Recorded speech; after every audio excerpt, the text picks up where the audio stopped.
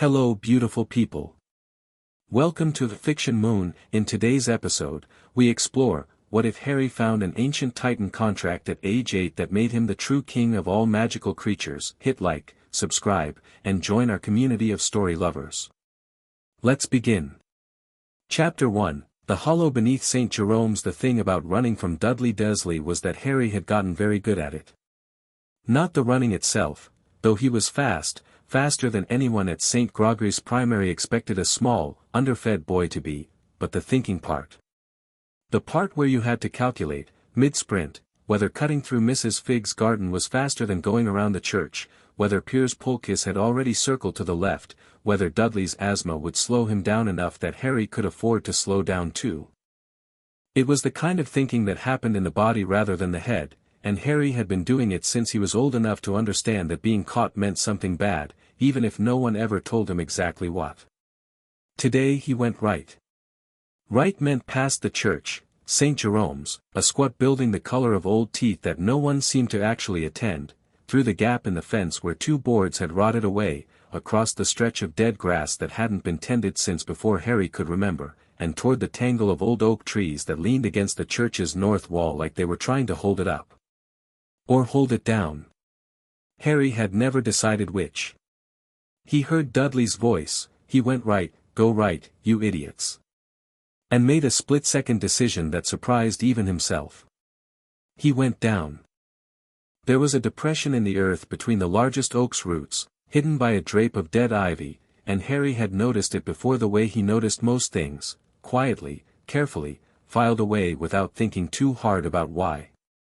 Now he dropped to his knees, shoved the ivy aside, and found not a shallow animal burrow but a gap, a genuine gap, wide enough for a boy who'd never been given enough food to grow properly, and the earth beyond it opened up into something that absolutely should not have been there. He dropped through. The fall was short. His palms hit packed dirt and he caught himself, crouching in the darkness, breathing hard, and waited for his eyes to adjust. The sounds from above faded quickly, muffled by earth and distance. He heard Dudley cursing, footsteps going past, and then nothing. The space around him slowly resolved itself out of the dark. It was roughly circular, maybe 8 feet across, with walls that were half earth and half old stone, the foundation of the church, he realized, or something that predated even that. The ceiling was low enough that he'd have to hunch if he stood. Tree roots threaded through the walls like veins, and in the places where they'd grown thickest, they seemed almost deliberate, almost shaped, weaving around each other in patterns that made Harry's eyes do something strange, like trying to focus on something that didn't exist in quite the same place he was looking. In the center of the floor, sitting on a flat piece of stone that was either a natural shelf or the most purposeful-looking accident Harry had ever seen, was a book. He almost didn't go for it. Almost. He was 8 and practical, and he'd learned that things that seemed too convenient were usually traps, courtesy of a childhood spent navigating Dudley's elaborate cruelties. But the book did something that traps generally didn't. It glowed. Not brightly, not like a torch or a lamp. More like the way a coal glows when you haven't quite decided if it's dead yet. A deep, reddish-gold pulse, slow and rhythmic, and it moved in sync with something Harry couldn't immediately identify. It took him a moment to realize what that something was. His heartbeat. He crossed the space in 3 steps and picked it up. The cover was leather, he thought, but leather that had the texture of something alive, faintly warm beneath his fingers. There was no title on the cover. No author. Just a single symbol pressed into the material, a circle with 8 points radiating outward, each point ending in what might have been a claw, or a wing, or a hand, depending on where you looked. In the center of the circle, something that might have been a crown, or a flame, or both. Harry opened it. The pages were not paper. He couldn't have said what they were the color of old cream and they felt like touching still water, smooth and with the faintest resistance, as if the surface tension was deciding whether to let him in. The writing on the first page was in a language he didn't recognize, a script that curved and angled in ways no alphabet he'd seen in school managed, and he should not have been able to read it. He could read it. Not like reading English, where you sounded out words left to right and assembled meaning. It was more like the meaning was already there, waiting in the part of his mind where instinct lived, and looking at the symbols just confirmed what he already knew. The way you can recognize a door even if you've never seen that exact door before. By the first breath and the last fire, it said, by the speaking of stone and the dreaming of water, the accord recognizes its heir. The blood has not thinned. The line has not broken. What was promised at the founding is now due. Harry blinked. He turned the page. The next section was longer, denser, and laid out in what he instinctively understood was a formal structure, the kind of language that meant business, even when you were 8 and reading it in a hole in the ground while your cousin looked for you outside. It described something called the Titan Accord, a covenant made between beings it called the first ones at a time before the word, before, had much meaning. The first ones, Titans, the text called them interchangeably, as if the word was both a name and a description, were not human. Were not quite anything. They were the raw material of a world that hadn't finished deciding what it was, and they had made an agreement. The world would divide. Magic would flow into many forms, into humans who learned to shape it with intention, into creatures who carried it in blood and bone and instinct. This was natural. This was expected. But division had a cost, and the Titans had seen it coming the way very old things see things, not as prediction but as memory of something that hadn't happened yet. The cost was fracture. The cost was hierarchy. The cost was a world that forgot it was made of the same stuff, and turned that forgetting into cruelty. So they had written the accord. One line, descended through human blood but carrying something older. Someone who could hear both sides, the structured language of human magic and the deep, living language that creatures used, the one that predated spells and wands and schools. Someone who could stand in the fracture and hold both edges without being cut in half. Not a ruler. Not a king in the way kings usually meant. A bridge. A judge. Someone to speak for the covenant when the covenant needed speaking for. The last page had no text. Just the symbol from the cover, larger now, filling the whole page, and below it a single line in the oldest script, place your blood upon the seal. The accord does not compel. It invites. Harry stared at it for a long moment. He was 8 years old. He lived in a cupboard under the stairs.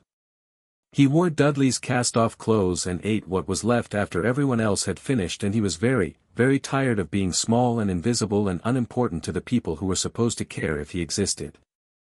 He bit his thumb, hard, the way you do when you mean it, and pressed the welling bead of blood to the center of the symbol. The world didn't explode. It didn't shake or crack or do any of the dramatic things that Harry would later hear described in stories about moments like this. What it did was quieter, and in some ways far more unsettling. It exhaled. That was the only word for it.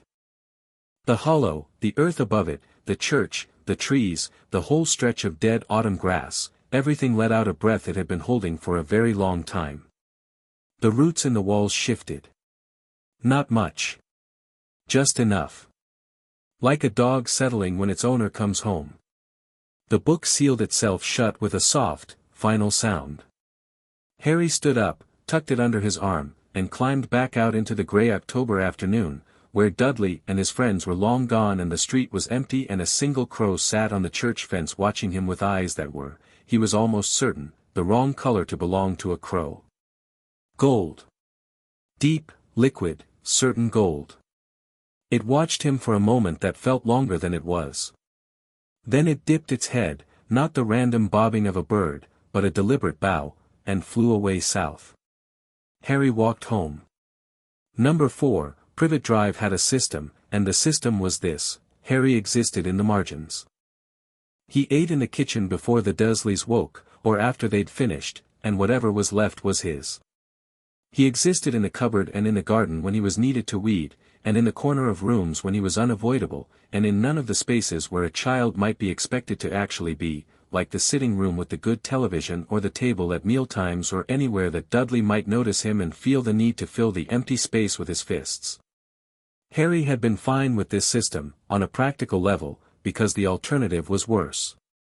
He came home with the book tucked inside his too large shirt and went straight to the cupboard and sat in the dark with it across his knees and read it 3 more times.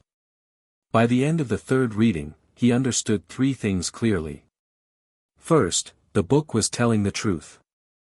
He didn't know how he was certain of this, but he was, with the same bone-deep certainty that told him rain was coming before the clouds arrived, that told him when Uncle Vernon was in a mood that required strategic absence, that told him things before the thinking part of his brain caught up. The accord was real. What it had done was real. Second, the accord was not going to be quiet about this. The pages described, in language that managed to be both ancient and matter-of-fact, that the Covenant's recognition was not a private event. Every magical creature in existence, every one, had felt it. A vibration in the blood. A resonance in the instinct. Like a note struck so deep that only the body heard it, not the ears. They didn't know who, yet. But they knew that. Third, and this was the one Harry sat with longest, the accord did not make him something he wasn't. It named something he already was. The blood of the line had been in the Potter family for generations, watered down, sleeping, waiting, and whatever triggered the awakening wasn't the book. The book was just the formality. The thing that had triggered it was something in him that had been there all along, something that surfaced in the moments when strange things happened around Harry, when he'd ended up on the school roof to escape Dudley's friends, when he'd somehow repaired his own glasses with a touch, when the snake at the zoo had looked at him like it recognized him from somewhere.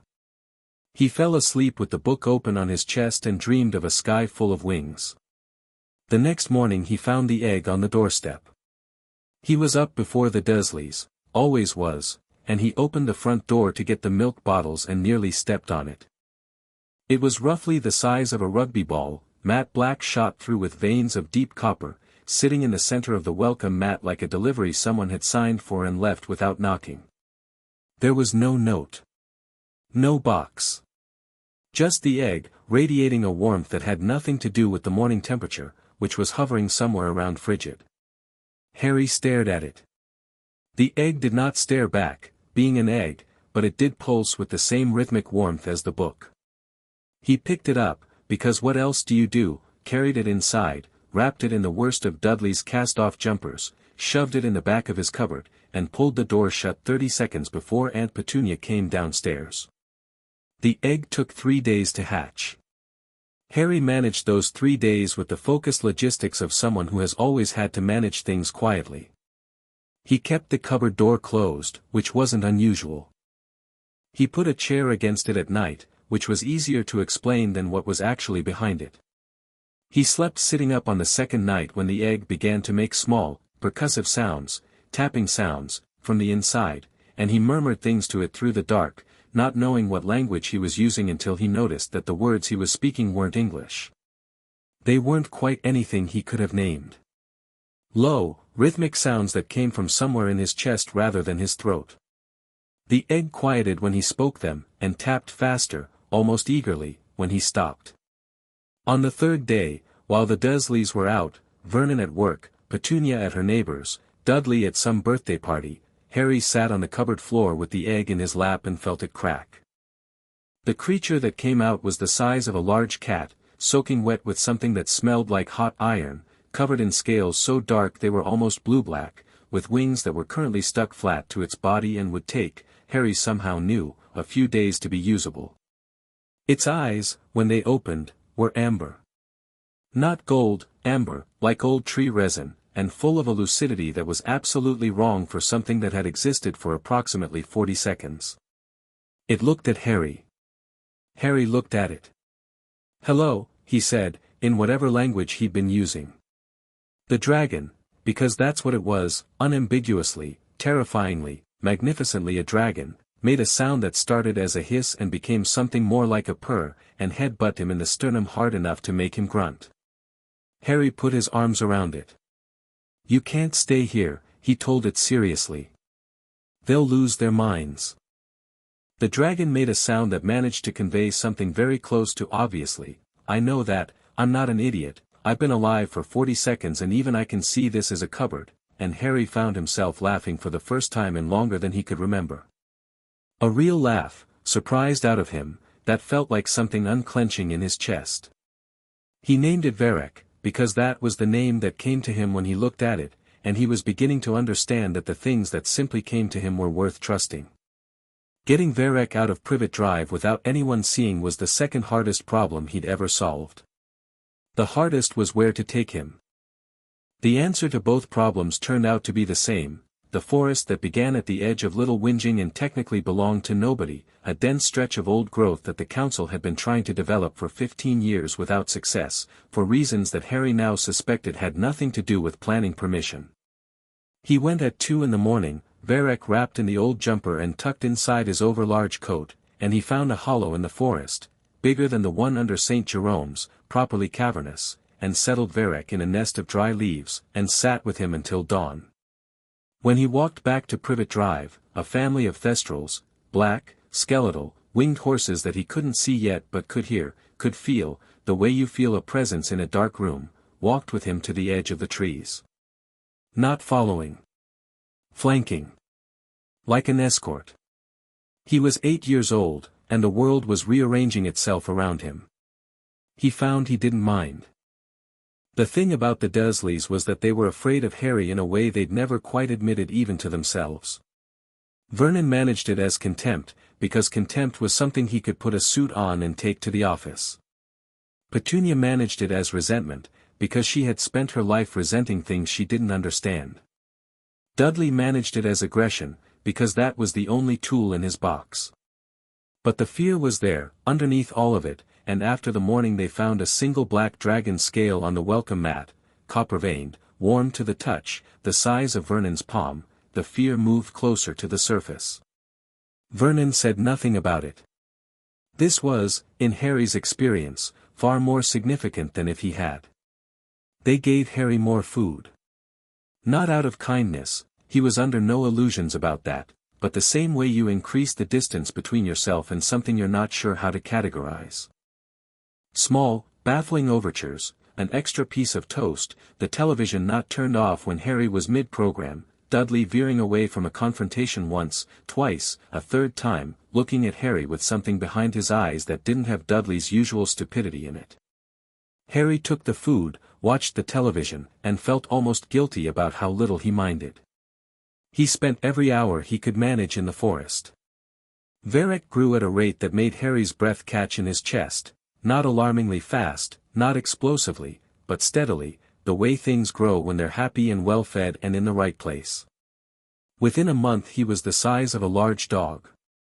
Within 3, he was horse-sized and his wings had dried and unfurled properly, each one a vast, dark canopy shot through with copper veins that lit from within when he was excited.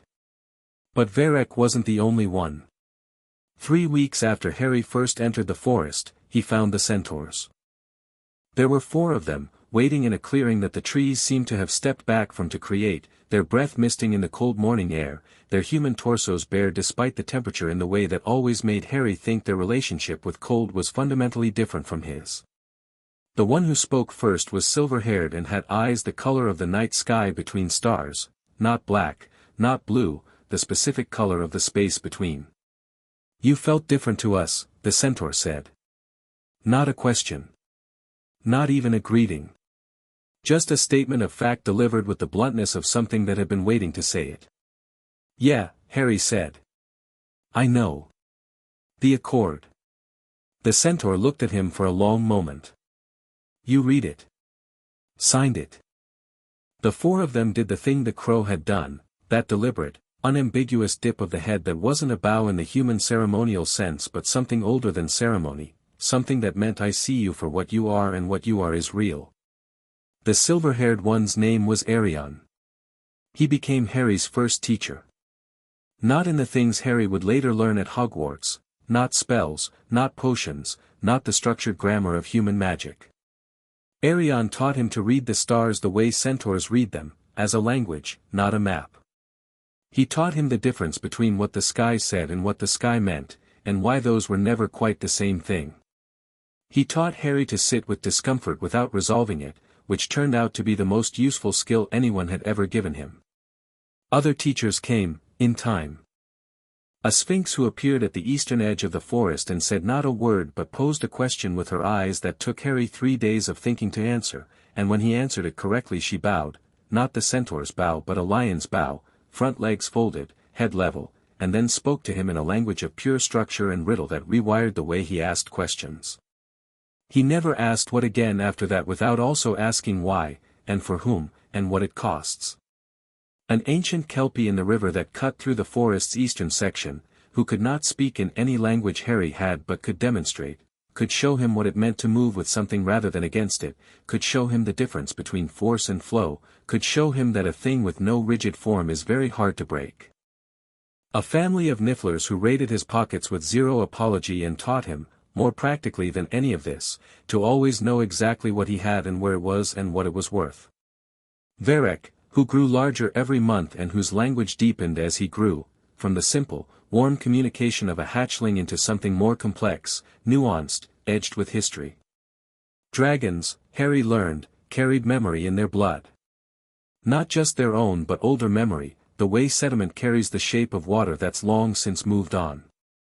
When Varek dreamed, his scales lit in patterns, and Harry learned to read them the way you learn to read someone's face, gradually, without being taught, just by paying enough attention.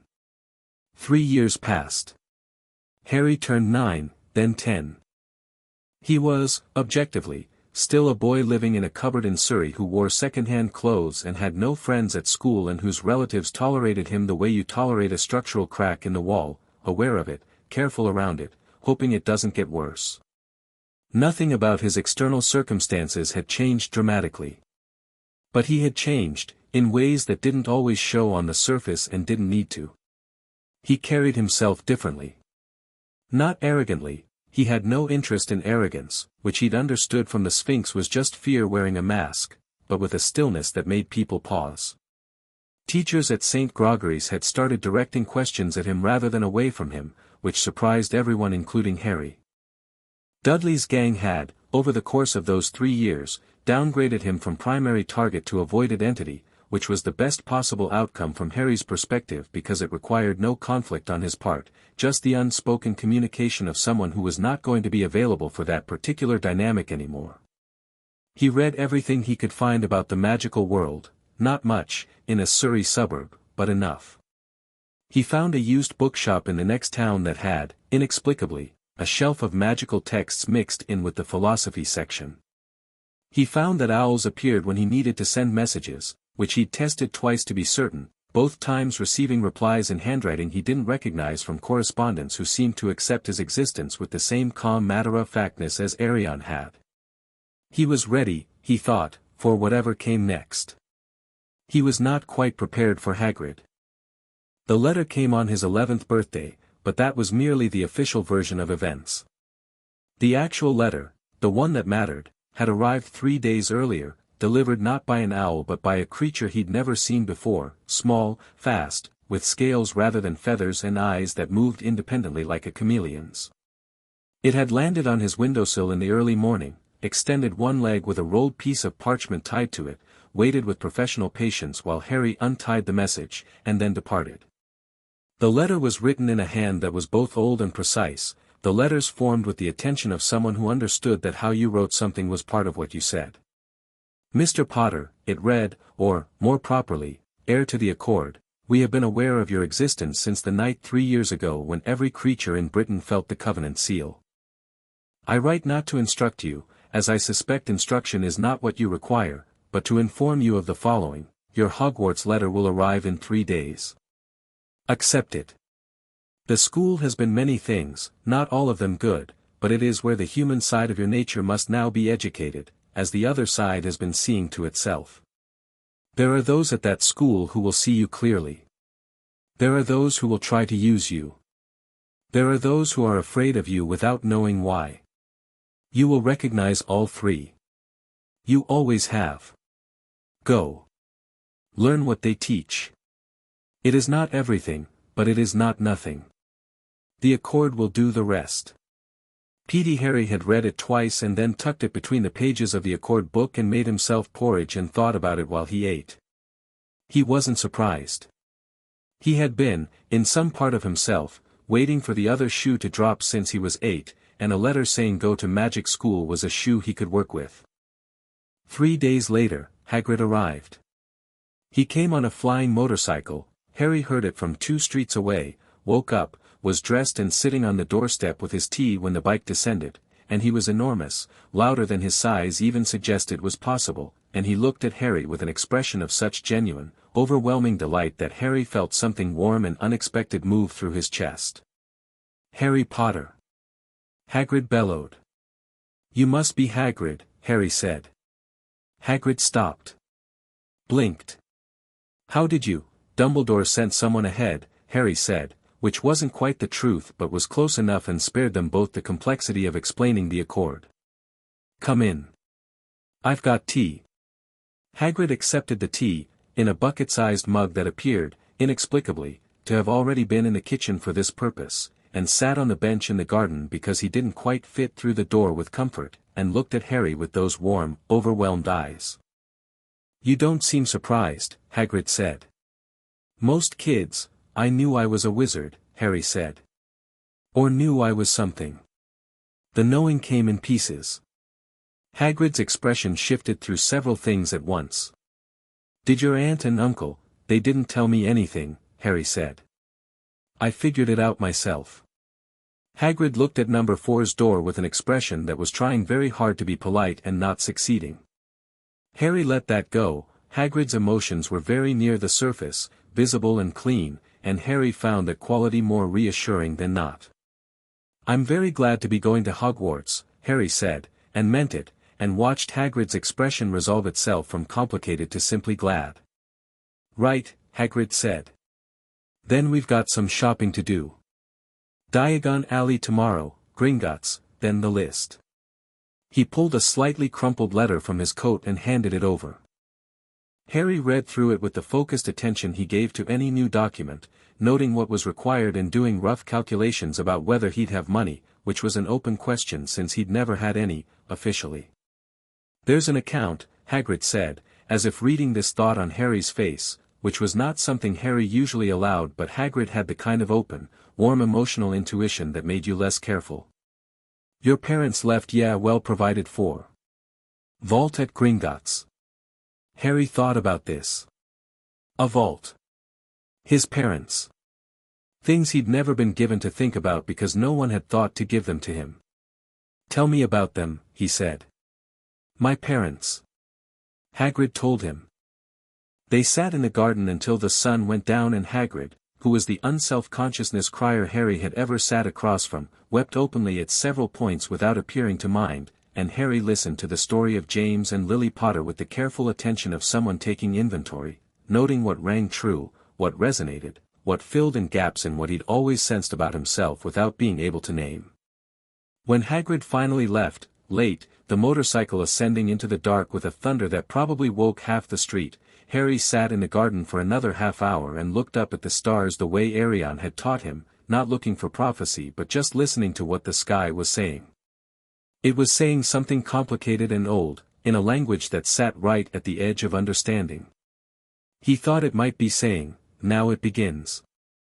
The morning they left for Diagon Alley was grey and cold, and Harry was on the front step with his bag at 7:30, which surprised Hagrid when the motorcycle descended at 8:15 to find him already waiting. They took the tube. Hagrid wouldn't fit comfortably but managed gamely, and the other passengers performed the very British art of furiously not looking, to a pub in London that Harry would have walked past without a second glance, and Hagrid led him through to a courtyard and tapped a sequence on the bricks with his umbrella and the wall opened. Harry had known, intellectually, what he was walking into. He'd read enough to know that Diagon Alley existed, roughly what it contained, roughly what it looked like from the descriptions he'd pieced together from the books in that used shop in Surrey. He'd prepared himself for it. He had not prepared himself for what happened when he stepped through the arch. The alley unfurled before him, a packed, crooked, brilliant street full of noise and color and the specific kind of chaos that comes from a place that doesn't think it needs to explain itself, and Harry was taking it all in, turning slowly, cataloging, when the sound changed. It went quieter. Not silent, the street didn't empty, the noise didn't stop, but quieter, in the way a room goes quieter when something significant walks in. He felt it first as a shift in the air, and then he saw it, the owl in the window of Elop's Owl Emporium turning away from its perch to face him, then bowing its head.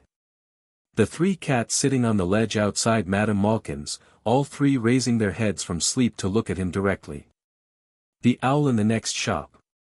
The handful of toads in a crate by a potion supply store. A white rat on someone's shoulder that pressed its nose against its owner's cheek and faced Harry's direction with total, uncanny focus. Then, this was the one that made Hagrid stop walking. A massive, ancient tortoise in the window of a magical creature supply store turned its heavy head, centimeter by deliberate centimeter, and dipped it toward the glass. Hagrid was staring at him. Harry looked back at the tortoise, inclining his own head in the same return of acknowledgement he'd been practicing since the crow on the church fence, and turned back to Hagrid. "Something wrong?" he asked. Hagrid's mouth was open.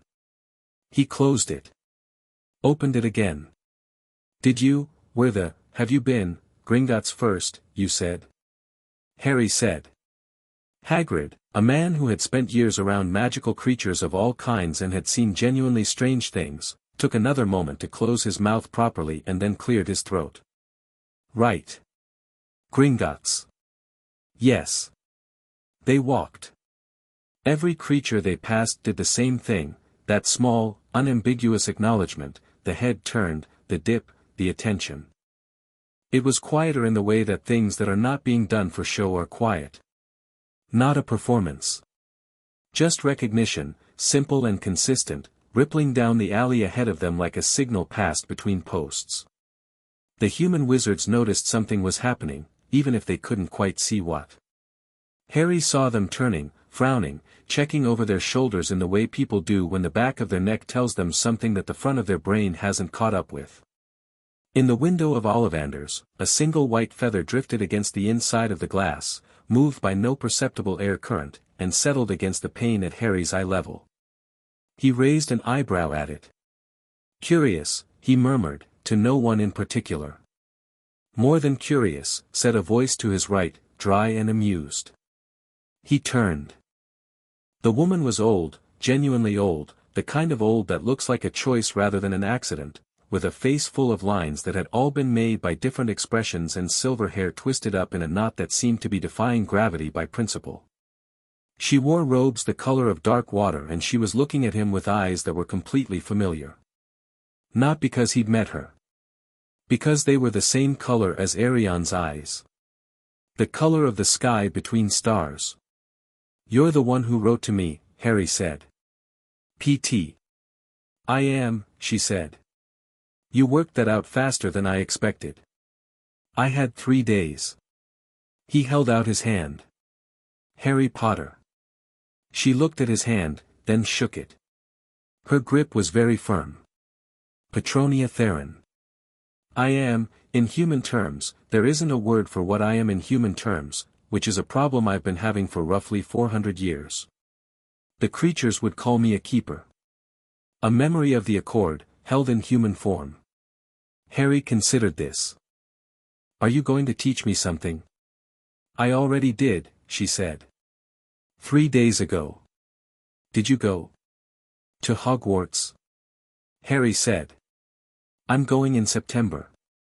"Good." She let go of his hand and stepped back. "I won't be at Hogwarts. I have other concerns." Her eyes moved past him to Hagrid, who was standing at a respectful and slightly nervous distance, and she gave the half-giant a nod that Hagrid returned with the air of someone who knew exactly who they were dealing with and thought very highly of them. "The school will confuse you, sometimes. The structures will feel arbitrary because most of them are.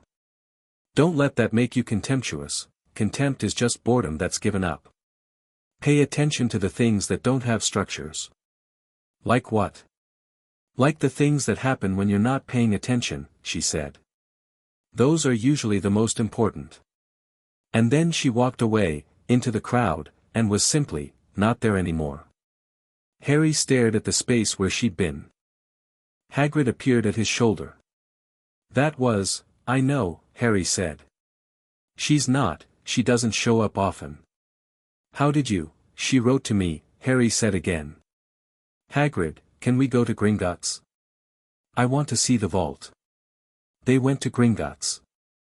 Harry handled the goblins with the calm, specific respect that the Accord had taught him was appropriate, not deference, not performance, but the genuine acknowledgement of something that has been here far longer than you and has its own authority in its own domain. The head goblin at the desk, Griphook, a junior clerk barely trusted with this particular duty, who had not expected this particular morning, looked up when Harry approached and something moved behind his eyes. Not surprise. Goblins had too much dignity for surprise. But recognition. The kind that had been promised to him since he was old enough to understand the promise. "Mr. Potter," said Griphook, with a formality that Harry understood was not directed at the 11-year-old boy but at whatever the 11-year-old boy was carrying. "Your vault is prepared." "Thank you," Harry said, and held the goblin's gaze for a moment longer than was strictly necessary, long enough to communicate that the thanks was real and not reflexive, and watched something settle in Griphook's posture that hadn't been settled before. They went into the depths, rattling on the cart, and Harry stood in the vault and looked at the Potter's fortune, more than he'd expected, though he hadn't really known what to expect, and took what he needed with the specific intention of a person who understands that resources are not ends in themselves but tools, and tools are only worth what you do with them. Coming back up, as the cart swung around a particularly sharp corner, Hagrid clutching the sides with white knuckles, Harry looked out into the dark of the tunnels rushing past and thought he saw, far below, in the deep where dragons were kept, a red gold glow. Just for a second. Just long enough to feel the resonance of it, the pulse that matched the book, that matched the morning Varric hatched, that matched his own heartbeat. An acknowledgement from something very large and very old. He smiled. He bought his books, all of them, then several that weren't on the list and that the bookshop owner tried to talk him out of and then didn't, because Harry simply picked them up and brought them to the counter with the patient certainty of someone who's already read the conversation they're about to have and knows how it ends. He bought his supplies. He went to Ollivander's. Ollivander was the most interesting person he'd met all day, which was saying something given the day he'd had. The old wand-maker moved through his shop with the specific focus of someone who is always listening for something, and when Harry walked in, Ollivander stopped, dead stopped, in the middle of his own shop, and looked at him the way the crow on the fence had looked at him, 3 years ago. "I wondered," Ollivander said softly, "when you'd come in. You knew I was coming." "I knew someone was coming. The wands have been restless." He glanced along the shelves, and Harry saw what he meant. The boxes at the ends of several shelves had shifted slightly, tilted outward from the neat rows, as if leaning forward. There's been a particular wand moving for 3 years. Repositioning itself. Moving toward the front of its shelf, then back, then front again. Harry waited. Ollivander retrieved it from a shelf at eye level, not searching, not testing, simply knowing where to go, and placed the box on the counter and opened it. The wand inside was dark wood shot through with veins that were, unmistakably, the same copper color as Varric's scales. "Holly N." Ollivander turned it in his long fingers and said, almost to himself, "Phoenix feather core." This wand was made from a phoenix whose feather also went into one other wand. I've always thought that connection significant. I think it more significant now. Harry picked it up. The wand didn't send sparks into the air or produce a gust of warm wind or do any of the things that might have been expected. What it did was stop. It had been waiting, he felt it, the same way he'd felt the Accord waiting in the hollow beneath the church, and now it simply stopped waiting, with the quiet satisfaction of a thing that has found where it belongs. "Yes," Ollivander said. "I thought so." Harry lowered it. "The wand that shares its core," he said. "Where is it now?" Ollivander looked at him for a long moment. His eyes were silver, and very clear, and held something behind them that was not quite human emotion but not quite inhuman either, the look of someone who has spent so many years with things that contain magic that some of the magic has got into them by proximity. In the possession of someone who made a poor choice with it, Ollivander said finally. The wand has never been happy. They rarely are, when they're misused. Harry nodded. He bought the wand. He thanked Ollivander with the sincerity that Ollivander, clearly, was not used to receiving from 11-year-olds, and he and Hagrid walked back out into the alley. The afternoon light had gone golden and long. The alley was less crowded now, the shopping rush thinning. Harry stood for a moment in the golden light and felt the day settle around him, the vault, the supplies, the wand, the old woman with the between-stars eyes, and the creatures of Diagon Alley, every single one of them that had acknowledged him today, 100 small dips of the head, 100 small moments of recognition. He was not, he thought, the boy who had gone into the hollow beneath St. Jerome's church. He was also, still and entirely, exactly that boy. He tucked the wand into his coat and turned to Hagrid. "Can we get ice cream?" he asked. "I read about Florian Fortescue's. I've never had proper ice cream." Hagrid's enormous face split into a grin so wide and warm that it was almost physically warm, and Harry let himself feel, briefly, what it was like to have someone be genuinely glad to give him something. "We absolutely can," Hagrid said. They went and got ice cream, and Harry sat on the step outside the parlor with a scoop of something extraordinary that tasted like summer thunder, and a dragon the size of a horse was sleeping in a forest in Surrey knowing its person would be home tonight, and somewhere far below the streets of London, in the deep dark where the vault dragons lived, something old and enormous had dipped its head. The alley went about its business. Harry ate his ice cream. September 1st was coming. Chapter 2, What the Forest Remembers. The last month before Hogwarts was the best month Harry had ever had at Privet Drive, which was not, admittedly, a high bar to clear, but was genuine nonetheless. The Dursleys had achieved a new equilibrium with him that functioned, at least on the surface, like something approaching normalcy. Not warmth. Vernon Dursley did not have warmth available for Harry and likely never would, and Harry had stopped requiring it years ago, somewhere between his 7th and 8th birthday, but a workable distance. The kind of arrangement two countries make when they've decided war is too expensive. Harry had his room now, a proper one, Dudley's second bedroom that had been converted grudgingly after the letter from Hogwarts arrived, and Hagrid had looked at Vernon with those enormous, patient eyes that suggested he was familiar with obstruction and uninterested in experiencing it today. He packed methodically, the way Arion had taught him to approach any transition: take what is necessary, take what is meaningful, leave what is neither. His trunk sat open in the middle of the room and he filled it in layers, books first, the Hogwarts texts and then his own, the ones from the Surrey bookshop and 2 others that had arrived, over the years, by methods he'd stopped questioning. The Accord book went in wrapped in cloth, not because it was fragile but because it felt right to protect it, the way you keep a letter from someone important. His notes, accumulated across 3 years of lessons in the forest, star charts in Arion's precise notation, the Sphinx's riddles written out and annotated with Harry's own answers and the counter-questions those answers had generated, the Kelpie's demonstrations rendered in the only way he could capture them, drawings, rough but accurate, showing the angles of motion that meant something. Varric was the problem. Not a problem in the complicated sense. In the literal sense, Varric was now roughly the size of a large horse, breathed fire with reasonable reliability, and could not be put in a trunk. They sat together in the forest clearing the night before the 1st of September, Harry with his back against Varric's flank and Varric's head resting on the ground before him, amber eyes watching Harry with the patient attention of something that had been thinking about this for weeks and trusted Harry to have thought about it too. "I know," Harry said. Varric made a low sound. Not distress, something more complicated than that. He was communicating the difference between being left and being left alone, and Harry heard it clearly. "You won't be alone," Harry said. "Arion's here. The Kelpie family. The Thestrals. You speak their languages now." He reached out and rested his hand on the side of Varric's jaw, feeling the familiar warmth of the scales beneath his palm, the subtle pulse of the fire that lived deeper in. "And the Accord means I'm never not with you, in the way that counts. You know that." Varric was quiet for a moment. Then he exhaled, a long breath that carried the ghost of heat, that smelled like hot stone and deep earth, and his scales shifted in that dreaming pattern, the one that meant he was looking at something older than his own memory.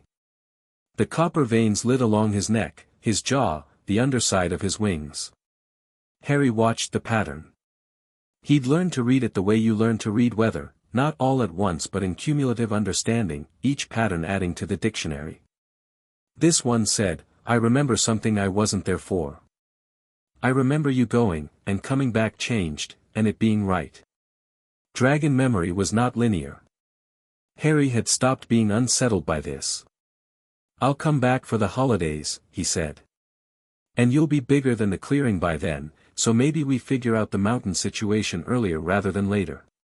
Varric's scales rippled with something that was, unmistakably, amusement. They stayed there until the stars shifted into the pre-dawn configuration that Arion had taught Harry meant it was time to go, and then Harry stood, put his hand flat against Varric's forehead for a moment, the accord's warmth moving between them like a current, and walked back through the trees. Arion was waiting at the edge of the forest. Not unexpectedly. "You've been watching the convergence," Harry said. He didn't need to specify which one. There had been a particular cluster of stars moving into alignment for the past 3 weeks that Arion had been tracking with an intensity that suggested significance. "The signs have been building since your 7th year," Arion said. His voice was the same as always, unhurried, with the specific cadence of something that had long ago reconciled itself with the passage of time. "What you carry into that school, the accord does not go dormant. Do not let anyone convince you it does." "No one's convinced me of anything I didn't already think," Harry said. Arion looked at him with those between stars eyes. "No. You were always difficult to convince." He paused. "That is a quality that will serve you and frustrate others in approximately equal measure. Do not let the frustration of others become your responsibility." Harry nodded. He'd heard versions of this before, phrased differently. The Sphinx had said it as a riddle: what is the weight you are expected to carry that was never yours to lift? The answer, worked out over 2 sleepless nights, was other people's expectations. The Sphinx had bowed when he said it, which meant he'd gotten it right, and then presented him with a second riddle that he was still working on. "The forest will be here," Arion said. "What you've learned here does not leave when you do." "I know," Harry said. "I'll need it where I'm going." He walked back to Privet Drive in the early dark, let himself in quietly, and slept for 4 hours. King's Cross at 11 in the morning was the specific kind of chaos that only exists in large train stations, everyone moving with total conviction in directions that are slightly incompatible with everyone else's, luggage carts navigating with no apparent system, pigeons operating with perfect confidence in a world that regarded them as an inconvenience. Harry moved through it with the ease of someone who had spent 3 years being taught, by a sphinx, to navigate through complexity by finding the line of least resistance. He found the barrier between platforms 9 and 10 by watching, not for magic, but for the pattern of movement. The cluster of red-haired people moving purposefully through the crowd, the way they didn't hesitate at the barrier, the way they vanished without anyone seeming to notice. Simple observation. He let them go through first, then followed with his trolley, Hedwig in her cage on top of his trunk, regarding him with the severe amber stare of a bird who had been in a cage for several hours and had opinions about this, and the barrier opened like stepping through a waterfall, that moment of slight resistance and then suddenly the other side. Platform 9 3/4 was loud and steaming and smelled of coal smoke and magic, the latter being a smell he'd been able to detect since the hollow beneath St. Jerome's and that still hit him the same way, deep in the chest, like a tuning fork being struck against the specific frequency of his bones. The train was scarlet and vast and the platform was crowded enough that Harry moved along it carefully, looking for a compartment. The Weasley family, all 7,000 of them, were making their noisy way toward the train ahead of him. He'd already noted the parents, the mother managing 3 trolleys with the focused efficiency of someone who has been doing this exact thing for so many years it has become muscle memory, the father looking at a muggle wristwatch with the delighted attention of someone for whom small objects are endlessly fascinating, and 2 boys who looked close to Harry's age. One of them turned to look at him with the open curiosity of someone who hasn't yet learned to pretend they're not looking. Red hair, lots of freckles, trainers that were slightly too small. He looked directly at Harry and then at the owl on top of Harry's trunk, and his expression went through several things at once. "Is that a snowy owl?" he said. "She is," Harry said. "She's brilliant." He stuck his hand out with an earnestness that Harry found immediately likable. "Ron Weasley. Harry Potter." The silence that followed was interesting. Ron's eyes went to Harry's forehead instinctively. Harry saw it, the quick flick of the gaze, and then back to his face with a visible effort, and there was something in his expression now that was not the practiced awe Harry would come to recognize in others, but something more complicated. Surprised. Processing. "Right," Ron said. "Hi." "Hi," Harry said. "Do you know if there are any empty compartments at the back? I find it's quieter." Yeah, I think so. I was going to, do you want to?" Ron stopped himself and tried again with slightly more coherence. "Want to share one?" "Sure," Harry said. They got on the train. The compartment was near the back, as advertised, quieter, and they settled in with their trunks in Hedwig's cage and the enormous family pack of sandwiches and chocolate frogs that Molly Weasley had pressed into Ron's hands on the platform, more food than two people could reasonably eat, which Harry suspected was a deliberate act of maternal abundance rather than miscalculation. Ron offered him a sandwich and a frog with the ease of someone whose entire upbringing had been structured around sharing, and Harry accepted with genuine appreciation, and they ate in the comfortable quiet of two people who are finding each other out without forcing it. "So," Ron said, after the first frog. "You knew already about all of it?" "Since I was 8, Harry said. "I found something that explained it." "What something?" Harry considered how to answer this. The accord wasn't something he was keeping secret, he wasn't hiding anything, he had no particular instinct toward concealment, but it was also not something that came with a simple explanation, and simple explanations were what Ron was currently set up to receive. "It's complicated," he said, "but the short version is I found out I come from an old line that has a specific connection to magical creatures. Like, an extremely specific connection." Ron's chocolate frog card was Nicholas Flamel, which he looked at with the vague lack of interest of someone who'd gotten Flamel 6 times already. "What kind of specific connection?" "Well," Harry said, "my dragon is named Varek." Ron stared at him. "He's in a forest in Surrey right now," Harry continued. "He's approximately horse-sized. He'll be bigger by Christmas." "Your dragon?" "He hatched on my doorstep 3 days after I found out about my family's history." "Dragon egg." The Dursleys were extremely unhappy about it. Ron stopped. Started again. His face was doing the thing that Harry had noticed faces often did around him, a rapid cycling through options. "You're serious?" "Completely." "How does?" Ron abandoned the incomplete question and switched to a better one. "What do you do with a dragon in Surrey?" "There's a forest," Harry said. "I spent most of the last 3 years there, actually. Learning things. From the dragon. From the dragon, and centaurs, and a sphinx, and a kelpie family, and various other creatures who were interested, I suppose. In who I am." Harry opened his own chocolate frog and looked at the card. Dumbledore, silver-bearded, robes impossibly purple even in the stylized rendering. The eyes, even in the illustration, did the thing Harry had heard described, the twinkling, the impression of seeing more than what was in front of them. "Do you know much about Albus Dumbledore?" Ron blinked at the subject change but rolled with it.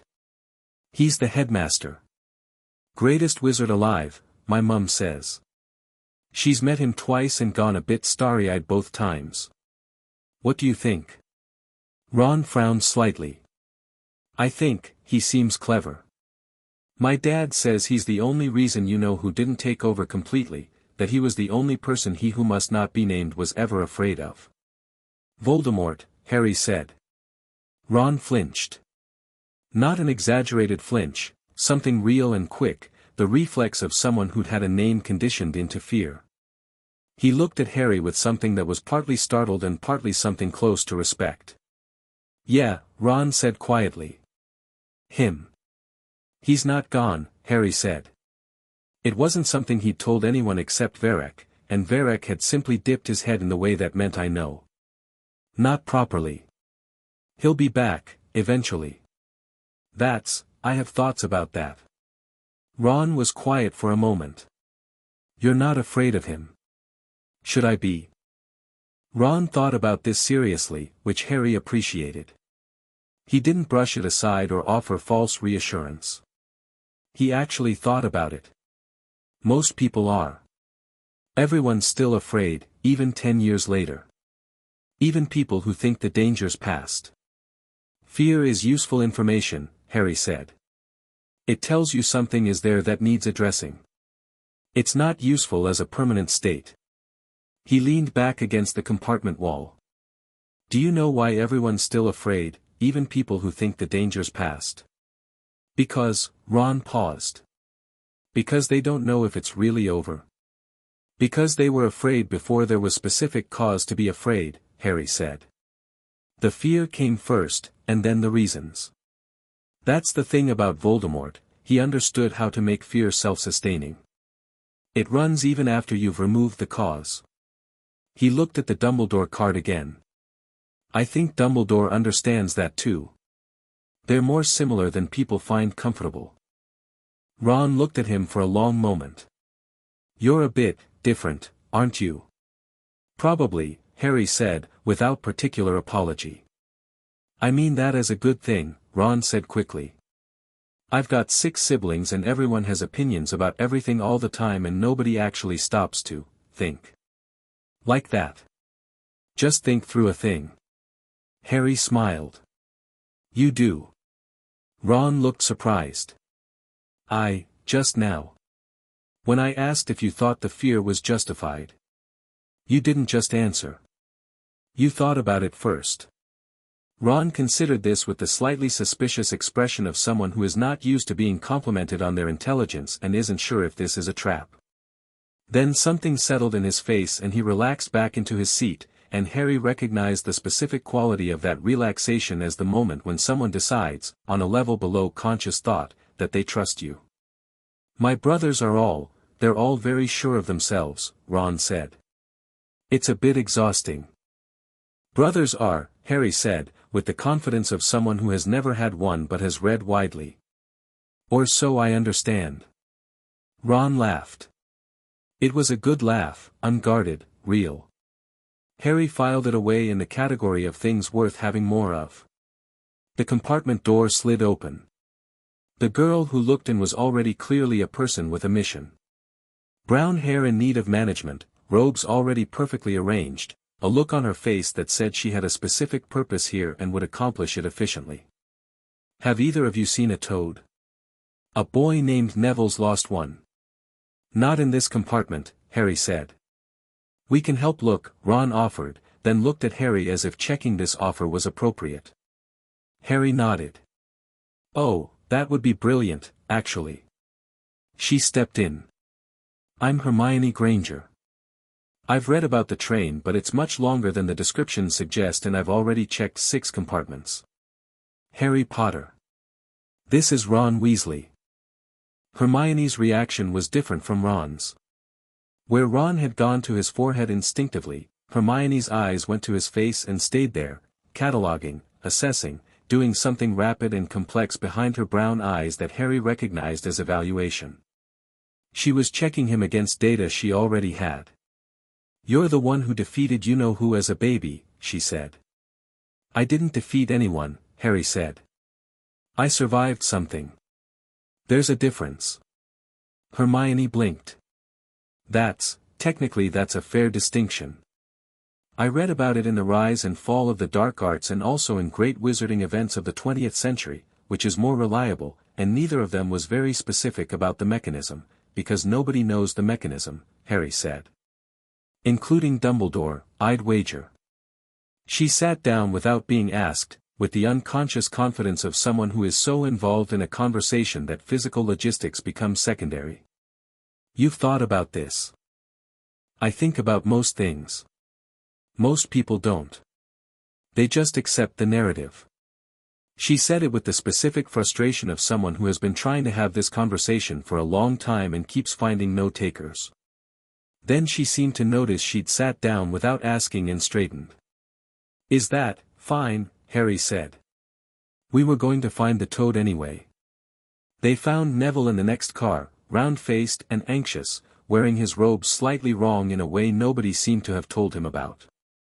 He had the posture of someone who had been apologizing for their own existence for so long it had become the default configuration. His toad, Trevor, he said, which was a name that suited a toad excellently, had gone 3 compartments further along and had to be extracted from under a seat by Hermione, who had apparently already covered that ground and simply hadn't looked low enough. Neville thanked them with a gratitude so overwhelming that Harry suspected Trevor was less a pet and more a psychological anchor. He was moving to go back to his own compartment when Harry said, "Sit with us if you want. There's plenty of room," and Hermione's explained to me that the journey is over 4 hours, which seems like a long time to sit alone.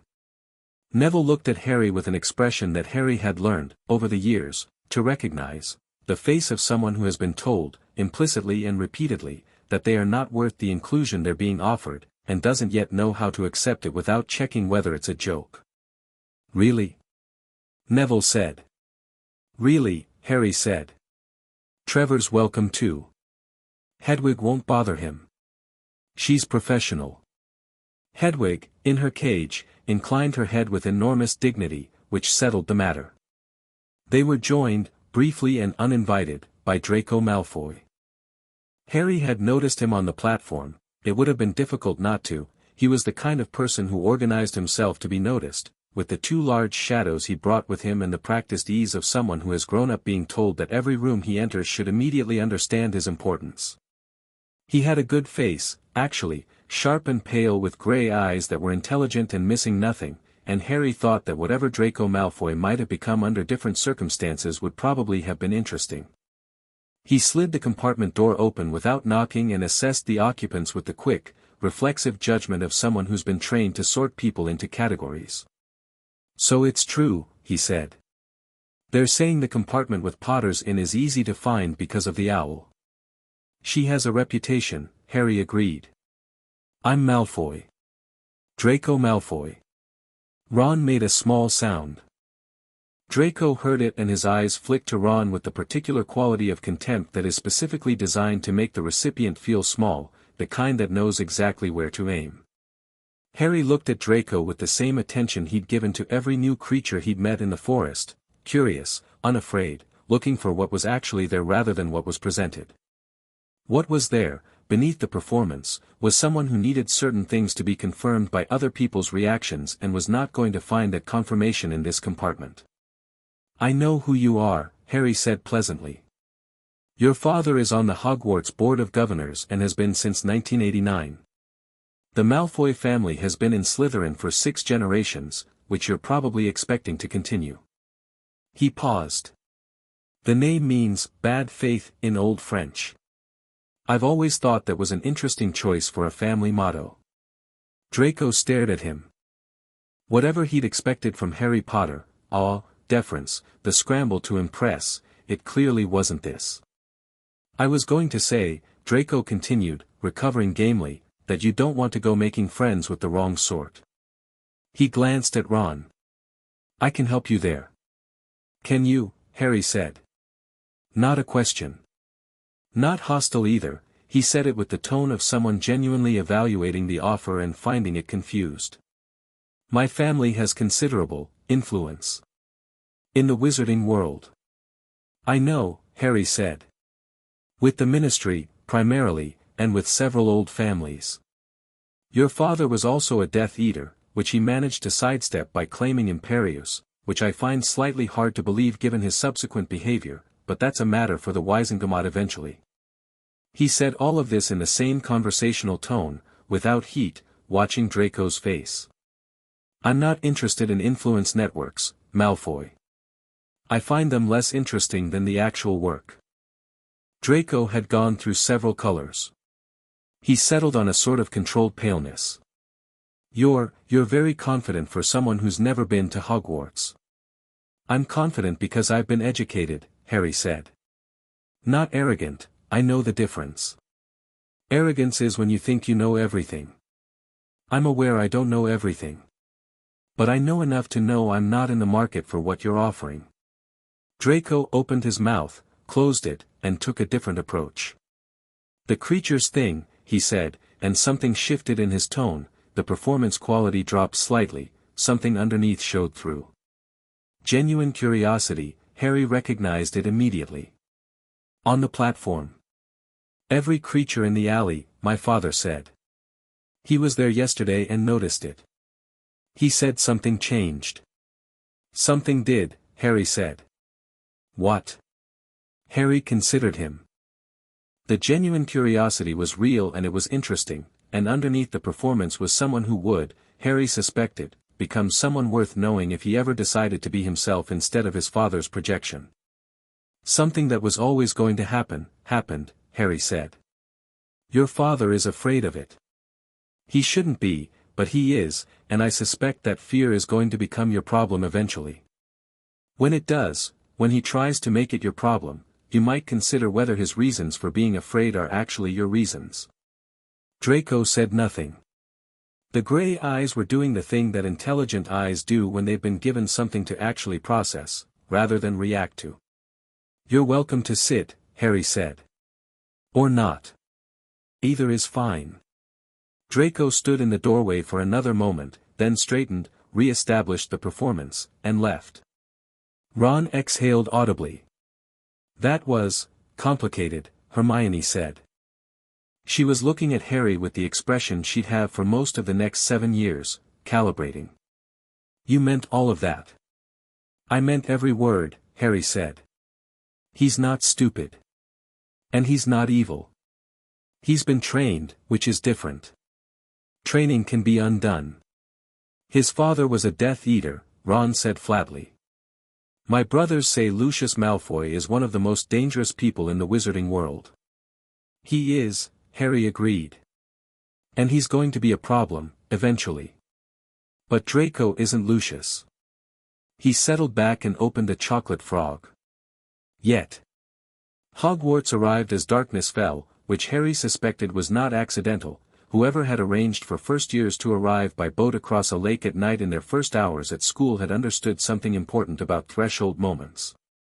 The castle materialized out of the dark like a found memory, stone towers against a sky full of stars, lit from within by a warmth that suggested generations of people who had needed it and been given it, and Harry looked at it from the prow of the boat with something he couldn't quite name that he recognized as the closest he'd ever come to the feeling that he was going somewhere he was supposed to be. Neville was in his boat, white-knuckling the sides, and Harry said quietly, without making it a thing, "The lake's calm. The boats don't tip. The giant squid is in the deep section and it's in a good mood. It's been in a good mood for about 40 years, actually, it's very settled." Neville looked at him. "How do you know about the giant squid?"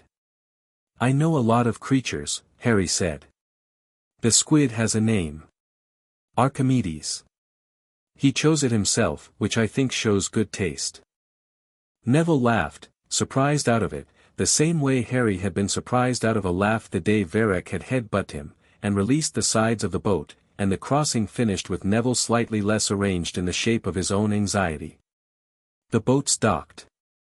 They walked through an underground passage and up stone stairs into warmth and torchlight, and a tall witch with dark hair and the specific posture of someone who runs on precision and principle met them in the entrance hall.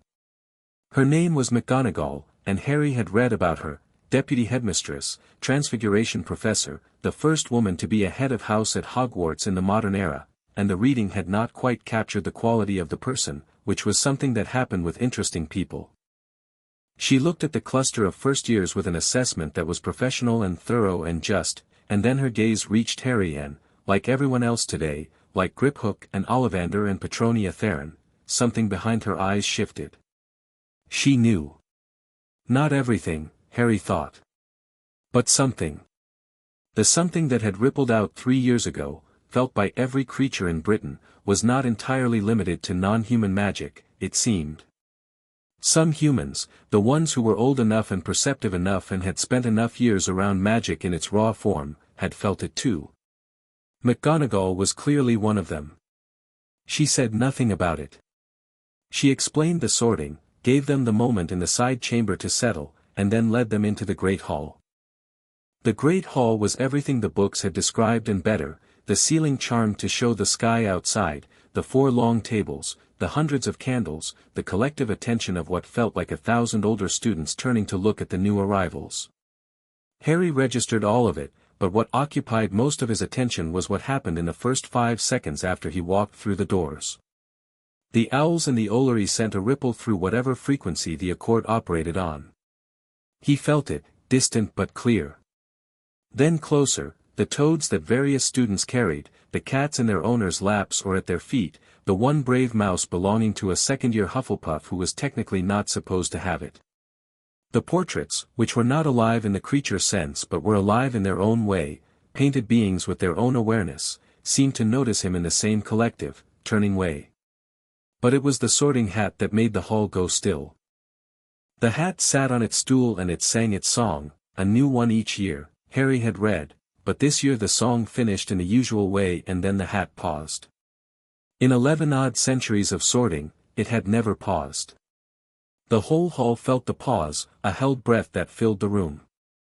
Then the hat said, clearly, to no one specific and everyone at once, "I've been waiting a long time to say something. I'll say it in the proper moment." And returned to silence. The murmur that went through the hall was the kind that lives in upper registers, confused and curious. Professor Dumbledore, at the head table, sat very still, his blue eyes finding Harry in the crowd with the specific quality of someone who has just confirmed something they suspected. Harry met his gaze briefly. Nodded. Dumbledore held the gaze for a moment, then inclined his head, barely perceptible, but there, and his expression had in it something that Harry read as complicated, part recognition, part something that was either relief or concern or both simultaneously. McGonagall called names. They went up one by one. Granger, Hermione. Gryffindor, after the hat sat on her head for 12 seconds and she nodded once at something it said. Longbottom, Neville. The hat was on his head for nearly a full minute. Neville sat with his hands clasped in his lap and his eyes very slightly closed, and Harry, watching from the queue, thought the hat was probably telling him something he needed to hear rather than just deciding where to send him. Gryffindor, in the end. Neville's exhale was audible from 10 feet away. Malfoy, Draco. The hat touched his head and immediately, instantly shouted, Slytherin, before it had fully settled, the fastest sorting of the evening, as if the hat had made this decision 8 years ago and was simply confirming it. Potter, Harry. He walked up. He sat on the stool. The hat settled over his eyes and the hall, already quieter than it should have been, the peculiar anticipatory quiet that had been building since the hat's interruption of its own song, went very still. Well, said a voice in his ear, dry and old and full of something like genuine pleasure. I knew I'd be waiting for something. 3 years I felt the covenant, and now here you are. Here I am, Harry agreed. You know I'm supposed to sort you. I know. You don't care where you go. It wasn't quite a question. I care about learning. The house is secondary. The hat made a sound that was not quite a chuckle but was in the neighborhood.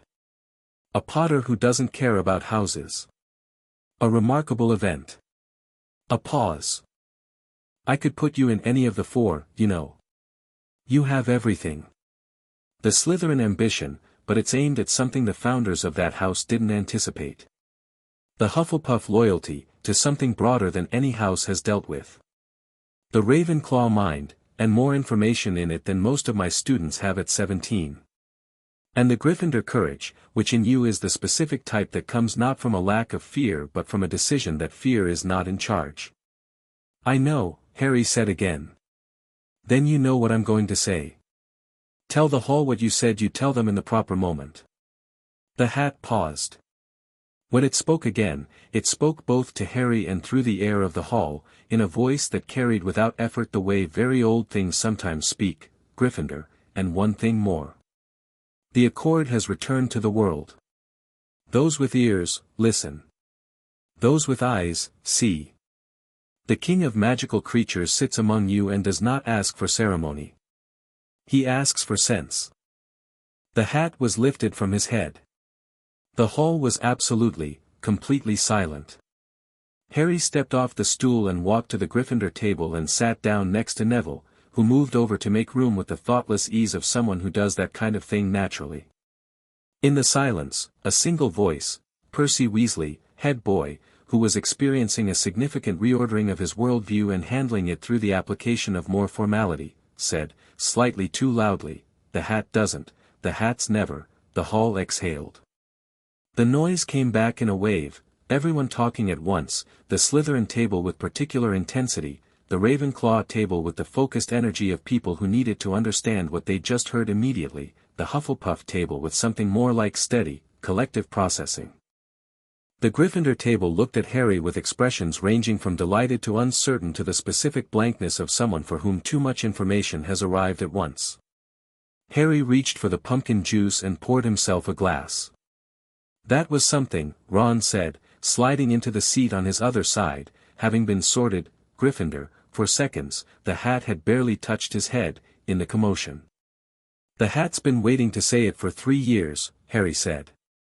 I think it was relieved to finally get it out." From the head table, Dumbledore was watching him with eyes that were doing the thing his card had done, and Harry looked back at him steadily, and after a moment the headmaster smiled, not the public smile, the one for speeches, but something smaller and more real, and turned to speak to McGonagall, who was on his right and whose expression was composed with the specific effort of someone maintaining composure through significant surprise. The food arrived. It was the best food Harry had ever eaten, which set a benchmark that the subsequent 7 years of Hogwarts meals would maintain. He ate, and listened to the table, the twins, Fred and George, who appeared to have decided that Harry was the most interesting thing to happen to first year in living memory and were observing him with the cheerful, appraising attention of people who have found a new variable in a familiar equation, Neville, who was eating with the quiet relief of someone who has made it through a significant ordeal and found it livable, Hermione, who was reading the Gryffindor house handbook someone had left on the bench while simultaneously eating, a skill that Harry found impressive, and felt, for the first time in his life, the specific and unusual sensation of being exactly where he was supposed to be. It wasn't comfort, quite. It was more like resolution. The way a chord resolves. Across the hall, at the Slytherin table, Draco Malfoy was very carefully not looking at him. Harry watched the careful not looking for a moment and thought about what it meant to be trained instead of raised. Thought about the difference between a person and the shell of a person that other people build around them. Thought about the grey eyes doing the thing intelligent eyes do. Then Fred Weasley dropped into the seat across from him and said, "Right, so, King of Magical Creatures, is that a formal title?" George finished, appearing from nowhere on the other side, "or more of a casual designation, like how our mum calls Bill the responsible one, though Bill is demonstrably not." "It's formal," Harry said, to both of them, and then to Fred specifically, "though I haven't worked out the correct form for business cards yet." Fred and George looked at each other. "We," Fred said, "are going to get along." Harry smiled. Across the hall, at the head table, the Transfiguration professor leaned toward the headmaster and said, very quietly, "He's not at all what I expected." "No," Dumbledore said. "He's considerably more." He looked at Harry, eating his dinner, talking to the Weasley twins with the ease of someone who has always known how to talk to people, filling the ordinary space with ordinary things while simultaneously being absolutely not ordinary, and something moved behind the twinkling blue eyes. Something that was not quite worry and not quite wonder and lived in the complicated space between the two. "I suspect the next 7 years are going to require some significant adjustment to my plans." "Your plans?" McGonagall said, in the tone she reserved for opinions delivered as observations. "Our plans," Dumbledore corrected, graciously. McGonagall looked at Harry across the hall. "He shook hands with Griphook," she said. The whole bank felt it. "The account manager sent an owl." She paused. "When was the last time a wizard shook hands with a goblin and meant it?" Dumbledore considered. I believe the record is 1687. Quite, said McGonagall. The feast continued. Outside the castle, in the forbidden forest that pressed against the grounds on the north side, the centaurs who watched the stars looked up from their charts and then down at the castle with golden windows and felt the ripple of the accord in the air above the valley, steady, warm, settled in the way a fire is settled when it's burning exactly where it should be. And far away in a Surrey forest, in a clearing that was becoming too small for its occupant, a dragon whose scales were the color of deep water and midnight copper lifted his head from sleep and exhaled a long slow breath of warm air, and his scales lit in a pattern that meant good. Right. Continue. He settled his head back on his forelegs and slept. The stars moved overhead. September 1st became September 2nd. The school began. Chapter 3, The King arrives at Hogwarts. The first week of Hogwarts operated on a rhythm that Harry mapped within 48 hours. Breakfast at 7:30, classes from 8, lunch at noon, afternoons split between practical work and theory, dinner at 6, evenings in the common room or the library. Simple enough. The rhythm underneath the rhythm was more interesting, when the professors were testing versus when they were teaching, when the older students were performing confidence versus when they had it, when the castle itself, and Hogwarts was absolutely, unambiguously alive. Harry had known it the second he walked through the main doors, a vast and ancient awareness that ran through the stone like groundwater, was paying attention to something specific. It paid attention to Harry a lot. He noticed it as a warmth in certain corridors when he walked them, a door opening half a second before he reached for the handle, a window that angled to give him better light. Nothing dramatic. Nothing that called attention to itself. Just the small, quiet accommodations of something very old acknowledging something it recognized. He mentioned it to no one. Hermione noticed anyway. The third-floor corridor on the right-hand side, she said on Wednesday morning, falling into step beside him on the way to Transfiguration.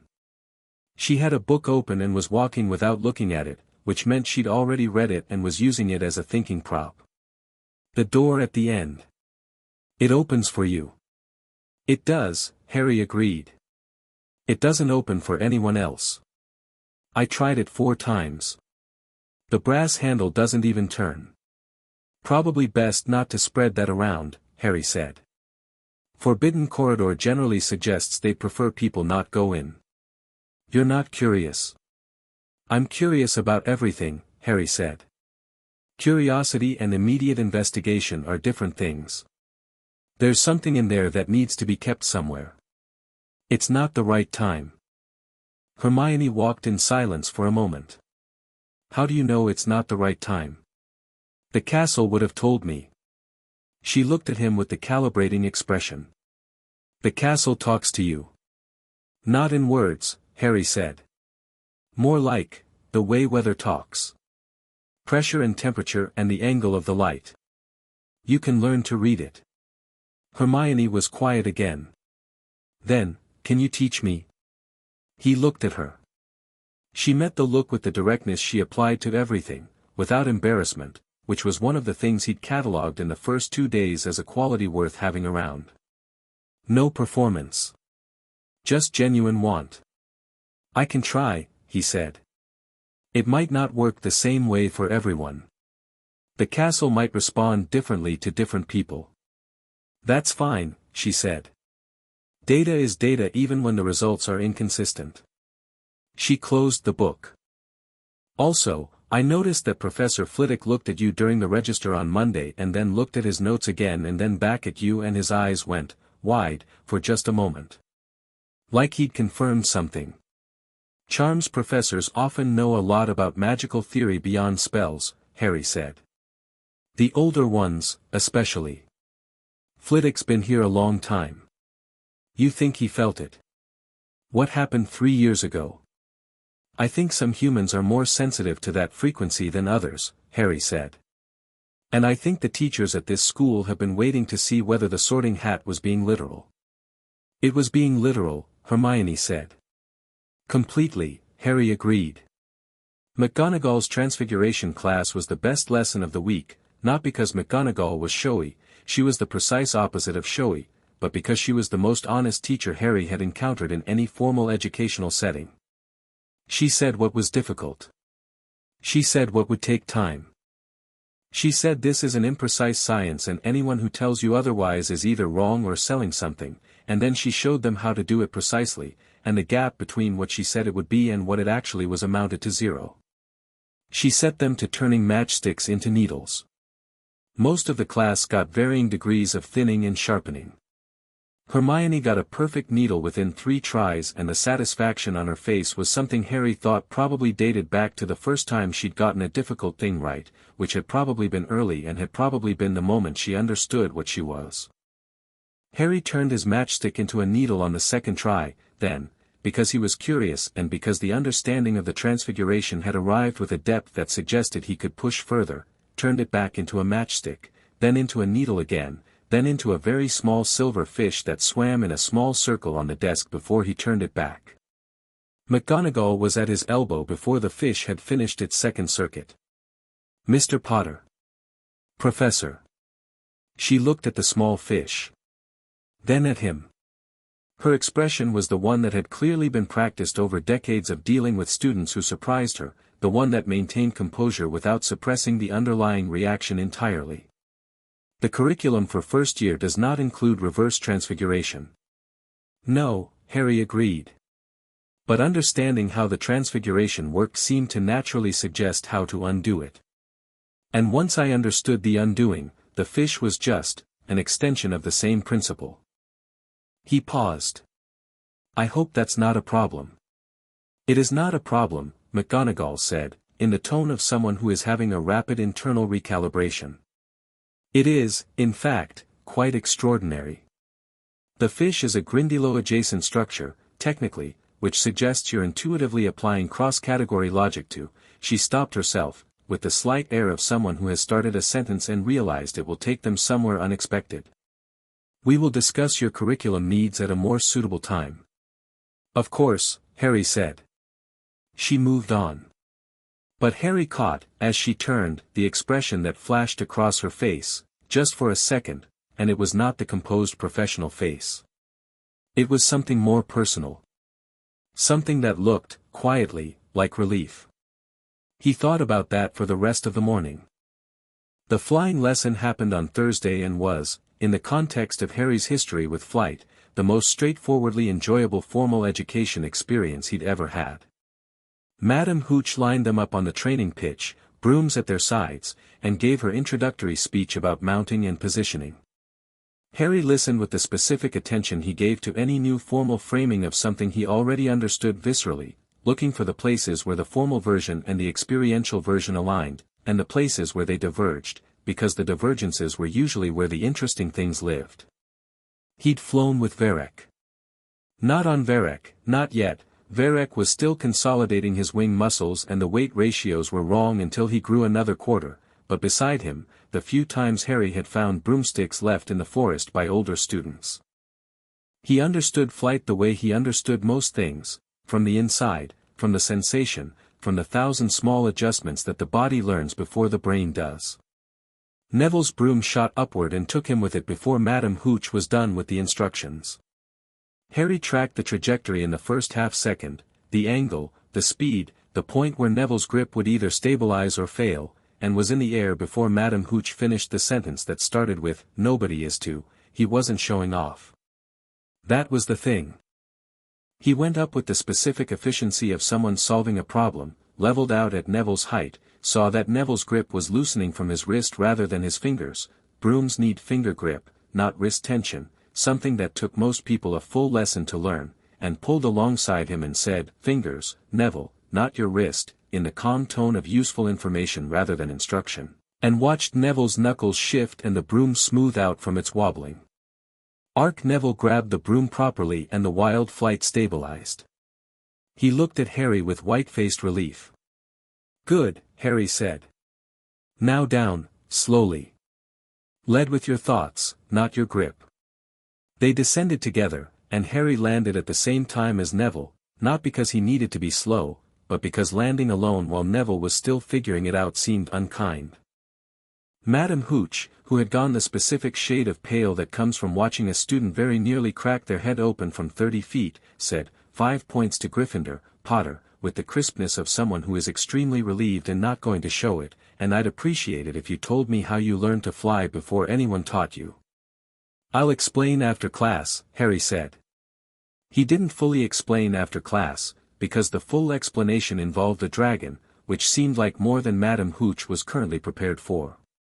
He gave her a version involving childhood experimentation with a broom he'd found, which was technically true and satisfied her enough that she gave him another 5 points for aerial awareness, and had a look on her face for the rest of the day that suggested she was composing a letter to someone.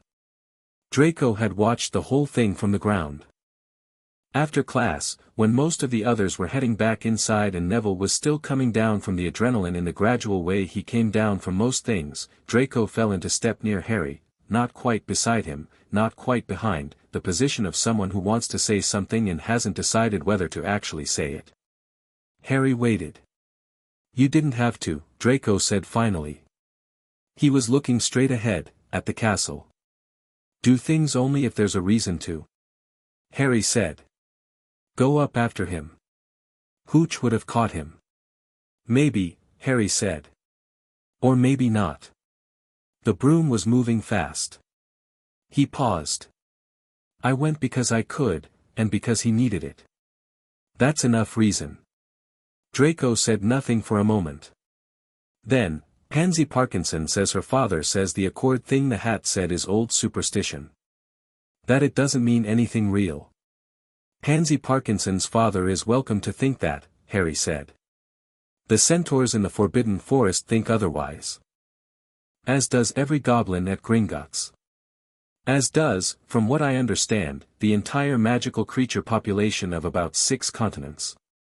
He glanced at Draco. Your father knows it's real. That's why he's afraid of it. He's not afraid, Draco said, but the reflex quality of the denial had something hollow underneath it, the sound of a sentence recited rather than felt. He is, Harry said, without cruelty. That's allowed. It's a rational response to something you don't control. I'm not criticizing him for it. I'm pointing out that if he's told you it's not real, he's managed his fear by making it yours, and that's not something you should have to carry. Draco stopped walking. Harry walked 2 more steps, then turned to face him. Draco's face was doing something complicated and genuine, the performance stripped away by the specific mechanism of being told something you already knew but hadn't put words to. His gray eyes were direct and uneasy and, underneath both, working. You don't talk like an 11-year-old, Draco said. I had unusual teachers, Harry said. The offer stands. What I said on the train. When his fear becomes your problem, you have the option of deciding it doesn't have to be. He gave Draco a moment and then added, lighter, in the meantime, you're not bad on a broom. Your turning radius needs work but your speed is good. Draco blinked at the subject change. My father had me on a broom at 4. It shows. 4-year-old habits die hard though, you lean into turns with your shoulder instead of shifting your center. Counterintuitive adjustment. Draco frowned. Not offended, thinking about it. Show me. On the pitch? Harry said, surprised. You're clearly going to be on the Quidditch team. So am I. We might as well. Draco pulled himself back and replaced the openness with something more managed. Unless you're busy. I'm not busy, Harry said.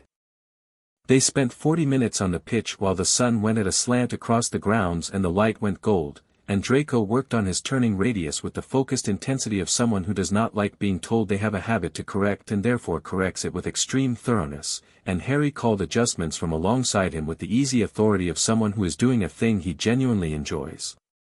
When they came down for the last time, Draco was turning with his whole body the way it was supposed to be done, and he knew it, and the knowledge of it had pushed the performance further down his face than Harry had seen it. Better, Harry said.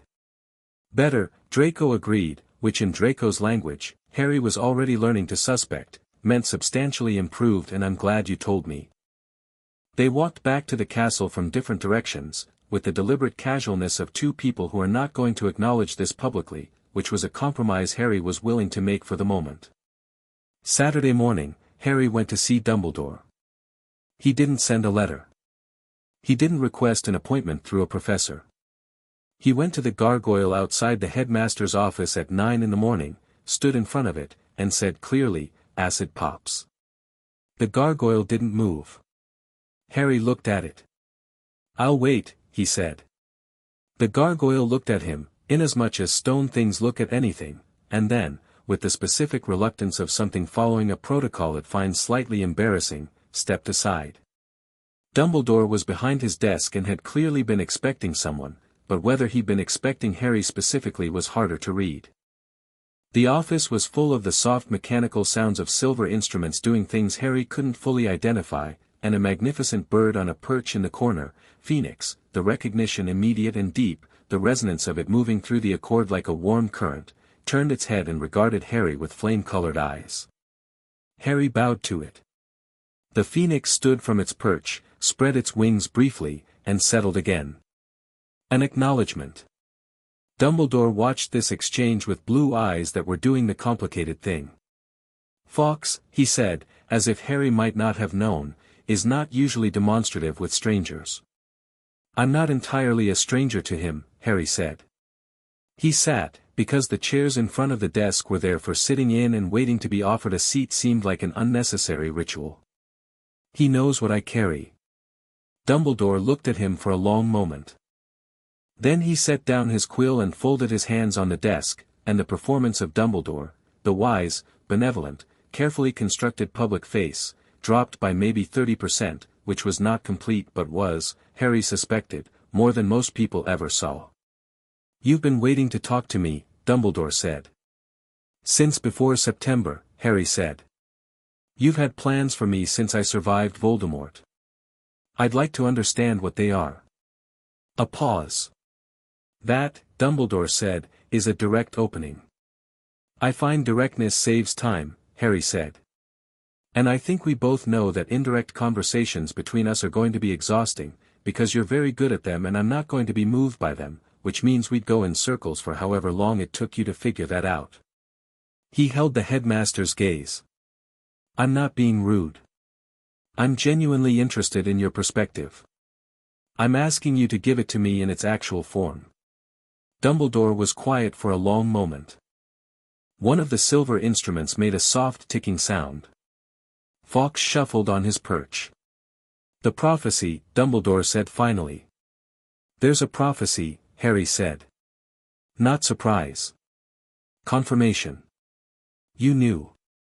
Arion mentioned it. Centaurs read stars but they don't usually share what they see." The fact that he mentioned it, that he called it a convergence rather than a specific event, suggested something of that weight.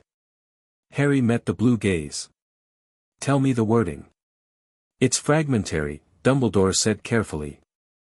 "And prophecies are you going to tell me they're subject to interpretation, that knowing one changes how it unfolds, that the most dangerous thing about a prophecy is deciding you understand it?"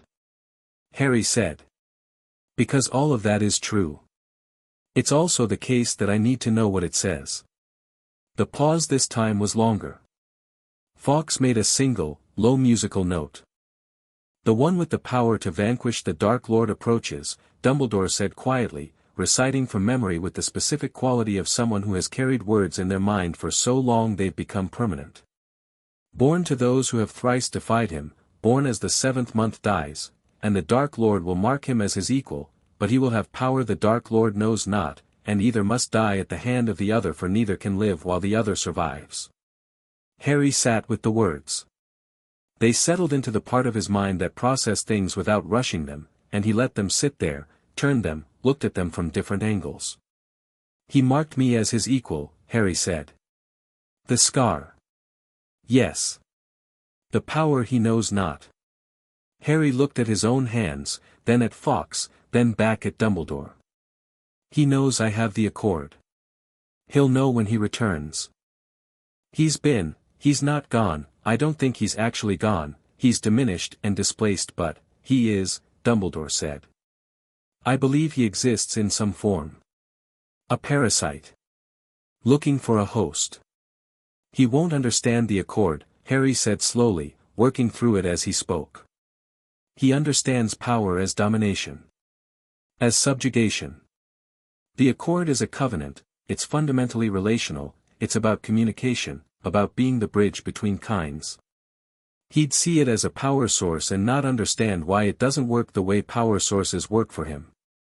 Dumbledore leaned forward, very slightly. Go on. He's also afraid, Harry said. Fear is the thing underneath everything he's built. You said he had power the Dark Lord knows not, but you meant love, didn't you? That's what my mother's sacrifice did. You've thought it was love that created the protection. I still believe that, Dumbledore said. And you're right, Harry said. But it's not the only thing he doesn't know. He doesn't know this. He touched the accord book, which was in his inside pocket, a habit he developed without deciding to.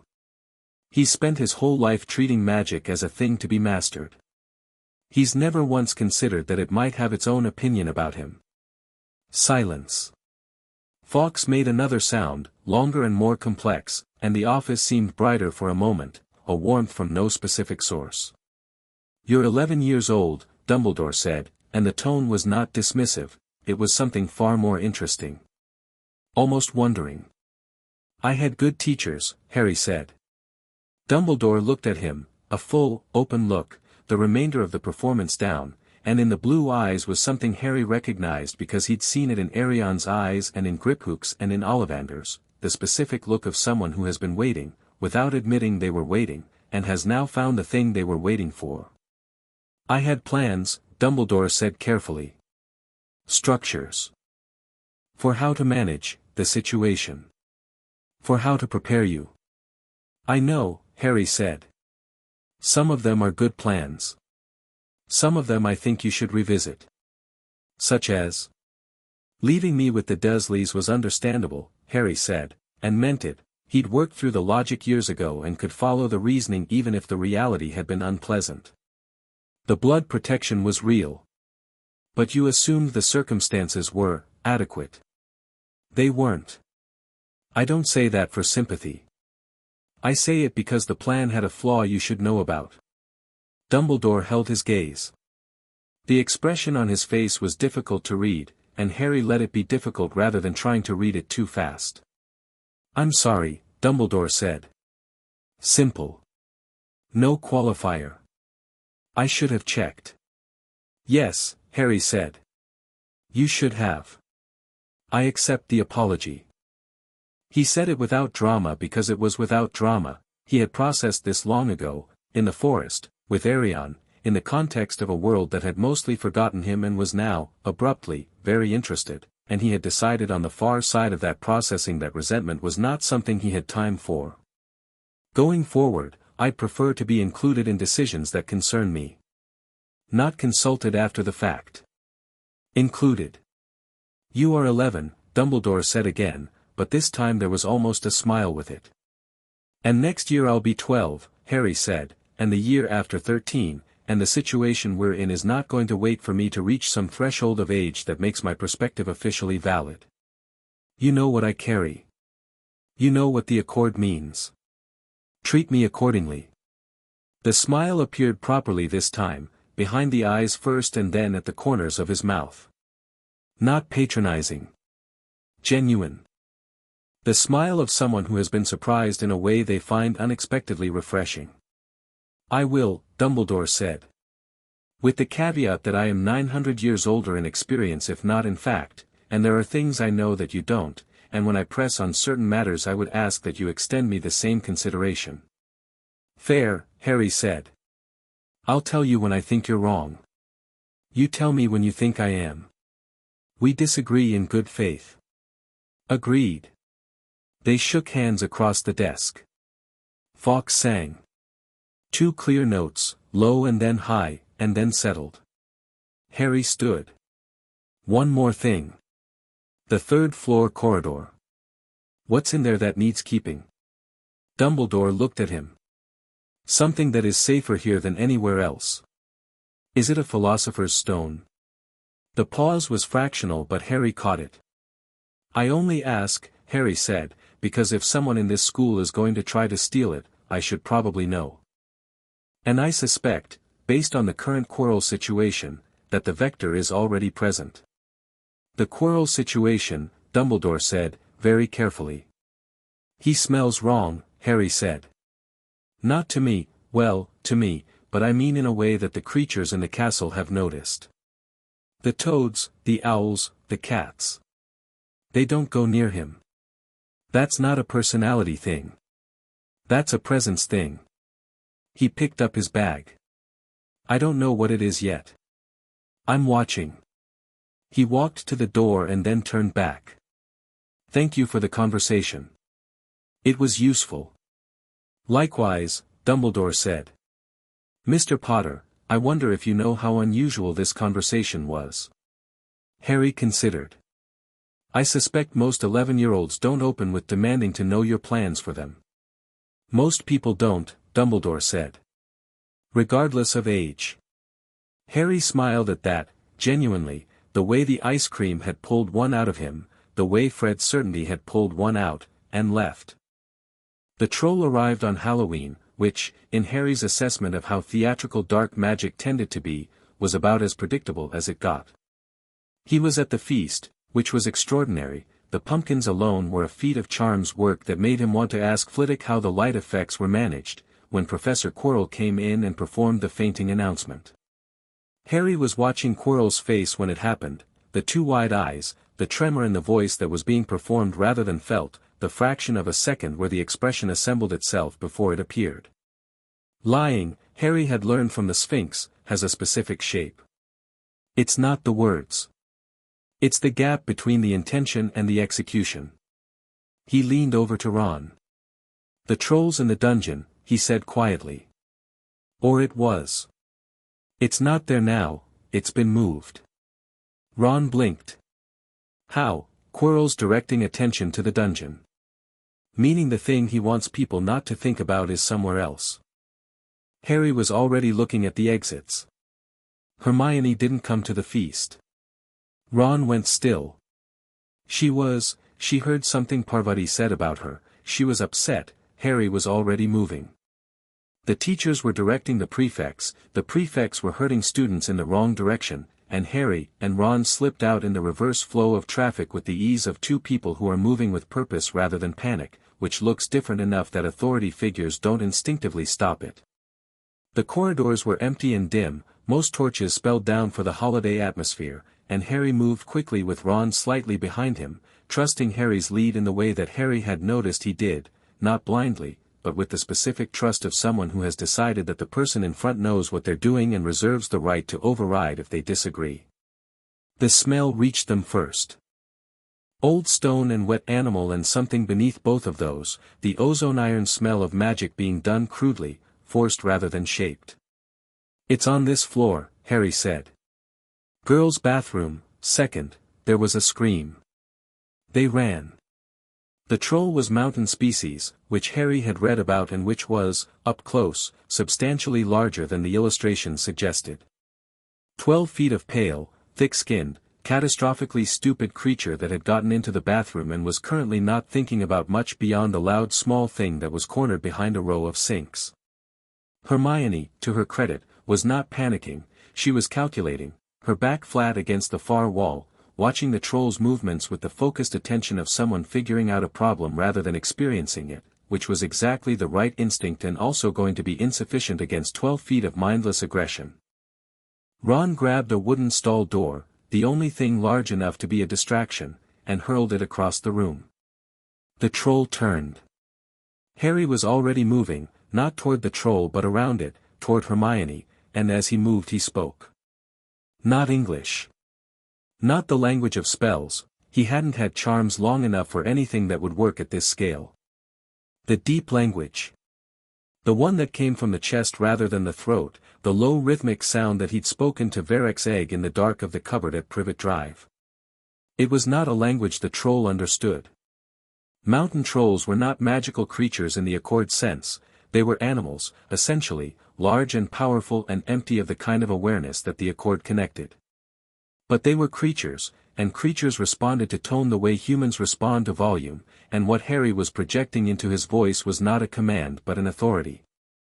The authority of something that had been here longer than the troll's entire species had existed and was now redirecting it with the specific certainty of something that did not negotiate. The troll stopped. It turned from where Ron was standing and looked at Harry.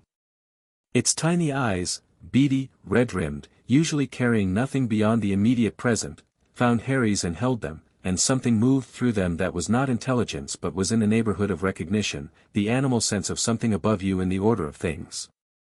Harry held its gaze. "Go back," he said, in the low language. "Not a request." The troll shuffled. Its club lowered by degrees. It made a sound that was not quite a word in any language but carried the quality of a question. "Back," Harry said again. "The door is behind you. The corridor outside has no one in it. Go back." The troll went back. It lumbered past the destroyed sink and the splintered stall and the doorway, and turned left in the corridor, away from the main halls, toward the castle's outer wall, and the sound of its footsteps faded. The three of them stood in the wrecked bathroom and listened to the silence. "What," said Ron, "was that?" "The troll," Harry said. The thing you said to it, oh." Harry turned to check Hermione, who was still against the wall and had the look of someone who has processed a significant amount of information very rapidly and is running slightly behind on the emotional component. "Are you hurt?" "No," she said. Her voice was steady, which Harry respected. "You told it to go back." "In what language was that?" "Old one," Harry said. "It doesn't have a name anymore, not in any living tradition. It's the language the Accord uses." She pushed off from the wall. She had a cut on her palm where she'd grabbed something, and Harry tore a strip from the hem of his robes, the one least visible, and handed it to her, and she wrapped it without comment, which was efficient. "You talked to a mountain troll," she said. "Trolls aren't in the Accord's network," Harry said. "But they're creatures. The authority carries. It's like, you know how a voice of command works on humans even if they don't understand the specific words. Tone and confidence carry over species lines." Hermione looked at him. Something was settling in her expression that he recognized as the moment when someone recalibrates their framework to accommodate new information, not reluctantly, but with the focused pleasure of someone who likes their understanding of the world to be accurate. "I want to learn everything about this," she said. "I know," Harry said. "I've been expecting this conversation for a week." Ron exhaled with great feeling. "The professors are going to come and find a bathroom that looks like the troll went through it and no troll," he said. "Yes," Harry said. "We should probably work out what we tell them."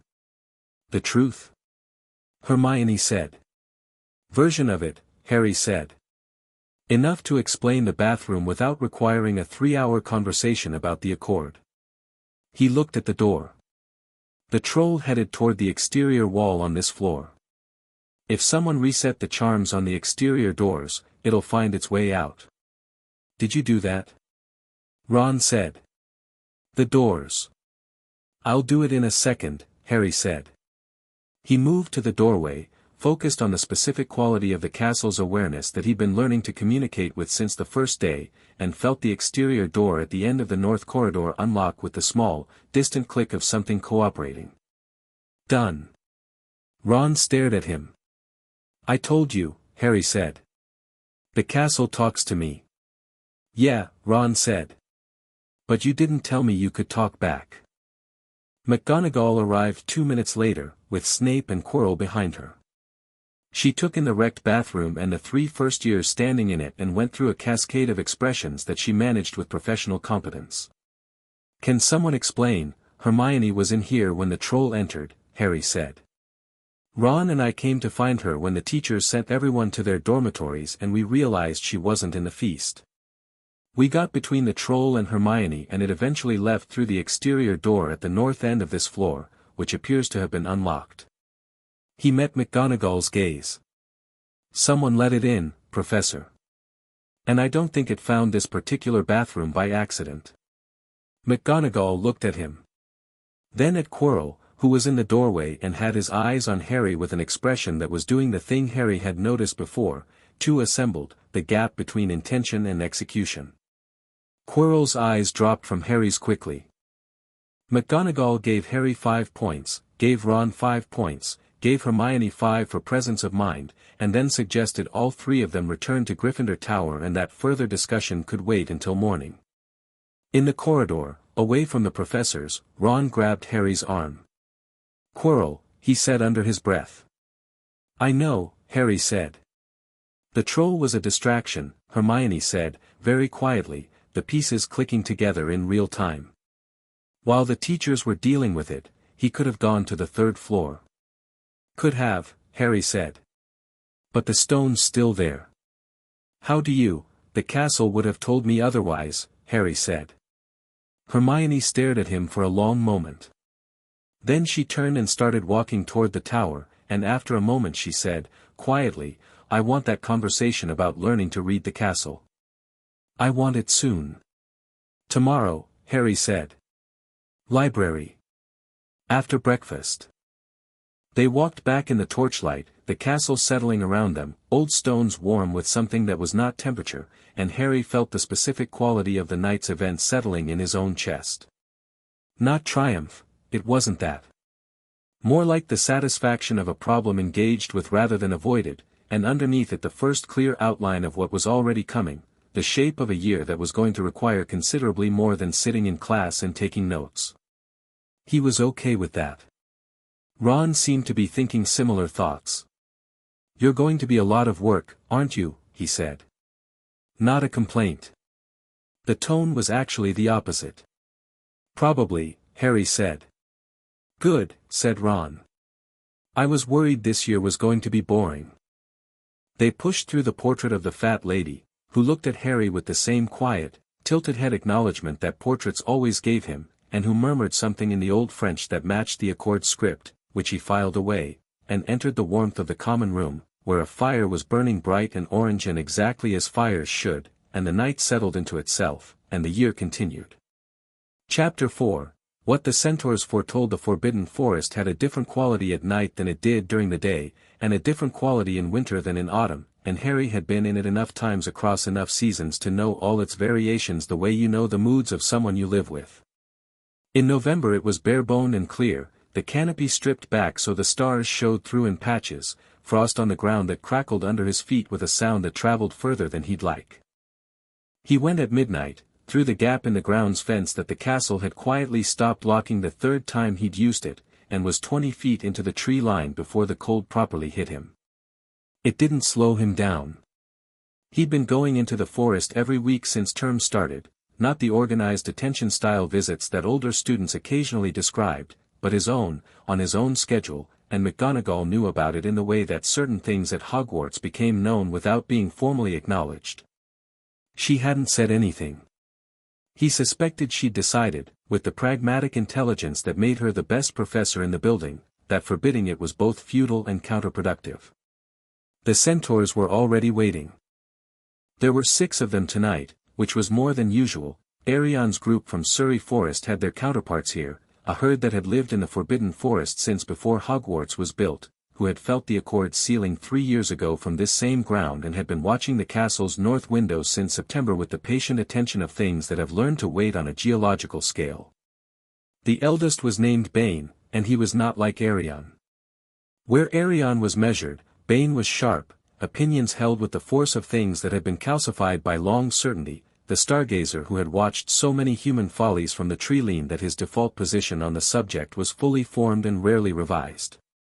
He looked at Harry the way you look at something that contradicts a theory you've held for decades, with the specific resistance of someone who knows the contradiction is valid and hasn't decided how to integrate it yet.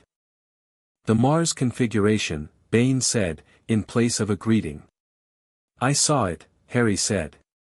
He'd been tracking it for 2 weeks, a slow alignment that Arian had flagged in one of his letters, the red planet moving into a position that the centaur tradition read as conflict approaching, unavoidable, structural rather than incidental. "How long?" "Before the year's end," Bane said. "The conflict is already present." The configuration shows its surface breaking.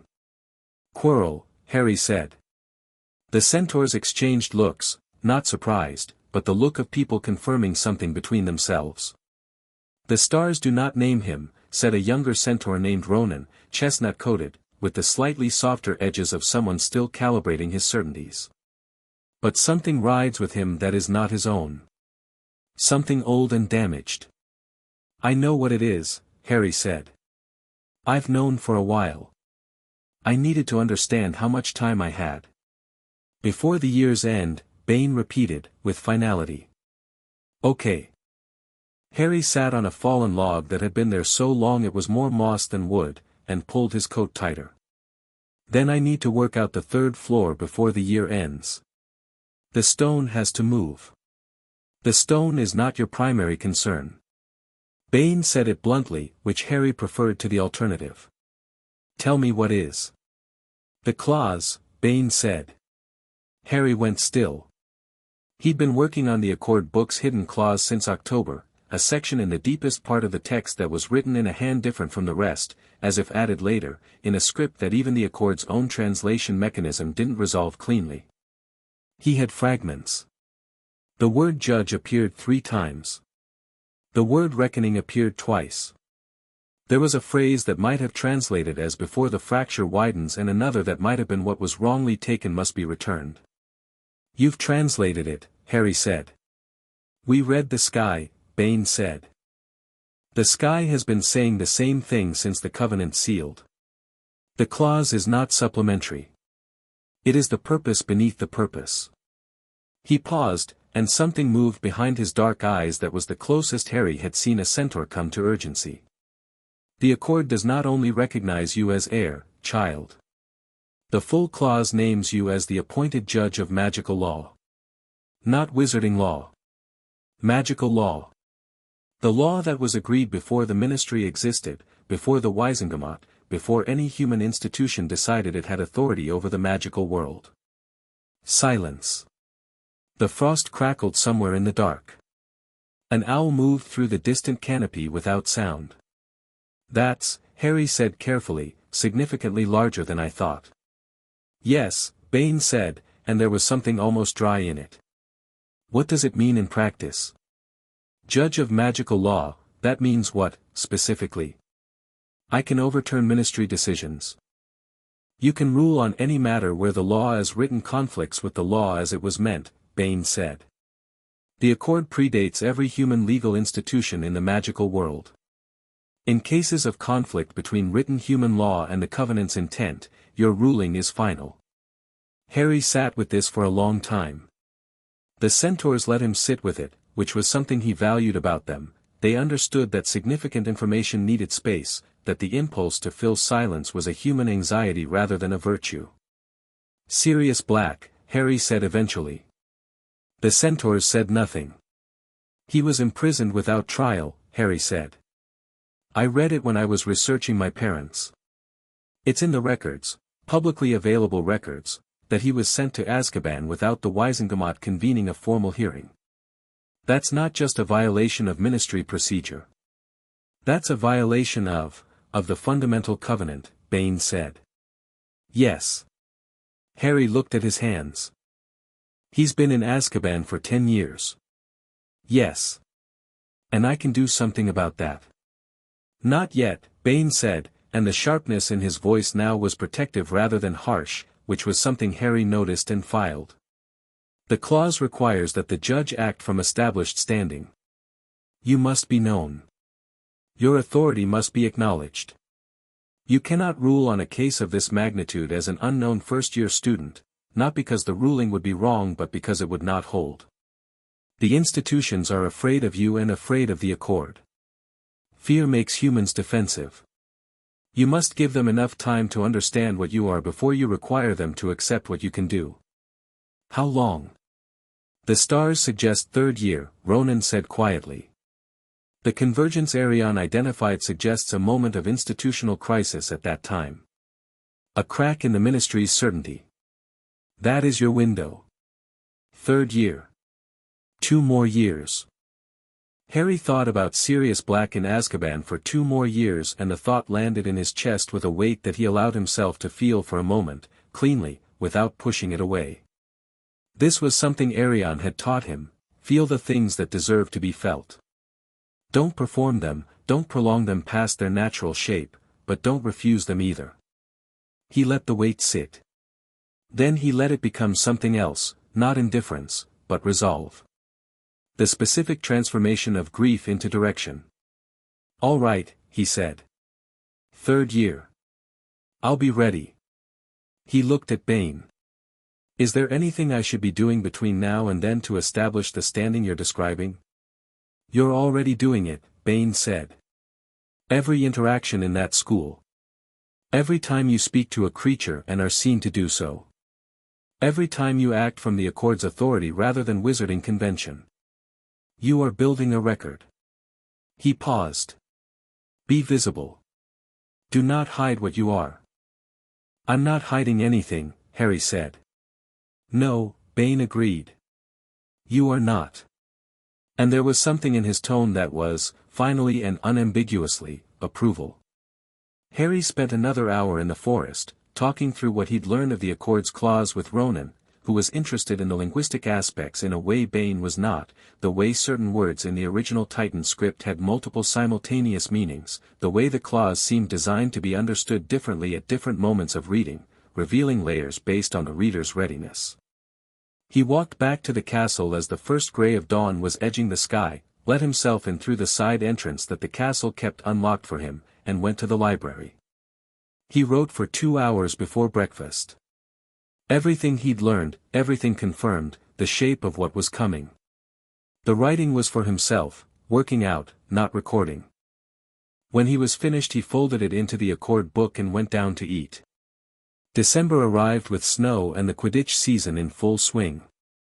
Wood had put Harry on the Gryffindor team in the 2nd week of term, an event that had generated significantly more controversy than Harry thought it deserved. First-year students didn't play, it was tradition, and Professor Flitwick had apparently come very close to intervening on rule grounds before McGonagall said something to him in private that resolved the issue without further discussion. Harry suspected she'd described what he'd done during the flying lesson in enough detail that the conversation became about whether the rules existed to serve Quidditch or whether Quidditch existed to serve the rules. He played Seeker, which suited him.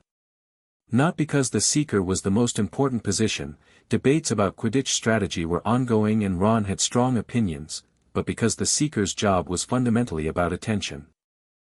About watching a large, chaotic field and finding the single significant detail inside it.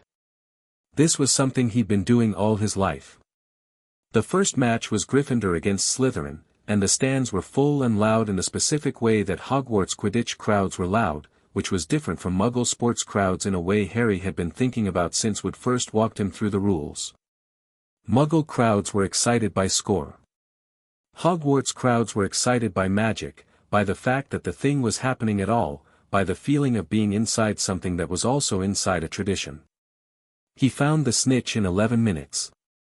It would have been 8, but he'd seen it 7 minutes in, a flash of gold near the Slytherin goalkeeper's end, and then registered that the Slytherin Seeker, a 5th year named Marcus Flint who had elbows like weapons and a flying style that was essentially organized aggression, was on the wrong vector and had not yet spotted it.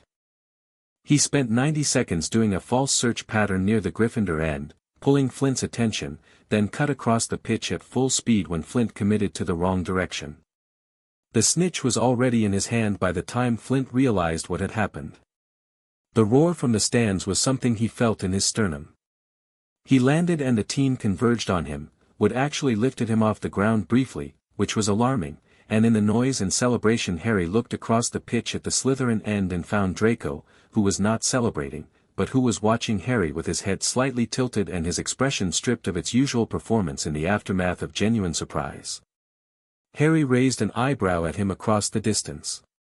Draco's mouth curved, very slightly, at one corner. He turned away.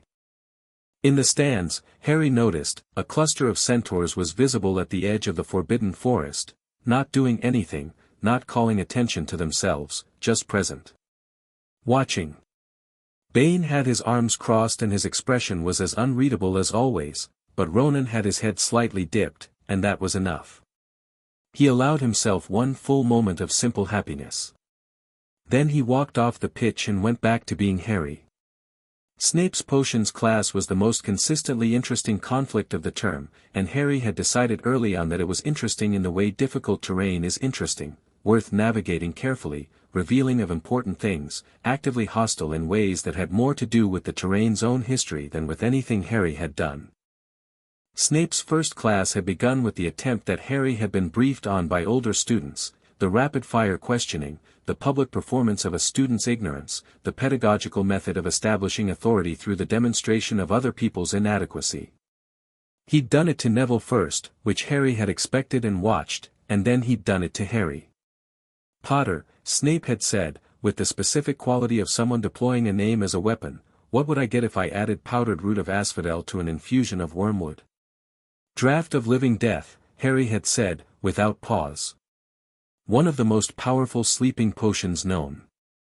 The combination is counterintuitive because wormwood as a base is unstable, the asphodel is doing most of the structural work, the wormwood is the vector. Most people misattribute the mechanism. A beat. Where would you look, Snape continued, recalibrating smoothly, if I told you to find me a bezoar? Stomach of a goat, Harry said. Though the quality varies significantly by diet, goats that have access to toxic plants produce better bezoars because the concretion forms in response to sustained exposure rather than incidental ingestion. The ones from the mountain regions are typically superior. Another beat. What, Snape said, very precisely, is the difference between monkshood and wolfsbane? They're the same plant, Harry said. Also called aconite. The name variation is regional, wolfsbane is the older term, from magical traditions that predated the standardization of potions nomenclature. Monkshood is the Latinized form. Both refer to Aconitum napellus. He paused. Though the wolfsbane potion is a different matter, that's a complex formulation using the plant as a component, not the plant itself, and the mechanism of action on lycanthropy is still not fully understood in the literature. Snape had looked at him across the classroom for a moment of complete stillness. Apparently, Snape had said, fame is not entirely unearned. Which was, from Snape, approximately a standing ovation, and the class had felt the shift. What followed over the term was a different kind of dynamic than Harry suspected Snape had with most students. The professor continued to be difficult, strict, precise, withholding of approval except in the form of its absence when work was wrong, but the specific cruelty he directed at students he decided were beneath his standards found no purchase with Harry, because Harry was never beneath his standards and Snape's precision made him accurate. He was hardest on Neville, and this was the part Harry found worth addressing. It happened in late November, in the middle of a practical on a shrinking solution that Neville had melted his second cauldron of the term with, and Snape's response had the quality of something that had stopped being about pedagogy. Harry sat 3 benches away and watched Neville's face go through things it shouldn't have to go through in a classroom, and made a decision. Professor, Harry said. Snape turned. His expression said, this had better be worth interrupting. Neville's working with the wrong grade of caterpillar. The standard supply the school provides is inconsistent, the caterpillars in the left side of the supply cabinet are from a different batch and they're too old. The active compounds have degraded. Any student working with that batch is going to get an unstable product regardless of their technique. Silence. Harry met Snape's gaze without difficulty. It would be worth checking the cabinet before attributing the failure to the student. Snape held his gaze for 3 full seconds. Then he crossed to the supply cabinet, opened it, and examined the caterpillars on the left side. His expression did not change. His silence changed. The left side batch, he said crisply, is contaminated. All students currently using that supply will restart with material from the right cabinet. He looked at Harry for 1 more second. 2 points to Gryffindor. For observation. After class, Neville said quietly, you didn't have to do that. I know, Harry said. Was it true? About the caterpillars? Harry considered. The caterpillars on the left side are slightly old, he said carefully. The rest was educated inference. He picked up his bag. The point is that he's harder on you than the situation deserves, and the fairest way to address it is to remove the variable he's using. Now he can't use the caterpillars. Next time it'll be something else, and we'll address that. Neville looked at him. You're going to do this all year. If needed, Harry said. You're not bad at potions, Neville. You're nervous, and nervousness makes you clumsy, and Snape doesn't help with the nervousness. Remove the nervousness and you'll be fine. How do I remove the nervousness? By being right more often than he expects, Harry said. Which you can be, if you work from the principles rather than the steps. The steps are in the textbook. The principles are what they're built on. Learn the principles and the steps become logic rather than memory. Neville thought about this for a long time as they walked to the next class. Will you help me? Study them, the principles. That's what the library is for, Harry said. Sunday afternoons. Yeah, Neville said. And then, with the specific quiet of someone who doesn't say things like this easily, thanks, Harry. It's nothing, Harry said, which was not true, but was the right thing to say. Christmas descended on Hogwarts and most of the castle emptied, and Harry stayed. He hadn't seriously considered going back to Privet Drive, the Dursleys had sent no invitation, which suited him, and the castle in December was something he'd read about and wanted to experience directly. Snow on the grounds and a decorated great hall and fewer people and the specific quality of a large space that is usually busy and has been given permission to be still. Ron stayed too. His parents were visiting Charlie in Romania, and his older brothers were elsewhere in the varied ways that large families scatter, and the idea of going home to an empty burrow had struck Ron as inferior to staying at Hogwarts, so he'd stayed with the matter-of-fact simplicity of someone who makes decisions by finding the most sensible option and choosing it. They were 6 staying Gryffindors, and the Christmas morning tradition was presents and a feast, and Harry's pile of presents was, for the first time in his life, actual presents and not Dudley's broken cast-offs or Vernon's pointed absences. Hermione had sent a book, The Magical History of Binding Covenants, which was not specifically about the Accord but contained enough relevant material that he immediately wanted to read it.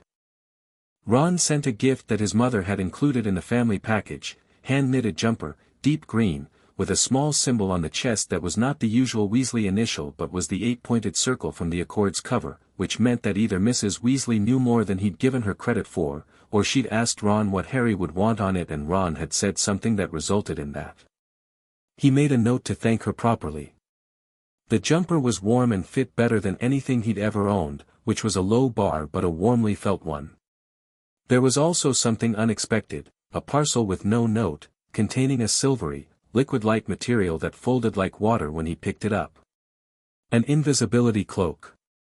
He sat with it in his hands and felt the quality of it, old, genuinely old, the magic in the weave so densely settled that it was almost audible, the way very old magic becomes part of the atmosphere of a place rather than sitting on top of it. A note that he'd thought wasn't there turned out to be there, written on the inside of the wrapping, "Your father left this in my possession. It is time it was returned. Use it well." Harry folded it carefully and set it aside and sat with that for a moment. His father had owned this. The thought landed differently in him than he'd expected, not the ache he might have anticipated, but something warmer and more complicated. Connection. A thing that had been his father's, passed through someone who had known his father, now in his hands. A thread of continuation. Ron leaned over. "What is it?" "Invisibility cloak," Harry said. Ron went very still. "A proper one?" "Not a disillusionment." "Proper one." Harry held it up. "Old family heirloom, apparently." Ron shook his head. "That's incredibly rare. Genuinely rare. Most invisibility cloaks don't actually work, or they degrade." "A proper one, I know," Harry said. He folded it. "I know what I should use it for." "What?" Harry looked at the door that led out of the common room, and then at the ceiling, and then at Ron with the expression that Ron had already learned to read as I have a plan. "The third floor," Harry said. "I need to see what we're dealing with. All of it. The full set of protections." Ron's expression was simultaneously excited and apprehensive, which Harry had discovered was Ron's default state for anything that was interesting and potentially dangerous. "Tonight? After the feast," Harry said. "You don't have to come." "I know I don't have to," Ron said, with mild offense. Harry smiled. "Then bring your chess set for after. We'll need something to do while we wait for the corridors to clear." They went after midnight. The cloak covered both of them with inches to spare. It was large, and Harry suspected it had been made that way deliberately, for a man who'd expected to share it, and they moved through the empty corridors in the specific silence of Hogwarts at its most dormant. The portraits dozed. The staircases shifted at a leisurely pace with no one to redirect. The castle breathed, long and slow and warm. The third-floor corridor was exactly what it had looked like from the outside, a locked door at the end of a long passage, but with the additional quality of deliberate that made it different from any locked door. The magic on it was dense and layered. Harry could feel it the way you feel thick fabric between your fingers, the weight and texture of it. He put his hand on the door. The castle let it open. He heard Ron's sharp inhale beside him as the door swung back. The three-headed dog was asleep, all three heads down on its vast paws, and was enormous in the way that only creatures bred for a specific purpose, in this case, guarding, and possibly also existing as a statement, can be enormous. Its breath was a slow tidal movement of air that pushed back and forth through the room and smelled of something ancient and warm. "Fluffy," Harry murmured. "You know it," Ron breathed. "Hagrid mentioned it once, in passing," Harry said. He looked at the dog, 3 sleeping heads, 3 sets of closed eyes, the rise and fall of those vast ribs, and felt the Accord's awareness reach toward the creature, the same current he felt toward all large, old, magical adjacent animals. Not the full Accord resonance. Fluffy was not a magical creature in the Covenant's sense, more a magical animal, a different category, but something adjacent. Recognition without Covenant. He spoke quietly to the dog in the low language, not commanding, just, present. "Just saying I'm here, you know what I am, stay sleeping, the stone is safe." The dog shifted in its sleep. 3 noses twitched. Then the breathing smoothed back into the slow tide. There was a trapdoor in the floor beneath the dog's right forepaw. Harry crouched to look at it. "There are more protections below," he said quietly. "Multiple layers. At least one is Devil's Snare." He put his hand on the trapdoor's edge and felt the shape of what was below, not precisely, but the general weight and nature of it, the way you feel the contents of a bag through the fabric. "Quirrell's put something of his own in there," Harry said. "Mixed in with what the professor set. I can feel the layer that doesn't fit." "You can feel the trap he set?" Ron's voice was very quiet. "Not specifically. The texture's different. Like, everything in here has a certain kind of intentionality behind it. McGonagall's magic feels like McGonagall. Precise, structured, with integrity. Snape's feels like Snape, layered, cold at the surface but more complicated underneath. Quirrell's layer feels like something covering something, if that makes sense. A hand in a glove, and the glove is wearing another glove. That's unsettling," Ron whispered. "Consistently," Harry said. He stood. "I've seen enough. We need to tell Dumbledore about the additional layer Quirrell's added. He'll know you came here." "He already knows I come to the forest at night," Harry said. "I don't think the third floor is going to shock him." He stepped back from the trapdoor, looked once more at the sleeping dog, and said, softer than speech, in the low language, "Well done. Stay close." The response was a rumble, all 3 throats together, somewhere far below the level of waking. They backed out, the door closed behind them, and the corridor was silent again. In the cloak, walking back, Ron said, "Harry." "Yes." What happens if Quirrell tries to get the stone before you can warn Dumbledore? Harry thought about it seriously, the way Ron deserved. Then we stop him, he said. But we have time. Bane said the Mars configuration breaks before year's end, the end of the school year, not the calendar year. We have until June. Bane, Ron said. The Centaur. Yes. You've been talking to centaurs in the Forbidden Forest about Mars. Weekly, roughly. Ron processed this in silence. Then, do you think they'd talk to me too? Harry looked at him, in the dark under the cloak, barely visible, but his tone was transparent. Genuine curiosity. Not wanting to be on the outside of something, but not out of insecurity, out of interest. Arion might, Harry said. He's more open than Bane. I can ask. Cool, Ron said, with the practiced nonchalance of someone feeling something warmer than they want to perform. January brought a letter from Varric. Not a letter in any conventional sense, it came via a creature Harry had never seen before, something between a bat and a lizard with wings like black paper, that arrived at the Ollery window in the pre-dawn grey and found him there because he'd gotten into the habit of going to the Ollery in the mornings to check on Hedwig and think. The creature landed on the ledge beside him and extended one clawed foot, which held not a scroll but a small piece of the bark from the oak in Varric's clearing, and on the bark, in scorch marks, Varric's version of writing, which he'd apparently been practicing, a symbol that Harry recognized from the accord. The symbol for coming. Harry stared at the charred bark for a long moment. Varric was coming. Not flying, he wasn't large enough yet for the distances involved, but moving. The forest in Surrey connected to other forests, the old way, the way magical places connected when they were old enough, through something that was less geography and more intention. Varric had found the thread. He wrote back on another piece of bark, using the ember from the Ollery's warming lamp, in the same script, wait for signal. Then he added, in English below, because Varric was learning English through Harry and appreciated the practice, not yet. But soon. The bat-lizard thing took it and left. Harry sat in the Ollery and thought about Varric growing in the Surrey forest, practicing writing, waiting.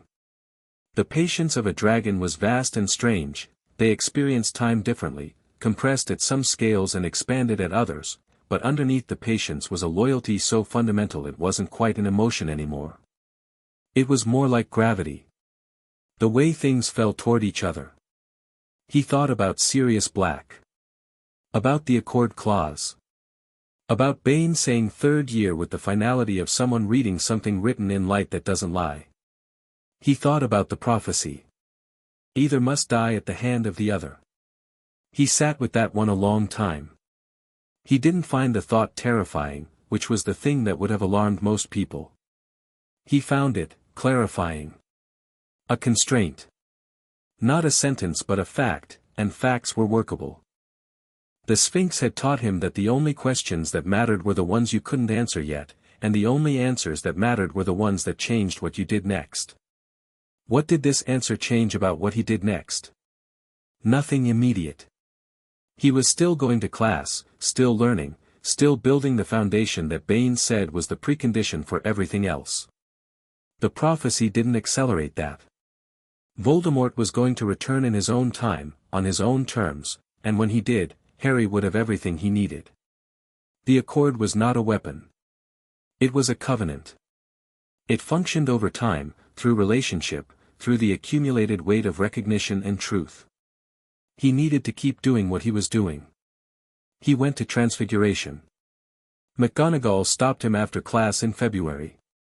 Not dramatically, she simply said, when everyone else had filed out, "A moment, Mr. Potter," in the tone that meant exactly that and nothing more or less. He sat back down. She didn't sit. She stood at the front of the room with her hands folded and looked at him with the expression that he'd catalogued over 5 months as the "I'm going to say something I've been composing for a while" expression. "Professor Dumbledore tells me you've been in regular correspondence with him since October," she said. "Irregular correspondence," Harry said. 3 meetings, 2 letters. He also tells me," she paused, which was not something she did without reason, that you mentioned a concern about Professor Quirrell. Yes, Harry said. I want to know, she said, precisely, what you know, and how you know it, and whether you've shared the complete picture with the headmaster. Harry looked at her.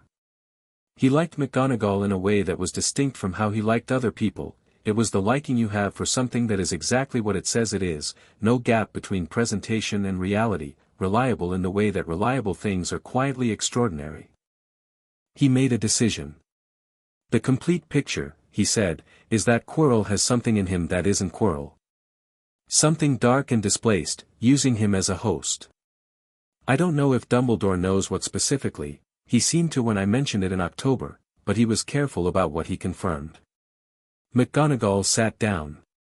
It was such an un-McGonagall thing to do, sit suddenly, without arranging herself, that Harry understood the weight of what he'd said had landed properly. How long have you known, she said, quietly. Since the sorting feast, Harry said. The creatures in the hall registered it.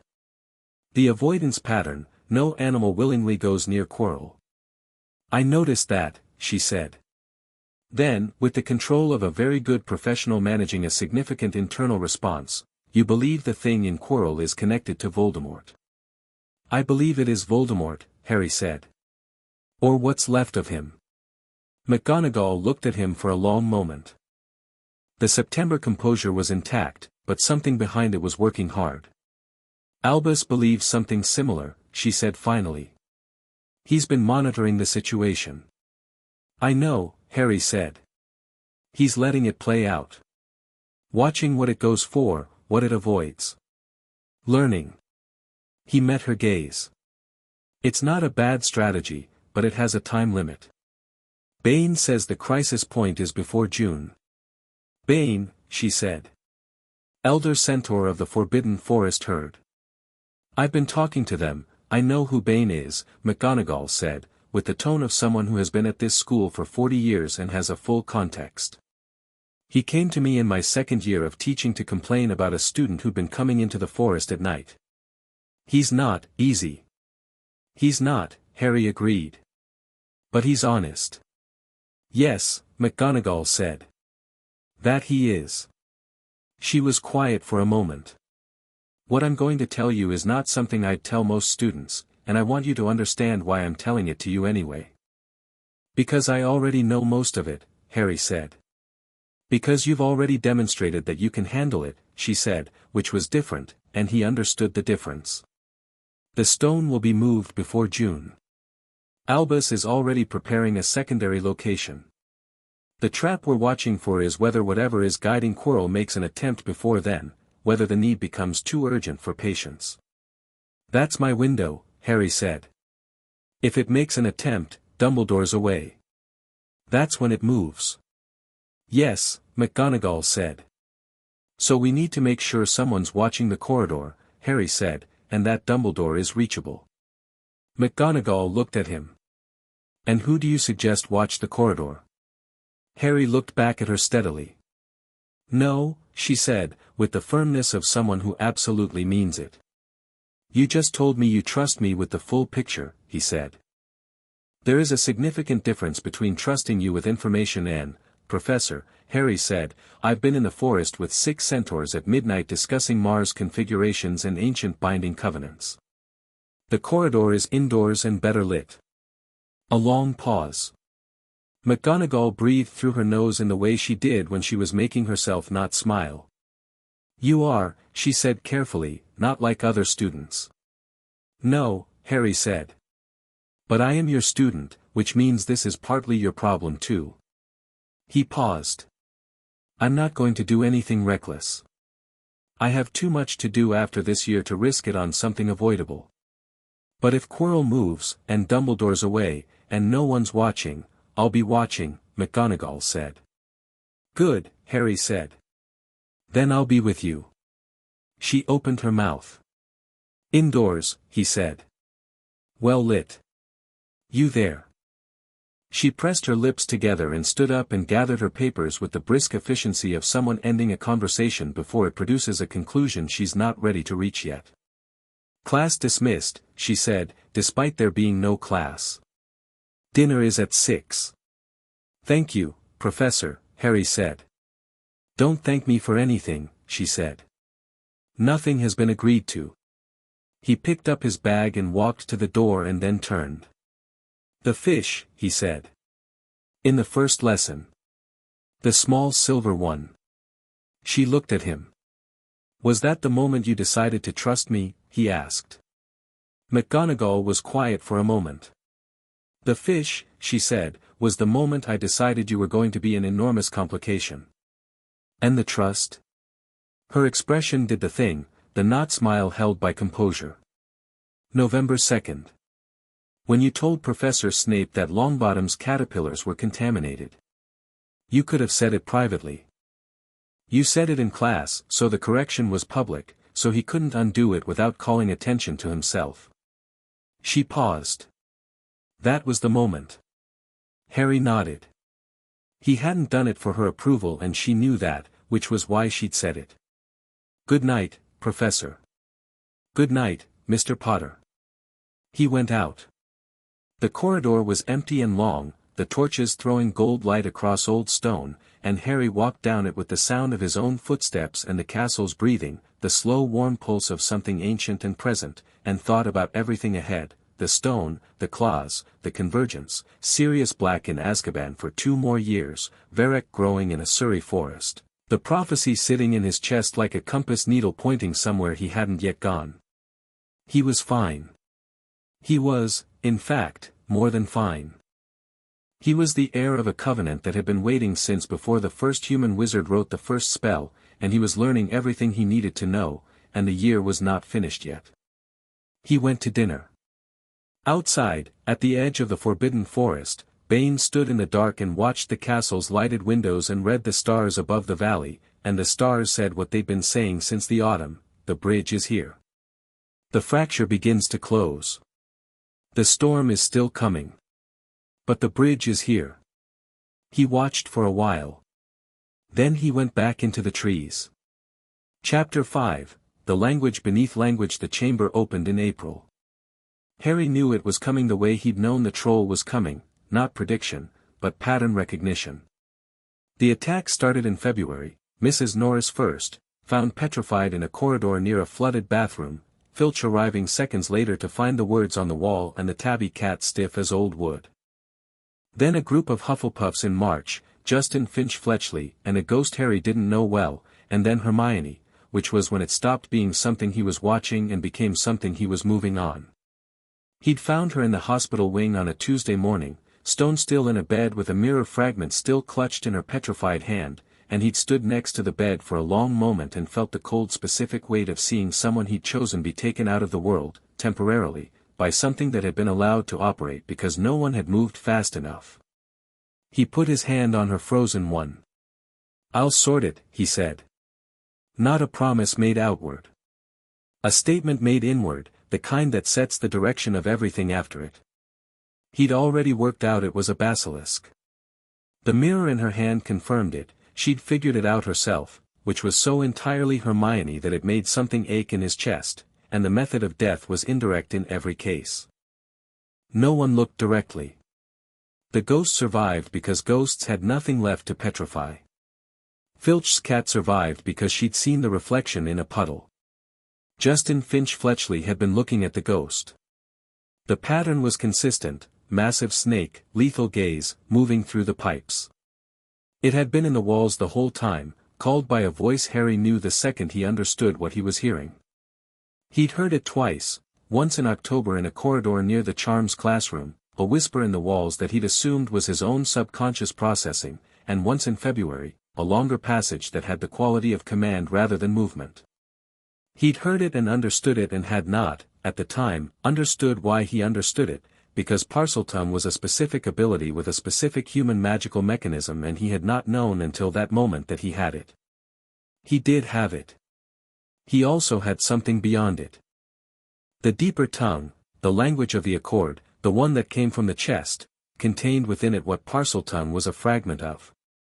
Parseltongue was a specific dialect, a branch, the way a regional accent is a branch of a language. The full original language was something older, and it was the language Harry had been speaking since he was 8 years old without knowing that's what it was.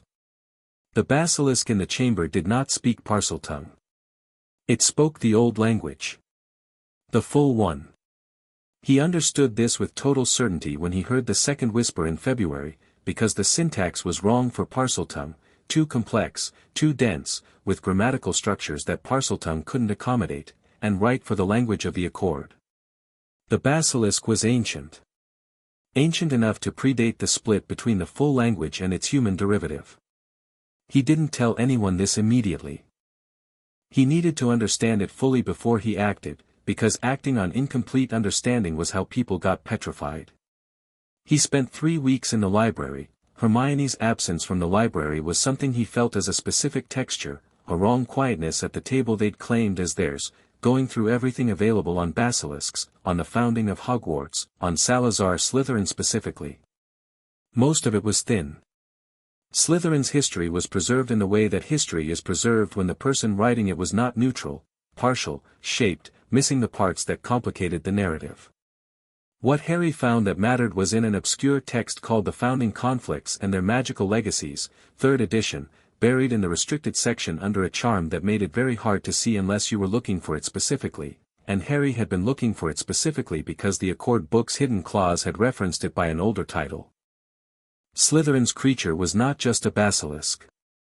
It was the last Titan-adjacent creature, not a Titan itself, not of the first ones, but bred from a lineage that predated the current era of magic, a creature that had been in existence since the time before the fracture.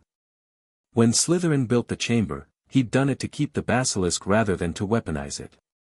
The weaponization came later, as Slytherin's politics hardened into doctrine. The creature had been, was still, Harry suspected, something closer to a ward than a weapon. A guardian of the oldest kind. It had been given commands it could not disobey. Those commands were written in the chamber's walls. And Harry was the only living person who could read them, override them, or speak to what was underneath them. He went to Ron first. Not because Ron would have the answers, he didn't expect that, but because the conversation he needed to have was the kind that worked better if someone else was in it. Ron's value was not just his loyalty, which was real and complete, but his ability to respond to information honestly and without a performance of either confidence or panic. He received bad news the way good people receive bad news, straight, without flinching, and then started thinking about what to do about it. They sat in the corner of the common room late on a Wednesday night, the fire burning low, everyone else asleep, and Harry laid it out.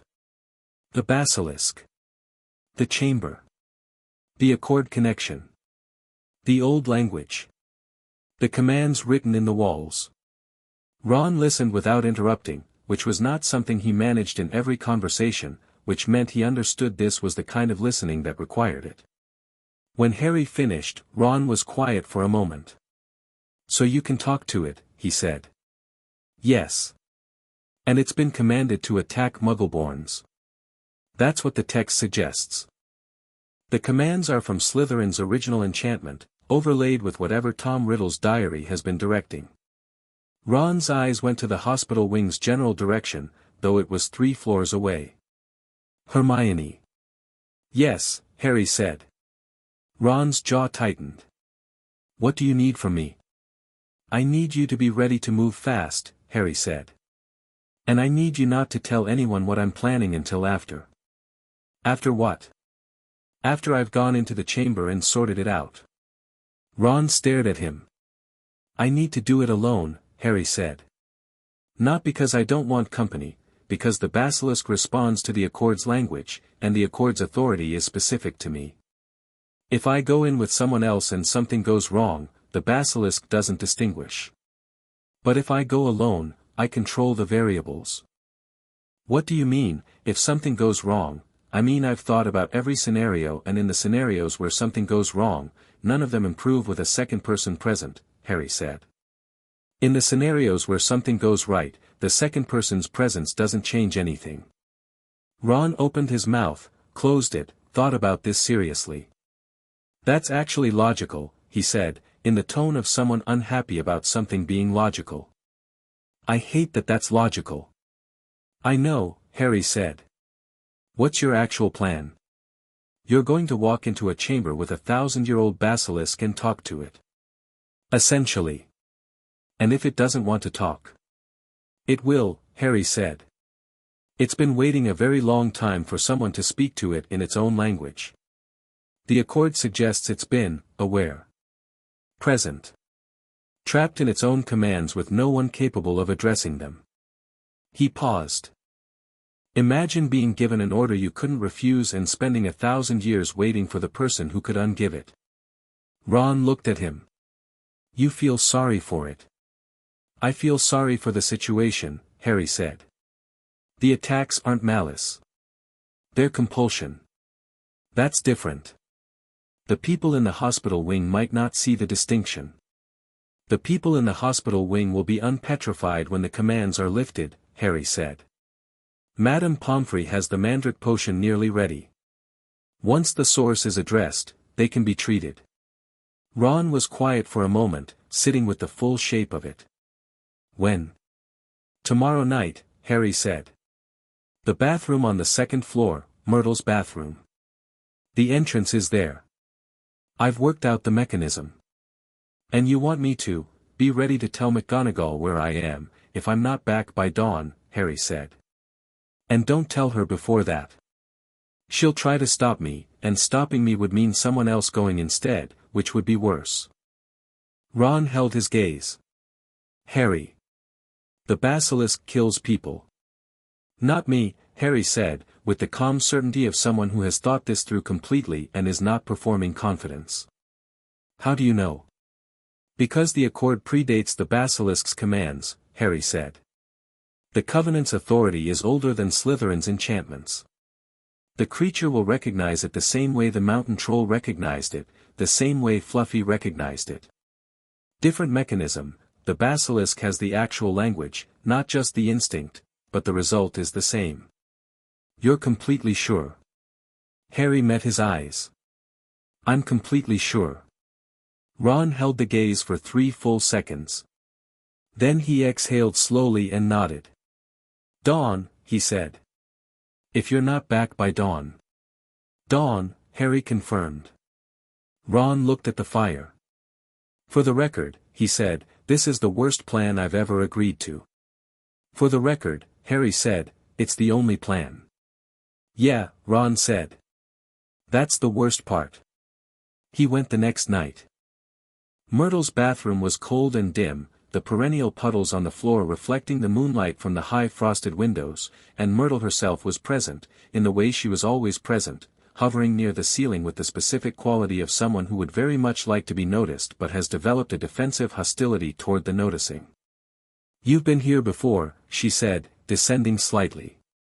Not quite accusatory. More curious, which underneath the performance she was constitutionally very curious. Twice, Harry said. Checking the entrance. He looked at the sink. The tap with the small engraved snake on its side. He'd found it in January, hadn't opened it yet, had been waiting until he understood what was below. I'm going in tonight. Myrtle stared at him. Into the chamber? Yes. You'll die, she said, with the specific bluntness of someone for whom death is not an abstraction. Probably not, Harry said. That's what everyone thinks, Myrtle said. Then, after a pause, I died in here, you know. Whatever it was, it had yellow eyes. I know, Harry said. I'm sorry. That shouldn't have happened. Myrtle looked at him. Ghosts were not in the Accord's network exactly, they were a different category, human magic residue rather than living magical creature, but they were aware, and they responded to sincerity the way all aware things responded to sincerity, with the lowering of defenses. Are you going to stop it? She said. Whatever's in there. I'm going to change what it's been told to do, Harry said. That should stop it. Myrtle was quiet for a moment. Good, she said. Simple. Just that. Harry put his hand on the tap. He said, in the old language, not the subset version of Parseltongue but the full thing, the language of the Accord, open. The tap glowed. The sink rotated. The pipe yawned open, wide and dark, and Harry sat on the edge and dropped. The slide was long and cold and took him through earth and ancient stone and the smell of old magic that had been enclosed for decades, the damp pressed-down smell of things that exist in the dark and have for a very long time. He landed in a heap in a passage full of debris and small bones that he navigated with care, moving forward with his wand lit, Lumos, first-year spell, steady and reliable, because the basilisk's gaze required direct eye contact and as long as he wasn't looking directly forward at anything living he was working within acceptable margins. The passage went a long time. He thought, walking, about Hermione's frozen hand around the mirror fragment. About the pattern of the attacks. About Riddle's diary, which Hermione had been investigating before she was petrified and which Harry had taken from her bag in the hospital wing with Madame Pomfrey's quietly averted gaze. The diary was an object with intentionality, with awareness, with the specific signature of magic that had been pressed into a vessel to preserve itself. He had it in his bag now, wrapped in a piece of the accord cloth, where it could not reach out. He was going to deal with the diary in the chamber. That was part of the plan he hadn't told Ron, because Ron would have found additional reasons to be worried. The passage opened into the chamber. It was vast. The word didn't quite capture it. It was the scale of something designed to impress, or to contain something that required impressing, with great stone pillars carved in the shapes of serpents rising to a ceiling lost in shadow, and at the far end a massive stone face emerging from the wall, Slytherin's face, or the idealized version of it, with a wide, still mouth and eye sockets dark and hollow. The mouth was sealed. Harry walked to the center of the chamber and stood. He said nothing. He waited. 30 seconds of silence. 40. Then the sound began. It started far back, behind the stone face, the slow percussion of something enormous moving through stone channels, the weight of it, the deliberate pace, the sound of scales against rock that was almost musical in its regularity. Something that had been waiting for a very long time and was now moving because it had felt what had just come through its door. Harry kept his gaze on the ground. Not downward, he needed awareness of his surroundings, but at an angle that kept his direct line of sight clear of anything the basilisk might move into. The stone face's mouth opened. The basilisk came through. He didn't look at it. He didn't need to know its size, the displacement of air told him, the vibration in the floor through his feet told him, the vast ancient presence of it told him in the way the accord had always communicated the presence of something significant. It was enormous. 1,000 years of growth, uninterrupted, in a space that had given it room. It moved into the chamber and stopped. The silence after it stopped was different from the silence before. This was an occupied silence. An aware one. Harry felt the accord's pulse in his chest, steady, strong, the deep resonance of recognition meeting recognition, and he felt the same pulse answer from across the chamber. Not the creature's heartbeat. Something older than that. The Covenant's awareness in the creature's blood, the thread that connected all old magical life, the same thread that connected Varek, the centaurs, the goblins, the Kelpie, all of it. This creature was deep in it. Deeper than almost anything he'd felt. 1,000 years of isolation had not dimmed it. "I know you can hear me," Harry said, in the old language. The basilisk's breathing changed. A long, controlled exhale. "I know what you've been commanded," Harry said. "And I know you didn't choose it."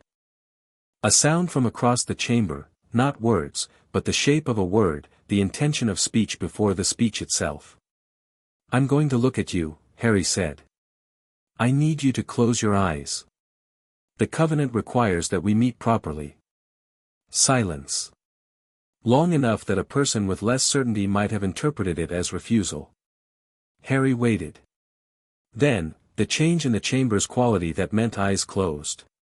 He felt it rather than saw it, the shift in the ambient awareness, the way a room feels different when someone has turned away. He looked up. The basilisk was the most extraordinary creature he had ever seen, and he had seen Varek, who was extraordinary by any measure. It filled the chamber in the way that water fills a container, not crowded but completely present, every scale catching the wand light and throwing it back green gold, its body as thick as a carriage and longer than his ability to calculate in the half-dark. Its head was the size of a small room, and its eyes, closed now, the great lids down, had the shape of something capable of ending things, which he was fully aware of and chose to regard as information rather than threat. "Thank you," he said. The basilisk's head turned toward his voice, eyes still closed. "My name is Harry Potter," he said. "I carry the accord. You know what that means." The sound from the basilisk's throat was complex. It was not words in the way human language worked, but it was language, full language, grammar and syntax and implication, the things that made speech more than signal. It said, approximately, "I have been waiting for this voice. I did not know if it would come in my time." "I'm here," Harry said. "Tell me." It told him. It took a long time, and Harry stood in the Chamber of Secrets and listened to 1,000 years of imprisonment described in the oldest language alive, and what he heard was this: Slytherin had made the creature a guardian, which was not wrong. The chamber was originally a sanctuary, a place where magical creatures could shelter during the political upheavals of the founding era, when the relationship between human wizards and magical beings was fracturing in the exact way the Accord had predicted it would. Slytherin had built it from genuine conviction. His falling out with the other founders had not started as bigotry, it had started as a real disagreement about how to handle creatures, how to share magical knowledge, what the school was actually for. The bigotry came after. The hardening. The years of disappointment compressing into doctrine. He had changed the commands before he left. Not added them, changed them. What had been protect the sanctuary became protect the blood. The creature had not been asked. It had been commanded, in the full old language, by someone whose authority was sufficient to compel. The commands could only be lifted by someone with greater authority. The students who were attacked, Harry said. "I did not want to," the basilisk said. "Not an excuse. Just a fact, laid out with the specific weight of something that has been living with it for a century." "I know," Harry said. "They're alive. They'll be healed." He moved his gaze to the walls of the chamber, where the commands were written. He could read them now, fully, in the script of the original language, carved deep in the stone by Slytherin's hand and then reactivated, Harry understood now, by Riddle's diary. The diary had found the chamber's command structure and operated it like a key in a lock. Riddle's imprint had been enough. The basilisk had felt something that claimed Slytherin's authority and had responded to it. "The commands," Harry said. "I'm going to read them and then lift them. When they're lifted, you're free of them. What you do after that is your choice." "Is that the Accord's word?" "That's the Accord's word," Harry said. The basilisk was still for a moment.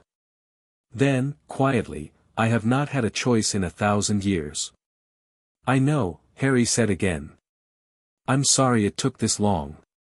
He walked to the wall and read the commands, 4 of them, layered, Slytherin's original beneath Riddle's overlay, and then he spoke the countermand in the old language, the specific grammatical structure of revocation, the form of the Accord that said this was wrongly imposed and is now returned. His voice was steady. The Accord's warmth in his chest rose and steadied as he spoke, the resonance of the covenant working through him the way a current works through a wire. He was the conductor, not the source. The carvings in the wall went cold. He felt them go, one by one, like embers dying, and in their place something else settled into the stone, not his commands, not any commands, just the original purpose. Sanctuary. Protect. The first intention, before the bitterness. The basilisk exhaled. The sound of it moved through the chamber like wind through a forest. Harry turned back. "One more thing," he said. He reached into his bag and removed the diary, wrapped in its cloth. He set it on the floor of the chamber. "This object contains the imprint of the one who commanded you last. I need to destroy it. Do you object?" "No," the basilisk said simply. Harry looked at the diary. He could feel the awareness in it, Riddle's fragment, the piece of intention pressed into the pages, reaching toward him with the specific quality of something that wants to manipulate and has not yet understood who it's trying to manipulate. It was clever and cold and had the precise wrongness that all Horcruxes have, the thing that living creatures recognized and recoiled from, the damage of magic forced against its own nature. He drew his wand. Fiend fire, he considered aloud, then rejected it, too large, too uncontrolled in an enclosed space.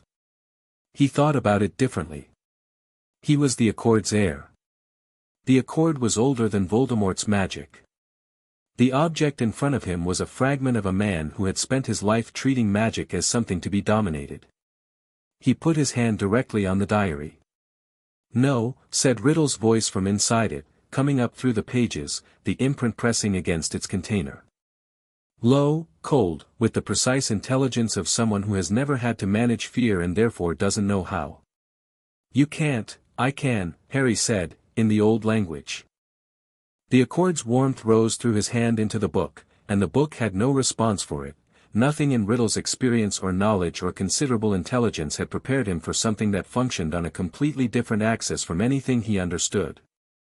He'd built his Horcruxes on the principle that magic could be forced into unnatural containers and compelled to persist. He had not accounted for the possibility that the covenant underlying all magic would simply recognize the wrongness and correct it. The diary came apart. Not dramatically. Not with fire or an explosion. It came apart the way a knot comes apart when you find the right thread to pull. One moment it was whole, and then the threads were loose, and then there was nothing holding them, and then there was just the absence of the thing that had been wrong.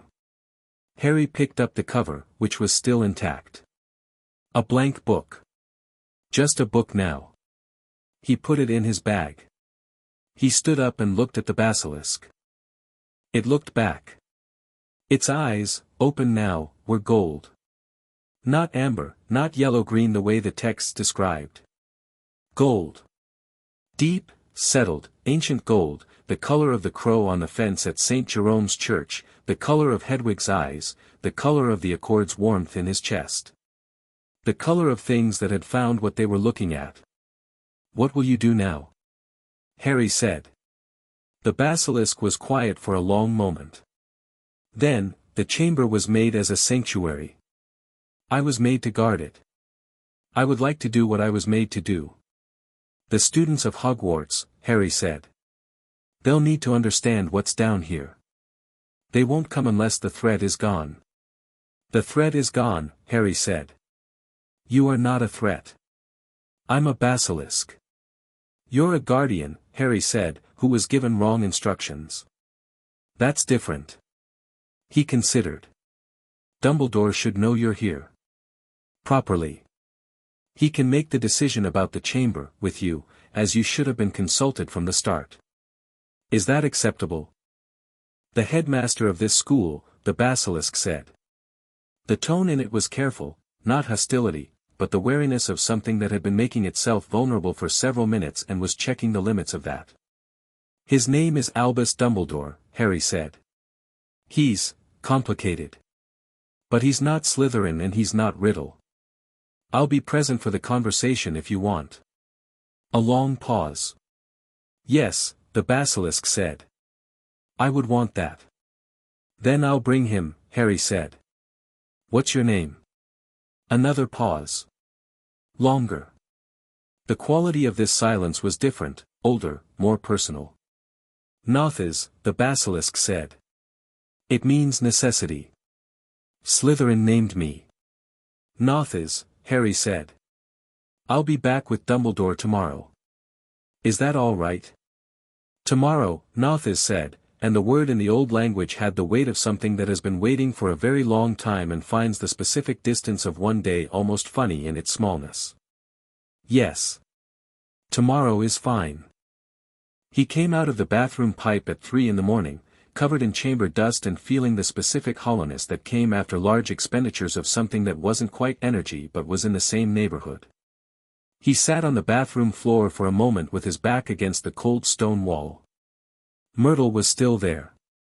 She was looking at him with the expression she'd had when he went down, watchful, guarded, and now there was something different in it. It's gone, she said.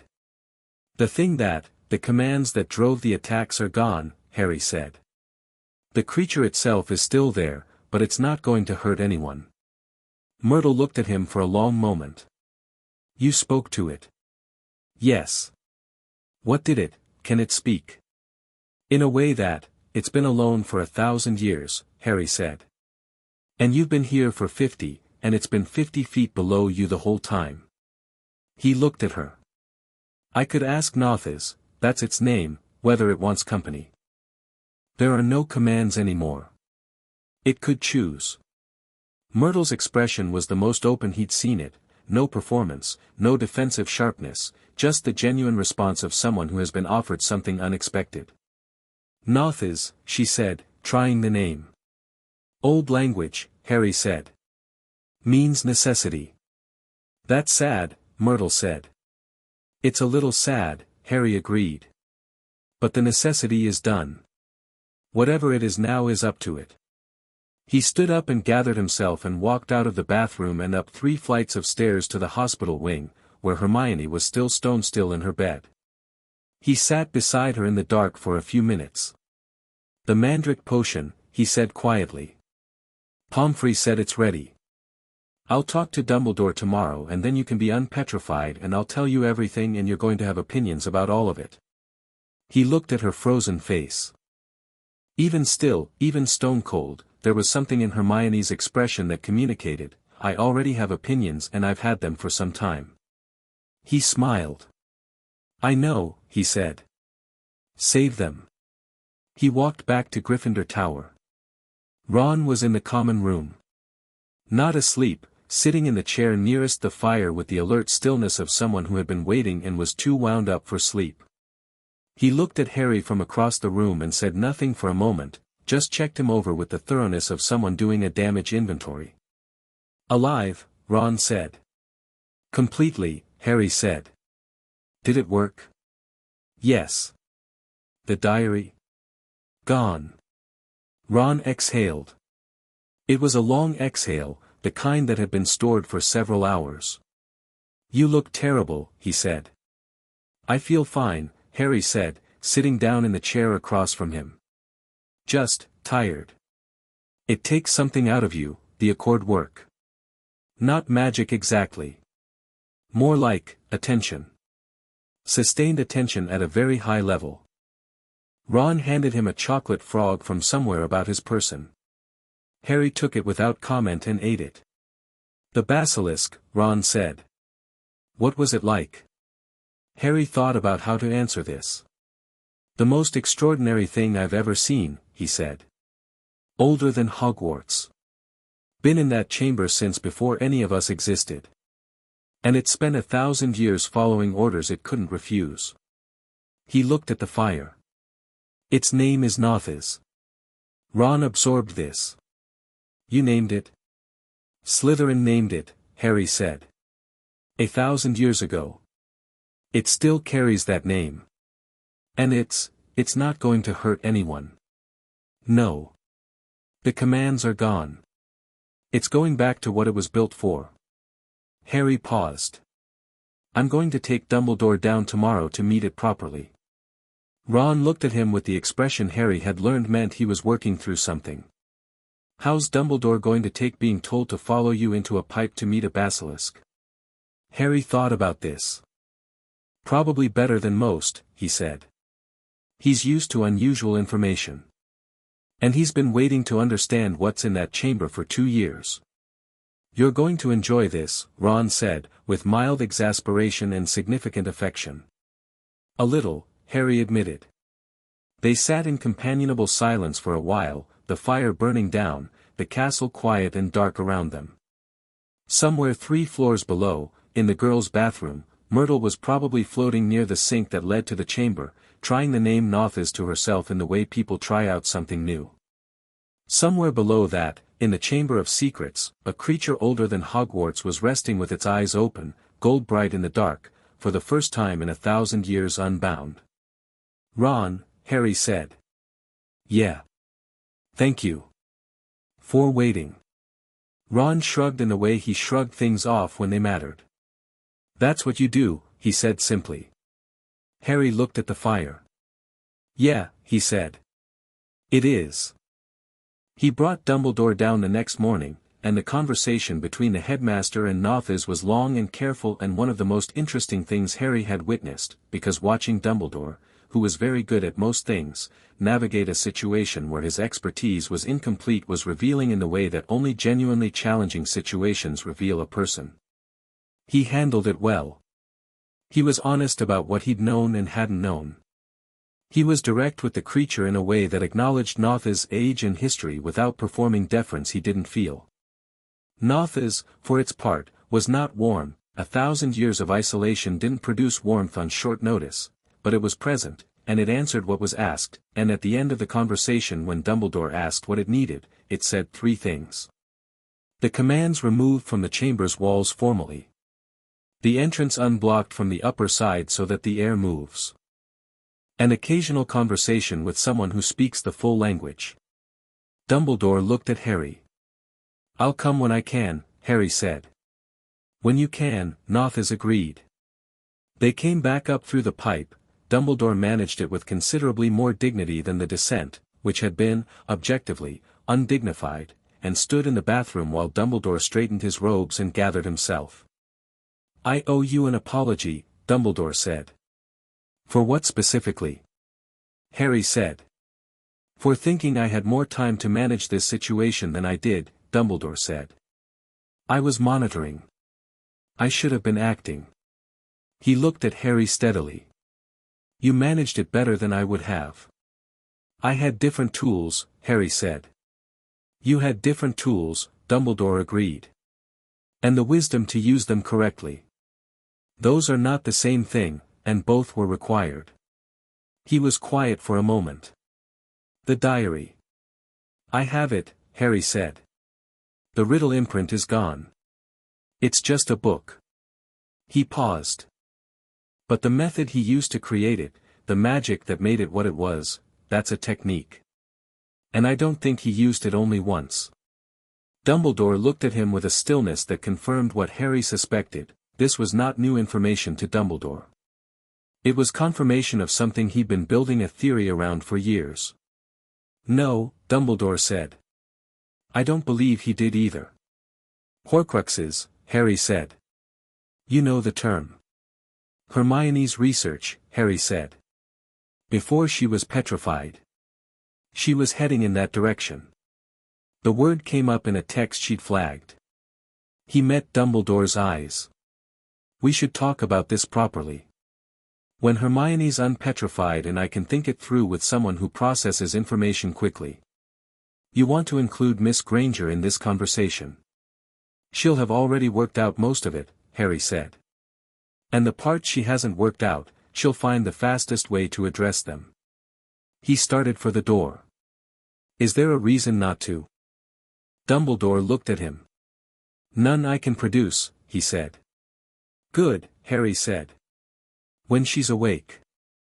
The Mandrake potion was administered that afternoon, and by evening Hermione Granger was sitting up in her hospital bed with the mirror fragment gone from her hand and a cup of tea in its place, and Harry had barely gotten through the door before she said, I worked out it was the basilisk from Slytherin's monster references in Hogwarts, a history, which actually doesn't say monster, it says guardian, which most people misread, and I think the diary was controlling it, and the method used on.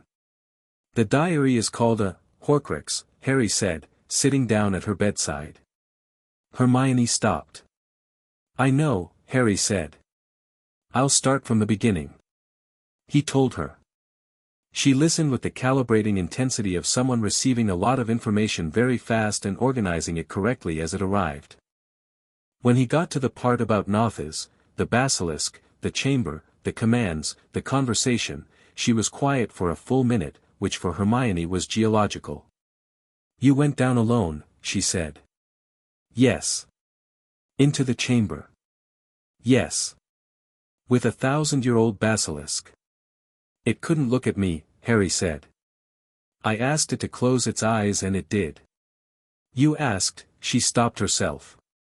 Breathed through the response. And the diary. Gone. You destroyed a Horcrux with the accord. The accord doesn't destroy things, Harry said. It corrected the wrongness. The Horcrux was magic forced against its own nature, the Covenant recognized that and resolved it. I was the mechanism, not the source. Hermione looked at him for a long time.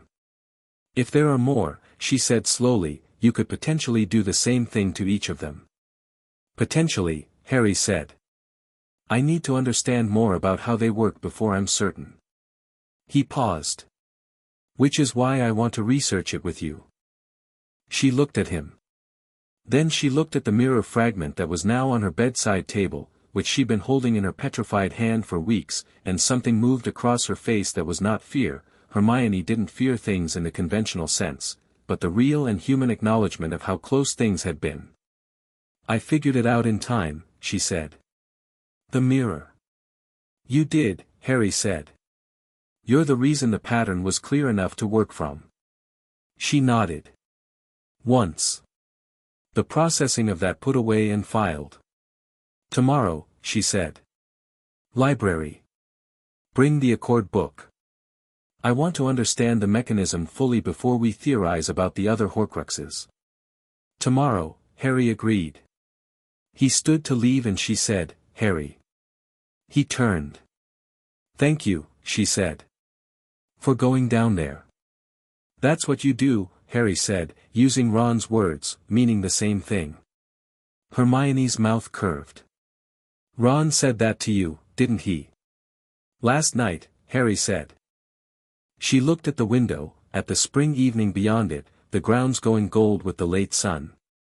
We're going to be all right, she said. Not a question. An observation.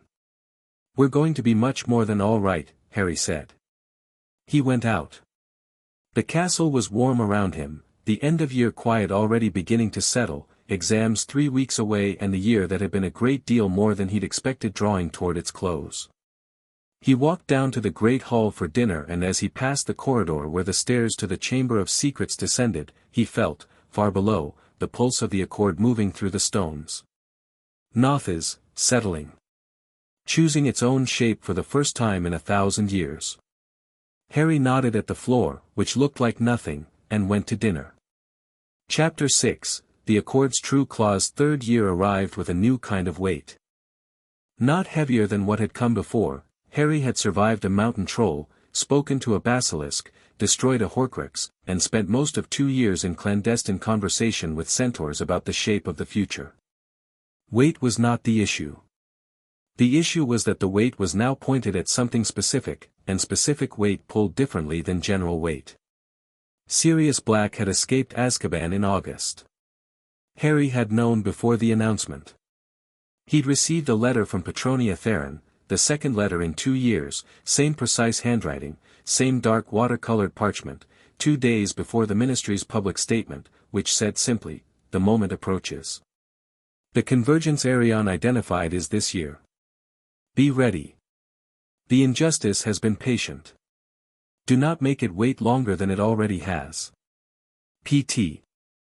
He'd read it at the breakfast table at Privet Drive, his last summer there, he'd decided, by the method of simply deciding, the blood protection held until he was 17 and he understood the logic of it, but the Dursleys had achieved something very close to peaceful coexistence by that point, which was less a warmth than a successful management of mutual indifference. And put the letter in the accord book and started working out what he knew. What he knew was this: Sirius Black had been in Azkaban for 12 years without a trial. He had been assigned guilt for 2 crimes, the betrayal of James and Lily Potter to Voldemort, and the murder of Peter Pettigrew and 12 Muggles in the street outside, and sentenced without a hearing. The second crime, Harry had established through careful research, was physically impossible in the way the Ministry's account described it. The killing curse killed 1 person per cast. 12 Muggles did not die from 1 curse. The explosion that killed them came from something else, a wand, yes, but not Sirius Black's. He'd found Pettigrew's name in the Marauders map that Fred and George had given him in second year with the conspiratorial glee of people bestowing a family heirloom. The map showed every person in Hogwarts by name. In third year, in the Gryffindor boys' dormitory, a name appeared on the map every night that had no face attached to it. No person visible. Just a name, in the space near Ron's bed. Peter Pettigrew. A man dead for 12 years. A man that Scabbers the rat had been for 12 years. Harry had sat with this knowledge for 2 weeks before the beginning of term, turning it, understanding what it meant. Pettigrew was alive. Which meant Sirius Black had not killed him. Which meant the murder charge was fabricated or wrong, and the ministry had either known this or not cared to check, and either way a man had spent 12 years in the worst prison in the world for crimes he did not commit. The Accords Clause, what was wrongly taken must be returned. Judge of Magical Law. In cases of conflict between written human law and the Covenant's intent, your ruling is final. He'd told Ron and Hermione on the train to Hogwarts, laying out the full picture, Pettigrew, the map, the false conviction, and Ron had gone through several shades of white because Scabbers was Ron's rat and had been for years, and the idea that Scabbers was a man was viscerally, personally wrong in a way that made Ron quiet in a particular way that Harry recognized as the quiet of someone keeping a very strong reaction contained. Hermione had immediately started listing what evidence they'd need. This was why he told them both at the same time. We need Pettigrew himself, she said. That's the anchor. The map proves he's alive, but the map isn't admissible in any formal proceeding, it's a school object of uncertain provenance. She was already in the mode she got into when a problem had clear parameters, organized, fast, pulling threads. We need to catch him in his human form. On record. With witnesses. And then? Ron said carefully. Then we take it to the Wisengamot, Harry said. They both looked at him. Harry, Hermione said. We're 13. I know, Harry said. But the Accords Clause gives me standing as judge of magical law. I've been building toward using it since first year. Bain said the convergence was this year, a moment of institutional instability where the ministry's authority has a crack in it. He paused. Sirius escaping Azkaban is the crack. Nobody's ever escaped Azkaban before. The ministry is panicked, which means their defenses are down in the places they usually protect. They're looking outward for the threat. We walk in from a direction they're not watching. Ron absorbed this slowly. You're going to go to the Wisengamot. I'm going to demand a hearing for Sirius Black, Harry said. On the grounds that his original conviction violated the fundamental covenant of magical law. No trial. No hearing. No representation. That's not ministry procedure, that predates ministry procedure. That's the accord.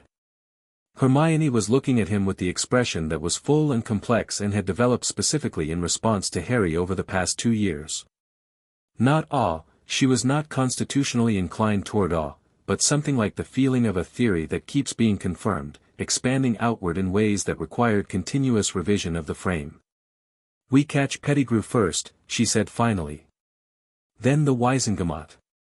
In that order, Harry agreed. Do you have a plan for catching a man who's spent 12 years as a rat? Harry looked at Ron. Ron looked out the train window for a long moment. His jaw was doing the thing it did when he was making a decision that cost him something. I can keep Scabbers in my pocket, he said. Until we're ready. He won't run if he doesn't know we know. He might already know, Harry said carefully. He's been living with a wizard family for 12 years. He's aware. He doesn't know you've seen his name on the map, Ron said. And he won't, as long as nobody tells him. I'll keep him close. His voice was flat and controlled, and underneath it something that was not quite anger, something more like the precise feeling of betrayal, personal and clear, at the rat he'd carried in his pocket for 3 years. Just tell me when. Soon, Harry said. I'll know the right moment. The train rolled on, and the moors went dark outside, and the Thestrals Harry could see pulling the carriages, had been able to see since he first arrived at Hogwarts, which told its own story about what he'd witnessed as an infant, moved through the night with their quiet black grace. Remus Lupin was the best defense against the dark arts teacher Hogwarts had seen in at least a decade, possibly longer, and Harry decided this within the first 2 lessons. The man taught the way McGonagall taught, from inside the subject, from genuine understanding, without the gap between what he knew and what he showed. He made the lesson's material feel like it had weight and consequence, not because he performed that weight but because he carried it himself, visibly, in the specific way of someone who has met the things on the curriculum in non-academic contexts. He was also, Harry noticed immediately, someone who looked at Harry with a particular quality. Not the Dumbledore quality of someone managing a complex awareness. Something more personal. Lupin's eyes went to Harry, and in them was something that lived between grief and recognition, and it told Harry that whatever connection existed between Lupin and the Potters was real and unresolved. He didn't push it. He let it breathe, the way Arion had taught him to let important things breathe rather than rushing them. The connection would surface in its own time. What he did push was the curriculum. The third lesson, Lupin had them working on boggarts, each student facing their worst fear made manifest, the solution being laughter, the incantation ridiculous. It was a good lesson because it was experiential rather than theoretical, and because it required each student to know something true about themselves, which was harder than knowing something true about a textbook. The boggart moved through the class. Parvati Patil faced a bandaged mummy. Neville faced, to no one's surprise who had watched Snape operate over 2 years, Snape himself, dressed in his grandmother's clothes by the incantation, which produced the room's best laugh and a satisfaction from Harry that was less about the joke and more about watching Neville's face in the aftermath, the moment of genuine delight that came from having succeeded at something scary. The boggart came to Harry. It shifted. Then it did something Harry had never seen a boggart do, it paused. It held the in-between state for 3 full seconds, the shapelessness of something that was trying to find the right form and experiencing difficulty. Harry waited. The boggart settled into the form of a hand, not a whole person, not a place. Just a hand, Lily Potter's hand, the one that had been outstretched in the image Harry had pieced together from descriptions over the years, from the fragment of that night he carried like a dream he'd half forgotten. The hand reaching out to stop something that couldn't be stopped. Harry looked at it. He felt the weight of it land in his chest, the genuine, real weight, not fear but grief, and grief was not the same thing as what a boggart needed to work with. Fear ran from its object. Grief moved toward it, wanted to stay near it, was incompatible with the boggart's mechanism in a way Harry had not expected. He said the incantation. The hand became a small, ridiculous thing, a glove, oversized, thumbs-upping comically, and the room laughed, and the boggart moved to the next student. Lupin was watching him when he stepped back. Harry met the look. Not challenging. Just, acknowledging.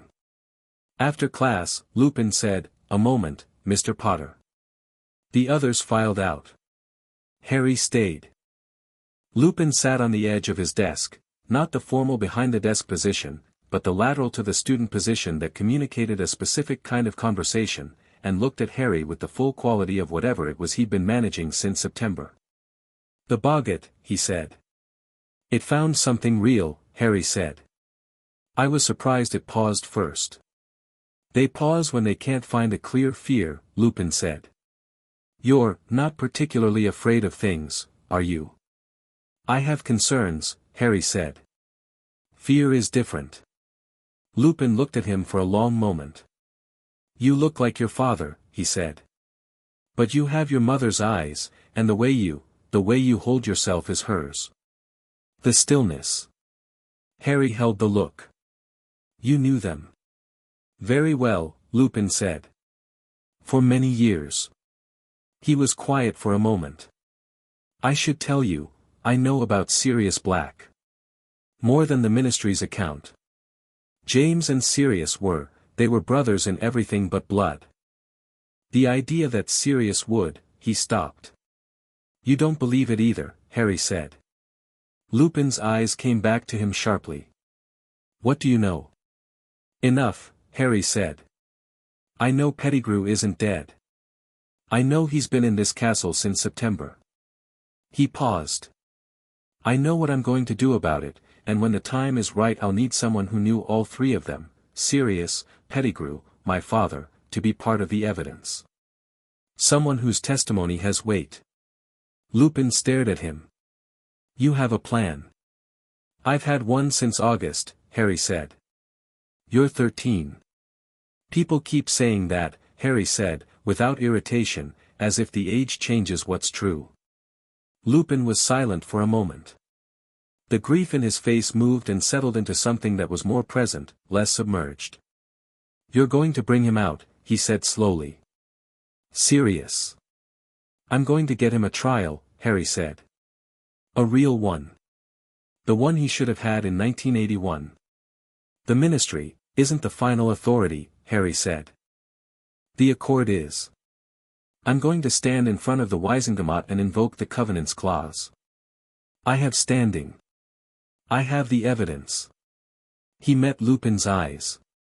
I need witnesses. You would be one. Lupin looked at him, the full look, the one that had the personal weight and the professional weight and the weight of someone who had spent 12 years believing something was gone that turned out to be, in a different form, still present.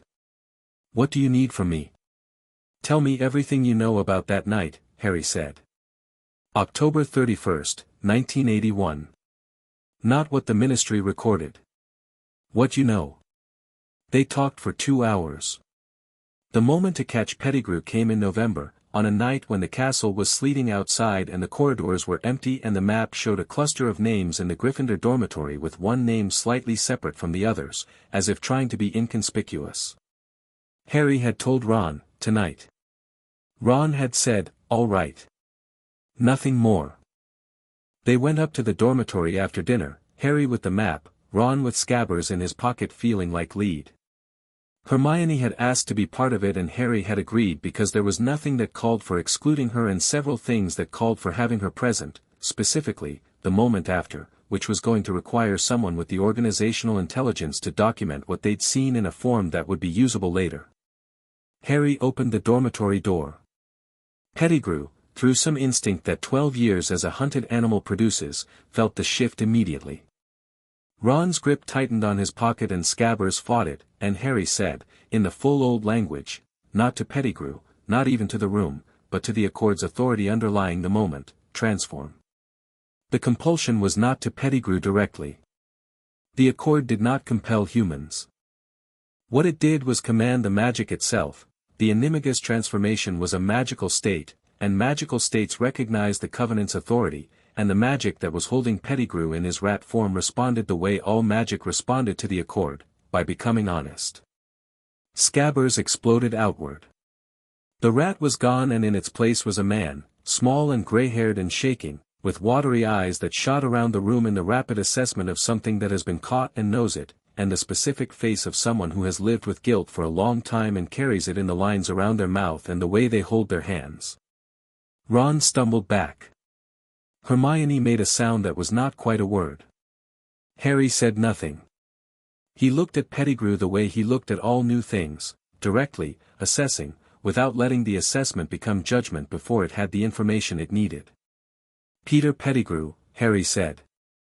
Pettigrew opened his mouth, to deny, to run, to do one of the several things that cornered people did, and Harry said, still in the same level tone, don't.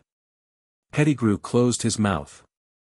You've been alive for 12 years while Sirius Black sat in Azkaban for your crimes, Harry said. I know this. My friends know this. In a short time, the Wiesengemot will know this. What happens to you next depends somewhat on the choices you make in the next 10 minutes. He paused. I'm not asking you to do anything except be what you are, which you already are, for the first time in 12 years. That part's already done. Pettigrew was shaking. The shaking was real and significant and Harry watched it without the cruelty of dismissing it but also without the sentimentality of letting it redirect the conversation. He'll kill me, Pettigrew whispered. When he comes back, he'll, Voldemort, Harry said. Pettigrew flinched at the name so hard his whole body jerked. Don't, I need you to understand something, Harry said, and his voice was the same, still and level, the voice of someone who has all the time in the world and is choosing to spend it on this. You have spent 12 years afraid of one person. There is someone in this room who is not afraid of that person and who has more authority in the magical world than he does. What I'm offering you is the possibility of a different arrangement. Pettigrew stared at him with watery eyes. Give your testimony to the Waisengamot, Harry said. Tell the truth about what you did and what happened. In exchange, you receive the protection of the Accord. Not immunity from your crimes, I can't give you that and wouldn't if I could. But protection from Voldemort specifically, and a fair hearing rather than a cell. The Accord, Pettigrew said, with the tone of someone who has heard the word in the way you hear words that don't touch down into anything real. The Covenant of Magical Creatures, Harry said. Old magic. Older than the Ministry. Older than Hogwarts. He reached into his inner pocket and opened the Accord book and held it out, open to the seal, and the deep reddish gold glow of it pulsed in the dim dormitory light. Pettigrew's eyes fixed on it. And underneath the fear, underneath the watery desperation, something moved in his face that Harry had seen before in very different circumstances. He'd seen it in Notha's eyes, gold-bright and settling. He'd seen it in Neville's face the moment the boggart became funny and the shame lost its grip. The look of something that had been under pressure for a very long time, recognizing, with profound animal relief, that the pressure had changed. Not gone. But changed. He won't, the Accord, Pettigrew said, with difficulty. It's really, you're really, I'm really, Harry said. A long pause. Pettigrew sat down on Ron's bed because his legs stopped working, and he put his face in his hands, and the sound he made was the sound of someone crying that has been held in for 12 years and finally found the moment to release, and it was not a dignified sound but it was real, and Harry let it be real, and Ron and Hermione stood very still and let it happen. When it was over, Pettigrew wiped his face with his sleeve and looked up at Harry. What do you need me to do? Write it down, Harry said. Everything. Hermione is going to help you structure it into something formally presentable. Tonight. Hermione pulled a notebook from her bag, because of course she'd brought a notebook, and sat down. The letter to the Ministry arrived the next morning. Harry wrote it himself, at the desk in his dormitory at 5 a.m, in the formal language of the Accord's authority that Petronia Theron's letter had modeled and that the hidden clause specified for official invocations. It was not a request. It did not ask for a hearing. It notified the Waisengamot that a ruling was forthcoming under the Covenant of Magical Law regarding the detention of Sirius Orion Black, and that the Accord's appointed judge would present that ruling in person at a date to be specified, and that the institution was expected to convene and receive it. He signed it with his name, and below his name the symbol from the Accord's cover, the 8-pointed circle, the crown flame at the center, in the same reddish gold ink that the Accord used when it showed the seal. The ink appeared when he set his wand to the page and asked for it, which was new but not surprising. He gave it to Hedwig, who took it with the severity of a bird that understood the weight of correspondence and would not be the one to compromise it. Then he wrote a second letter, to Dumbledore, 3 sentences long. I'm invoking the Accord's judicial clause regarding Sirius Black. I have Pettigrew's testimony in written and witnessed form. I'll need your support in the chamber, not to argue the case, I'll argue it, but to confirm for the Waisengamot that the evidence has been vetted by the school. Dumbledore's response came before breakfast. I'll be there, it said. And then, below, I have been waiting for someone to do this for 11 years. I am ashamed it was not me. Harry read it twice. He set it aside and went to breakfast, and when the Ministry's response arrived mid-morning, faster than he'd expected, which told him the letter's arrival had produced exactly the disruption he'd intended, it was written in the stiff formal language of an institution dealing with something it didn't have a procedure for. The Waisengamot would convene. December 15th. Attendance was requested, the letter said, which was what the Ministry wrote when it meant required but wasn't sure of its own ground. Harry folded the letter. December 15th, he told Ron and Hermione at lunch. Ron set his fork down. That's 3 weeks. Enough time to prepare the presentation, Hermione said immediately.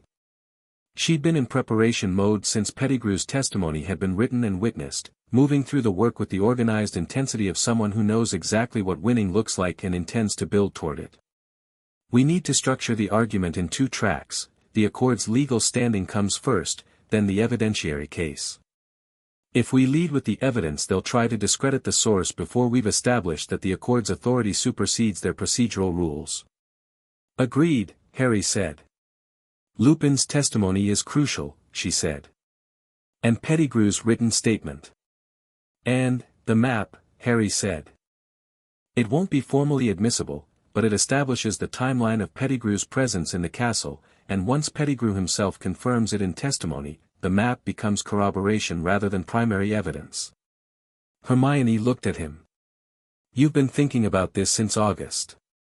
July, actually, Harry said. He thinks about things, Ron told his plate, with the tone of someone who had accepted this as a feature of his closest friendship. Neville, who had been listening from across the table with the focused attention he developed over the past 2 years of sitting near Harry in various situations that required it, said quietly, "Is there anything I can do?" Harry looked at him. Neville had grown into himself over 2 years in a way that was not dramatic but was real. The posture was different, the baseline anxiety lower, the tendency to apologize for his own existence dramatically reduced.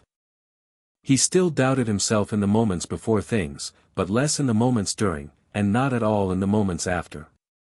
Progress, in the direction that mattered. Yes, Harry said. I need someone at Hogwarts who can maintain normalcy while we're at the Ministry. The younger students will notice if several people are gone, and I'd rather not have it become a thing. I can do that, Neville said. I know, Harry said. That's why I'm asking you. Neville straightened. Not performing it. Just, straightening. Luna appeared at the end of the table, sliding in beside Neville with the gentle, unself-conscious ease she brought to all her movements, and set her copy of the Quibbler down with an article prominently displayed that appeared to be about the Ministry hiding information regarding something called the Rotfong conspiracy. The Ministry is going to be very embarrassed, she said, to no one specifically, looking at the ceiling. I've been reading about it in the movements of the Raxperts. They've been very agitated near anything with Ministry seals for 2 weeks. Harry had learned not to respond to the Raxpert observations the way most people did, with the combination of affection and dismissal that managed to condescend to Luna while thinking it was being kind. He'd noticed, over 2 years, that Luna was wrong less often than her framing suggested, and right in ways that didn't always arrive through the expected channels. What does Raxpert agitation near Ministry seals mean? He asked seriously. Luna considered. Usually that something true is pushing against something false, she said. And the space between them is getting smaller. Harry nodded. That's accurate. Luna smiled at the ceiling. I know, she said. I usually am. December 15th was grey and cold, the kind of cold that London does specifically in winter, a damp chill that gets into things rather than sitting on their surface. Harry arrived at the Ministry of Magic with Dumbledore, Lupin, and Hermione. Ron had wanted to come and Harry had let him, because Ron's presence was not logistically necessary but was personally the right call, and he'd gotten better at not sacrificing the personally right call to the logistically optimal one. And they were met in the atrium by 2 Ministry officials who had the look of people executing a duty they were uncertain they understood. The Wisengamot chamber was underground, accessible by lifts that descended with a murmur, and when the doors opened on the circular stone room with its tiered seating and the 50-odd witches and wizards in purple robes already assembled, Harry walked in first. He heard the sound the chamber made when he walked in. Not noise. The opposite, a sudden held quality, the collective response of a room full of people who had been told something was coming and hadn't quite believed it until it walked through the door. He was 13 years old and he was wearing his school robes and Dumbledore was behind him but not in front of him, and the 50 Wisengamot members looked at him and in many of their faces he saw the rapid cycling through of, "This is the child." And then, the ones who were old enough, sensitive enough, who had been in the magical world long enough, something shifting underneath that, something that recognized what he carried even if it couldn't name it. Cornelius Fudge was at the center bench. The Minister for Magic was a round-faced man with an impressive bowler hat that he was fiddling with in the specific way that nervous people fiddle with props, and his eyes when they found Harry were doing several things at once: the political calculation of someone assessing threat, the personal discomfort of someone encountering something he didn't have a category for, and underneath both, the ministry's institutional fear, formless and deep. "Mr. Potter," Fudge said, with the careful warmth of a man who had decided warmth was the correct opening move. "We received your correspondence." "Good," Harry said. He walked to the center of the chamber floor, the space that was traditionally occupied by the accused. "Shall we begin?" "There are procedures," Fudge said. "Standard opening, the Accord's judicial clause supersedes procedural openings," Harry said.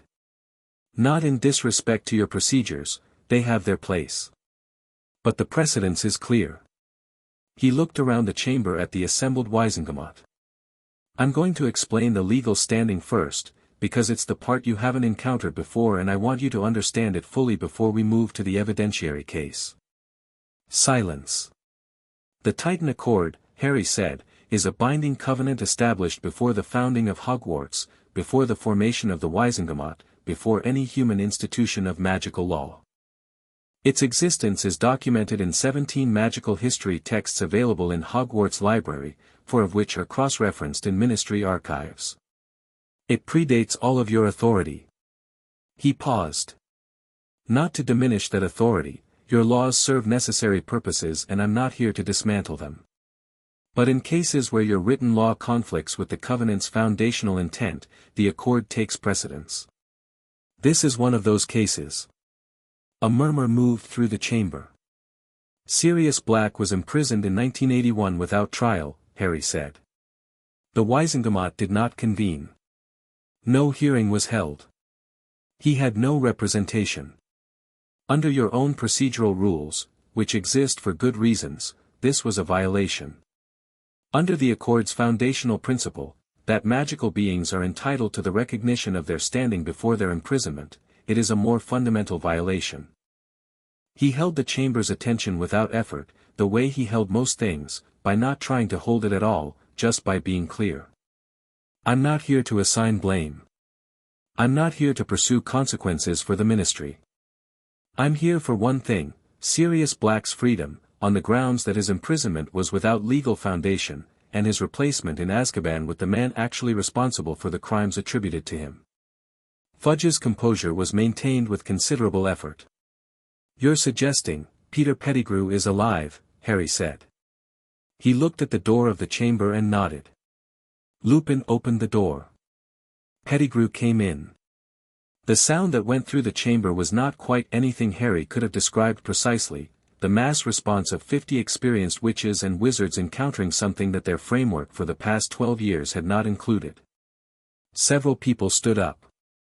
Someone said impossible and someone else said that's, and someone said nothing but made a sound. Pettigrew walked to the center of the chamber floor and stood next to Harry and shook, and Harry said quietly, without looking at him, "You're all right," and Pettigrew straightened by a fraction and stood. "Peter Pettigrew," Harry said to the chamber, "has provided a written testimony, witnessed by myself, Hermione Granger, Ronald Weasley, and Remus Lupin. I will now read relevant sections." He read. He'd worked on the presentation with Hermione for 3 weeks, the two of them at the library table every night after dinner, and the result was clean and organized and moved from point to point with the logical necessity of an argument that had been built correctly from its foundation rather than backwards from its conclusion. The facts came first. The context came second. The implications came third. And all of it was anchored in the testimony of the man standing in the center of the room, who confirmed each point when Harry paused, in the shaking voice of someone who has been carrying something for 12 years and is finally setting it down. Fudge tried to interrupt twice. Harry let him finish both times and then addressed the interruption and moved on, not with the combative energy of someone defending their position but with the patient clarity of someone who is simply correct and knows it and doesn't need the audience to feel the combat. An older witch in the second tier, gray-haired, sharp-faced, with eyes that had been watching Harry since he walked in with the specific attention of someone who knew something about what they were seeing, leaned forward. Mr. Potter. The Accord's judicial authority, you're claiming it supersedes this chamber's jurisdiction. In matters of foundational magical law, yes, Harry said. Can you prove that standing? She said. Not hostile. Genuinely asking. The distinction mattered. The standing is proven by its own activation, Harry said. The covenant seals to an individual. If I claimed it falsely, it wouldn't respond. He reached into his pocket and opened the Accord book, right there in the chamber, and the seal on the page pulsed with the reddish-gold glow, slow and rhythmic and unmistakable, and he held it open for the chamber to see. The book is the record. The seal is the activation. Both are visible. The chamber went very quiet. The gray-haired witch looked at the pulsing seal. Her expression was the between stars quality, the quality of someone who had studied old magic long enough to recognize it. Madame Longbottom, she said, to no one specifically, the name apparently her own identification, acknowledges the Accord standing as presented. Several others followed. Not all of them, 3 members of the chamber were conspicuously silent, and Harry noted them and filed them. Lucius Malfoy was one, sitting in the upper tier with an expression of controlled fury that he wore the way some people wore suits. They hadn't spoken yet. This conversation was coming, and Harry knew it, and he let it approach. The ruling, Harry said, when the acknowledgements had settled, is as follows. Sirius Oran Black is to be released from Azkaban immediately and without condition, on the grounds that his imprisonment was without legal foundation under both wizarding procedural law and the Accord's covenant. Peter Pettigrew is to be taken into ministry custody to face formal charges under standard wizarding procedure. He looked at Fudge directly. I expect both of these actions to be completed within 48 hours. The Accord's ruling does not have an appeals process.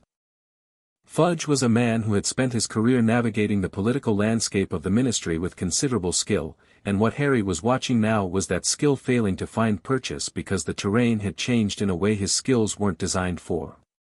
He looked at Dumbledore, who was sitting quietly in the observer's gallery and who gave Fudge a look that said, plainly, this is not something I orchestrated, and this is not something you can maneuver around. The logistics, Fudge started. 48 hours, Harry said. Minister. Fudge looked at him. Harry looked back.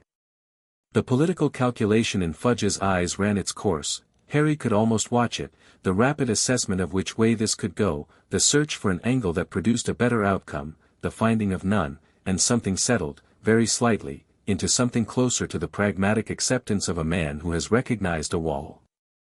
48 hours, Fudge said. Then Lucius Malfoy stood up. He was a striking person in the way that certain people who have organized their entire existence around the performance of power become striking, the long silver blonde hair, the cane with the snake's head handle, the robes that were expensive in a way that was supposed to communicate not just wealth but a certain claim on the fabric of things. He looked down at Harry from the upper tier with the expression of someone who has been watching a long match and has calculated the moment to intervene. I have questions, he said, to the chamber rather than to Harry, which was a choice that told Harry something about his strategy. Then ask them, Harry said. Malfoy's grey eyes came to Harry then, and they were intelligent and cold and had behind them the specific quality of someone who has thought about this moment for a long time. The Accord, he said. You claim ancient authority. You claim the right to override an established institution. You claim to represent something that has not been relevant to wizarding society for, what is it? Centuries. The Accord doesn't need to be invoked to be relevant, Harry said. Gravity is relevant whether you're thinking about it or not. A slight shift in the chamber at the response. Malfoy continued. What you're doing today is not justice, he said, and now the tone dropped, the performance quality, became something more direct, more genuinely felt. What you're doing today is destabilizing an institution that has maintained order in the magical world for centuries. You're a 13-year-old boy with a book that glows, and you're using it to insert yourself into the machinery of legal governance. I'm using it, Harry said, to get an innocent man out of prison. He let that sit. Is that your concern, Mr. Malfoy? That the machinery of legal governance is being disrupted? Or is your concern that the specific way in which it's been used, the exceptions, the accommodations, the people who get trials and people who don't, is being made visible? The chamber was very still. You were a Death Eater, Harry said, in the same level tone. You claimed imperious. That claim was accepted without the depth of scrutiny that Sirius Black's claim of innocence never received. The inconsistency is not accidental and it is not subtle. He held Malfoy's gaze. I'm not bringing charges today. I'm not the Ministry and I'm not here to prosecute. But I am here to tell you, plainly, that the Accord's authority will be used as needed, and the things it turns its attention to will be addressed, and the things that were wrongly taken will be returned.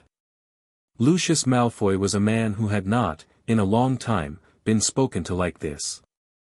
The responses available to him, authority, social pressure, the weight of his family's name, found no purchase with Harry and he knew it, and the knowledge of it moved in his expression. Not defeat. Something more complex. The face of someone who had come into a negotiation expecting a certain kind of opponent and found a different kind entirely. He sat down. Draco, Harry knew, was not in this chamber. He was at Hogwarts, in the library, probably working on his charms essay, and whether he knew where his father was today was something Harry didn't know. What he knew was that whatever Draco made of today, when he heard it, would be a decision point. The thing Harry had said on the train in first year, his reasons for being afraid are not your reasons. Today was another data point in that conversation. The grey-haired witch, Madame Longbottom, Augusta, Neville's grandmother, whom Harry had read about and not previously met, spoke again from the second tier. The Accord's ruling is acknowledged by this body, she said, with the finality of someone who is not asking for consensus but recording what has occurred.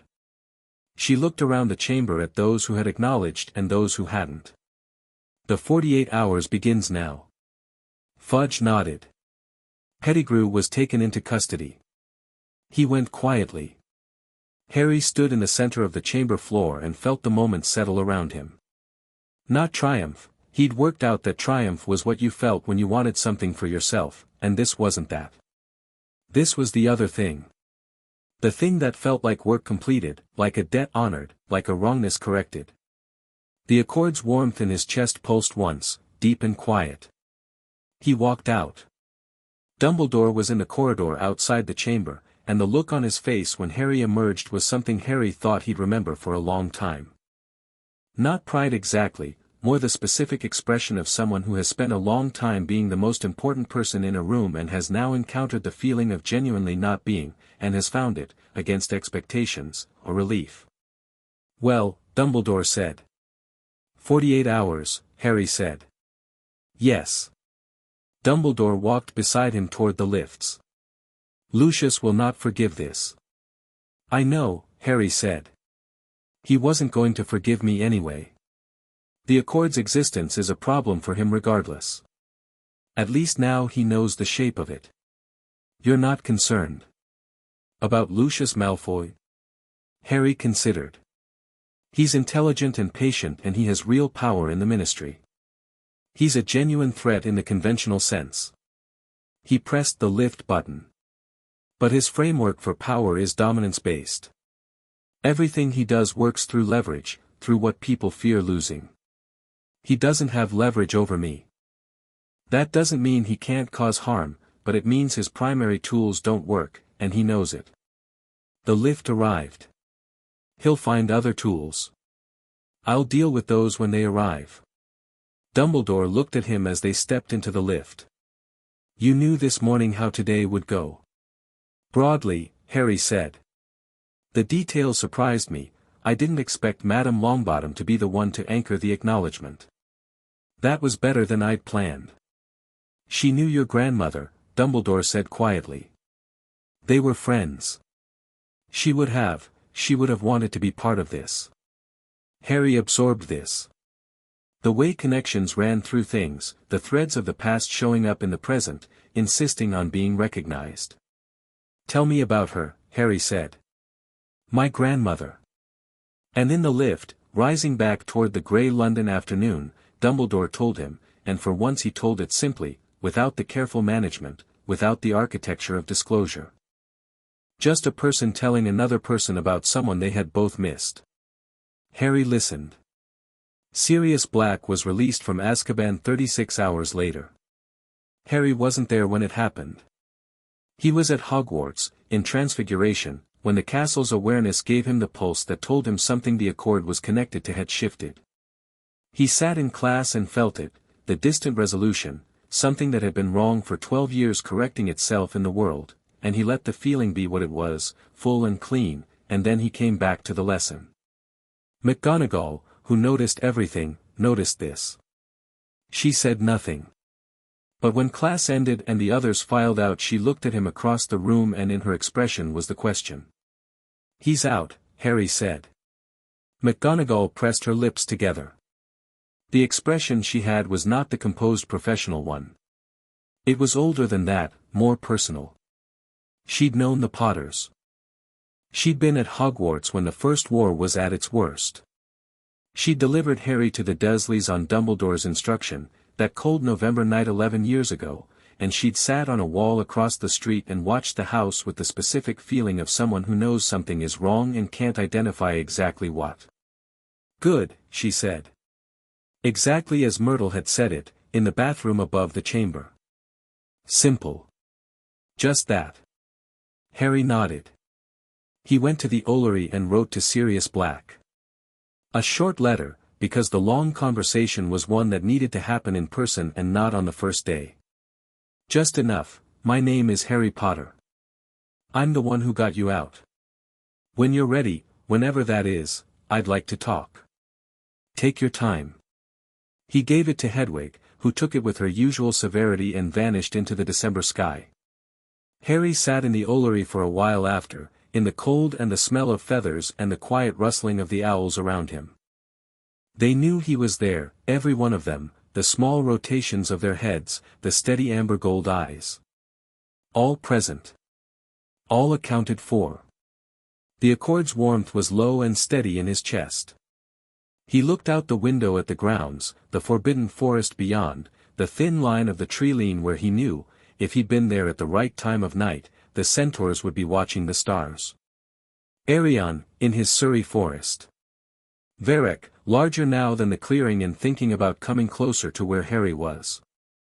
Nothis, in the chamber below, eyes open in the dark. Everything he'd put into motion over 3 years was in motion. The biggest thing was still ahead.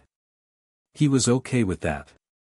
He went back inside where it was warm, and went to the library, and worked. Chapter 7, The Storm That Recognizes No King. Voldemort came back on a Tuesday. Harry knew it before the Ministry did, before Dumbledore confirmed it, before the Prophet ran its first panicked headline. He knew it the way he knew the weather, as a pressure change, a shift in the ambient quality of things, the specific alteration in the accord's pulse that happened when something foundationally wrong entered the world and took up residence in it. The feeling had been building since the Triwizard Tournament began in 4th year, slow and certain, a tide coming in. He'd watched Bartemius Crouch Jr. inside the moody suit with the patience of someone who had learned, from a sphinx, that knowing something and acting on it prematurely were different problems. He'd watched the tournament structure being warped around a specific end point. He'd felt, in the graveyard on the night of the 3rd task, the exact moment when the portkey activated and the world rotated and deposited him somewhere that was immediately, unmistakably wrong. The graveyard. Wormtail, Pettigrew, who had escaped Ministry custody in his rat form 6 months after Sirius's release, which Harry had accounted for as a likely event and had discussed with Dumbledore as a contingency, Wormtail with the cauldron, with Voldemort's shrunken body, with the potion and the bone and the blood. And blood of the enemy, forcibly taken, Wormtail came toward him with the knife. Harry said, in the old language, the full accord authority behind it, "Stop." Wormtail stopped. Not because the accord compelled him, it didn't compel humans. Because the voice of the accord had stopped a mountain troll in its tracks, had stilled a 1,000-year-old basilisk, had been felt by every magical creature on 6 continents, and the magic woven into Wormtail's silver hand, dark magic, Voldemort's magic, magic with its own intention, recognized the Covenant's authority the way all magic recognized it. The hand's compulsion paused. It was 3 seconds. 3 seconds of Wormtail frozen between one step and the next, his face confused by his own stopped motion. Harry summoned his wand from the ground where it had landed, Accio, and was on his feet and cutting the ropes with a diffindo before Wormtail's compulsion reasserted and the hand moved again. He ran. Not away, toward the cauldron, which was the wrong direction for escaping but the right direction for preventing the ritual from completing, because the ritual required the blood of the enemy forcibly taken and he was the enemy in question, and if he could disrupt the sequence before the potion stabilized, Voldemort emerged from the cauldron. Harry stopped. He had thought, over 4 years, about this moment. Not obsessively, he didn't operate by obsession, but he had thought about it the way you think about a difficult problem that you know is coming. He had considered what Voldemort would look like, what he would feel like, what the Accord would do in his presence. He had read everything available about what Voldemort was. He had sat with the prophecy's words and turned them every direction and understood that the phrasing either must die at the hand of the other was not a sentence but a structure, not a direction but a description of what their connection had made inevitable. He had not, despite all of this, been fully prepared for the feeling. Voldemort was wrong. Not in the obvious visible way, though he was that too, tall, skeletal, the flat face and slit nostrils and red eyes of something that had spent decades distorting itself away from its own nature in pursuit of permanence. He was wrong in the deeper way, the way the diary had been wrong, the way the Horcrux in Slytherin's locket had been wrong when Harry had found it in 5th year and recognized it for what it was. The fundamental wrongness of magic forced against itself, of a life extended by fracturing the thing that made it a life. The Accord recognized it immediately. The pulse in Harry's chest responded to Voldemort the way a compass responds to true north, not toward him, but oriented by him, aware of exactly where he was in relation to everything that was supposed to be.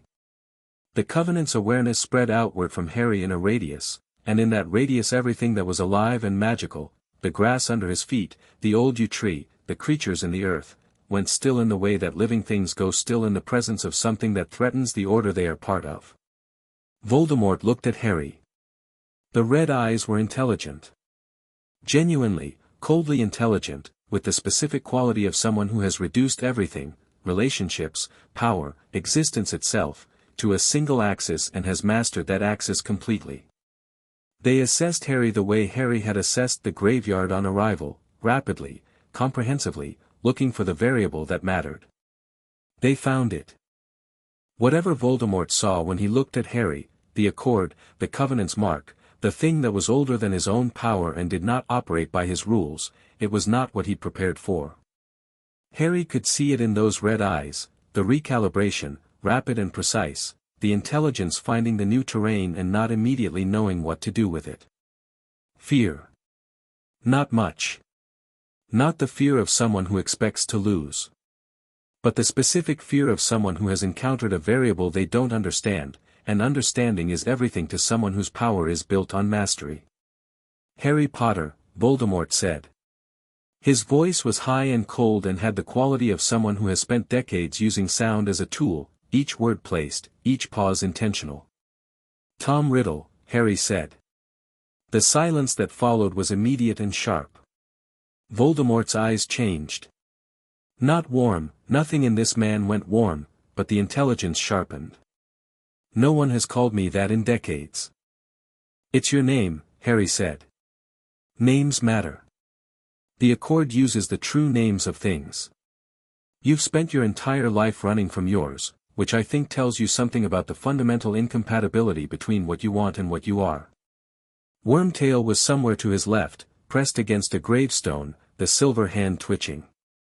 Death Eaters were materializing from the darkness in a wide circle, summoned by the dark mark, arriving with the sound of robes and displaced air, and Harry tracked them in his peripheral vision the way he tracked everything in his peripheral vision, present but not primary. Voldemort raised his wand. You can't kill me, Harry said. I've heard that before, Voldemort said, with the precision of someone who has killed the sources of most challenges to that claim. You made a mistake in 1981, Harry said. When you tried to kill me as an infant. You created a connection between us that you didn't understand and still don't. You're carrying a fragment of yourself inside me, the piece that broke off when my mother's love unmade your killing curse. You felt it the moment you became corporeal again, didn't you? The Accord's pulse. You felt it before you saw me. Voldemort was very still. You've always been afraid of things you can't control, Harry said. That's the foundational fact. Everything you've built, the Horcruxes, the Death Eaters, the decades of work toward immortality, all of it is fear management. Very sophisticated fear management, but fear management. He held Voldemort's gaze without effort. The Accord is the thing you least know how to manage. It doesn't operate by domination or submission. It doesn't care about your power or your name or your immortality. It cares about the Covenant, and the Covenant says that what you've done to magical creatures, to the magical world, to the fabric of magic itself, all of it is going to be answered. Brave words, Voldemort said, and raised his wand, from a boy who stands alone. I don't stand alone, Harry said. He sent the signal. He'd prepared it over the summer, not a spell, not a charm, not anything that worked through wand mechanics. The Accord's call was a specific quality of intention, broadcast through the Covenant's frequency, and what it said was simple, now. The graveyard was outside a small village in the middle of England, surrounded by countryside, by fields and copses and the dark threads of forest stretching in every direction. It was not isolated from the network of magical life that ran through the landscape like groundwater. Harry had known this when the Portkey deposited him here. He had known it because the Accord had told him, in the way it told him things, not as information but as orientation, the sense of what was near and what was connected. The response began at the edges. The owls came first, because they were already flying, because owls are creatures of the night and the night was full of them, and they came from every direction and filled the sky above the graveyard with a vast silent wheeling that blotted out the stars. Then the Thestrals, 7 of them, then 15, then more than Harry could count, their black skeletal wings filling the dark above the owls, moving in tight circles, the visible embodiment of the threshold between worlds. The ground around the graveyard's edge began to move with things smaller, foxes, badgers, the creatures of the English countryside who were not magical in the Accord's formal sense but who were old enough and wild enough to feel the Covenant's call and answer it, filling the perimeter in a line that pressed inward, patient and implacable. And then, from the north, the sound. Even Voldemort's Death Eaters heard it. Harry saw their heads go up, the instinctive tracking of a sound that was large enough to be felt before it was heard, a deep percussion, rhythmic, the sound of wings that were not bird wings, not the papery flutter of bats or the hollow thunder of thestrals but something that moved air in volumes that made the tall grass around the gravestones bend and flatten. Varric descended through the cloud cover and his wingspan was, in the dark, something that the mind measured against the sky and then stopped, because the sky was the only available scale, and he was big enough to need it. He had grown. For years since Harry had last stood beside him in the Surrey forest, and Varric had used those 4 years.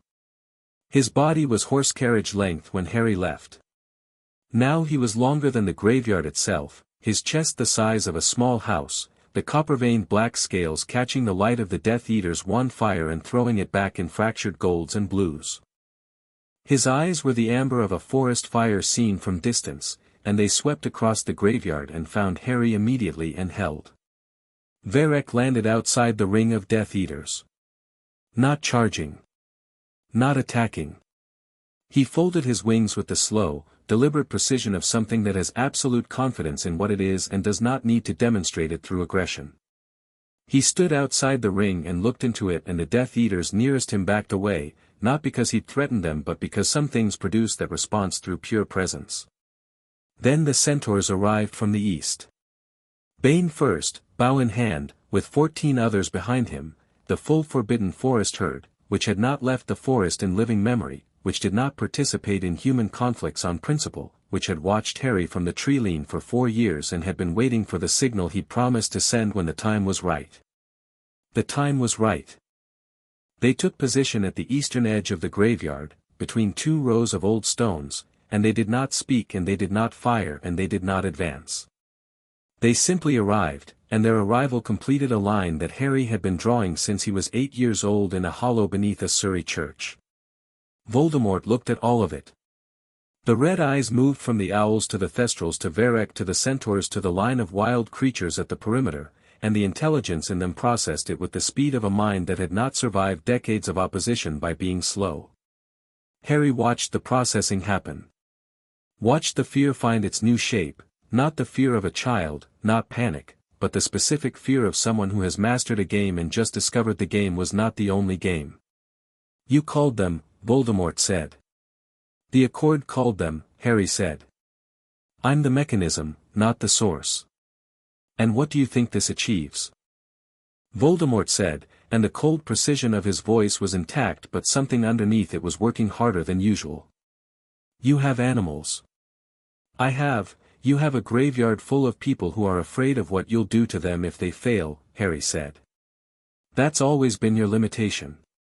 Fear makes loyal soldiers right up until the moment the thing they fear more arrives. Several of the Death Eaters were looking at the sky where Varek's wings still spread slightly, at the owls wheeling, at the thestrals, with expressions that confirmed Harry's assessment. This is the Accord's judgment, Harry said, and now his voice carried the full authority of the Covenant, the old language's grammar underlying the English words, giving them the weight that the clause had described, the judge of magical law, speaking in the capacity the Accord had named. Tom Marvolo Riddle. You have spent 5 decades distorting magic, breaking the fundamental covenant between magical life and the world it exists in, committing acts against creatures and humans and the fabric of magic itself that the Accord names as violations of the original agreement. He paused. You have 6 Horcruxes left. The diary is gone. The locket is gone, we found it in 5th year. The diadem is gone. That leaves 3. He watched Voldemort's face and the confirmation was there, the fractional response that told him the count was right. The ring, Nagini, and one more I haven't identified yet. You know what I can do to Horcruxes. You felt the diary go. You felt the locket go. You've known since 5th year that your anchors are being removed, and you've been racing toward this night because you thought that if you could remake your body fully, reclaim your power fully, you could stop what's coming. Voldemort said nothing.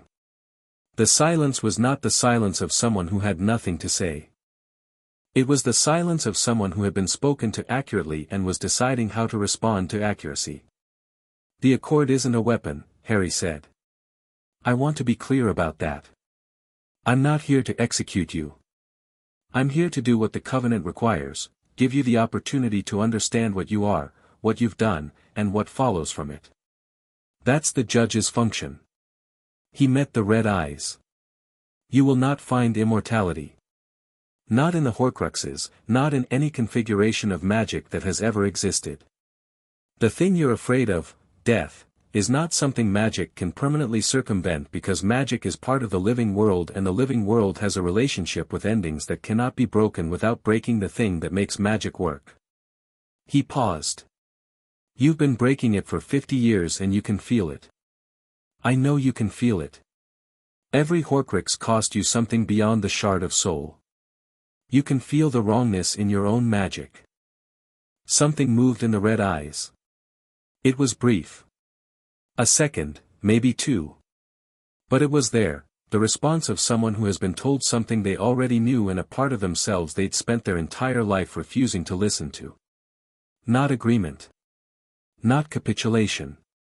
But the involuntary response of a truth landing, even in someone who had built their entire existence around the avoidance of a specific truth. Then it closed. The red eyes went back to cold and Voldemort raised his wand and said, Avada Kedavra, with the precision of someone who has spent 50 years deciding that the alternative to mastery is death and means every word.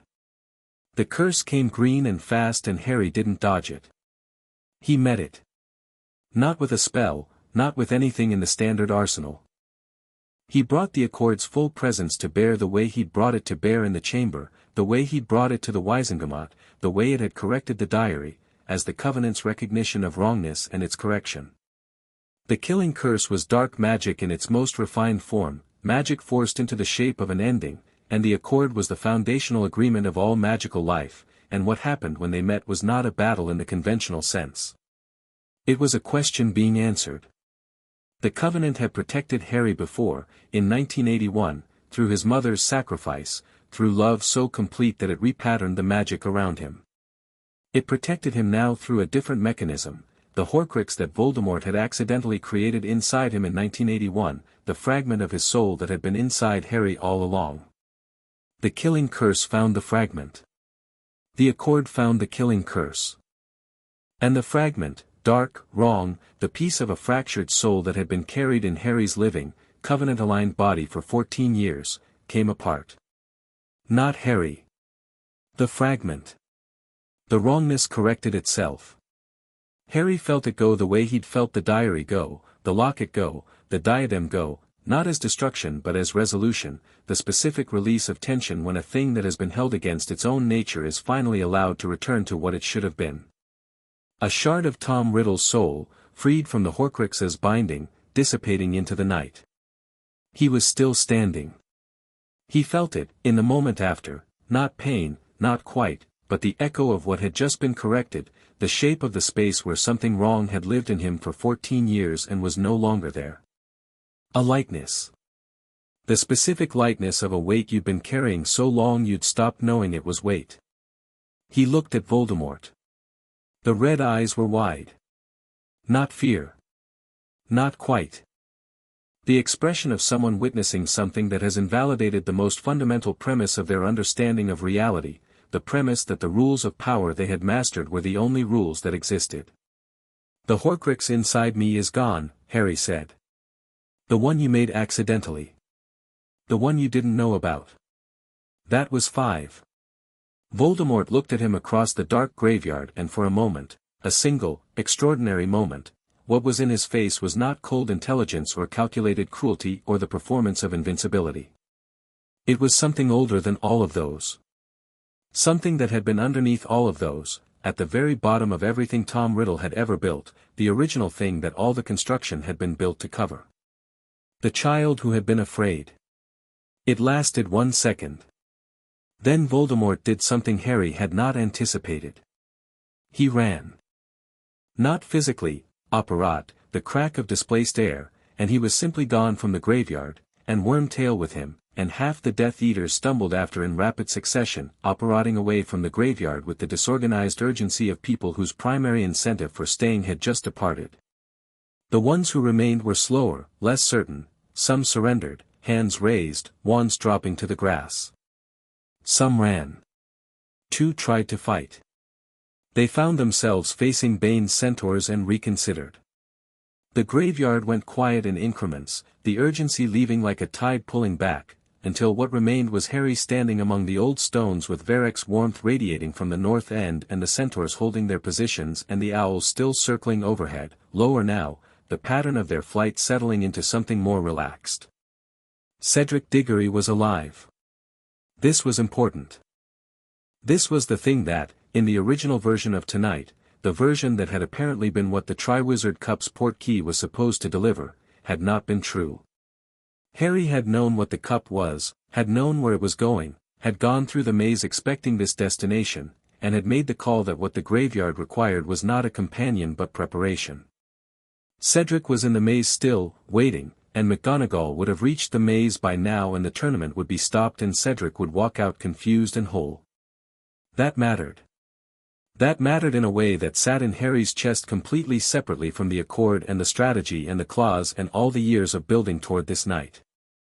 It mattered because Cedric was 17 and decent and had not deserved to be a prop in Voldemort's resurrection, and the fact that he wasn't was the most plainly good thing about tonight, the thing that had nothing to do with power or covenants or the sweep of magical history.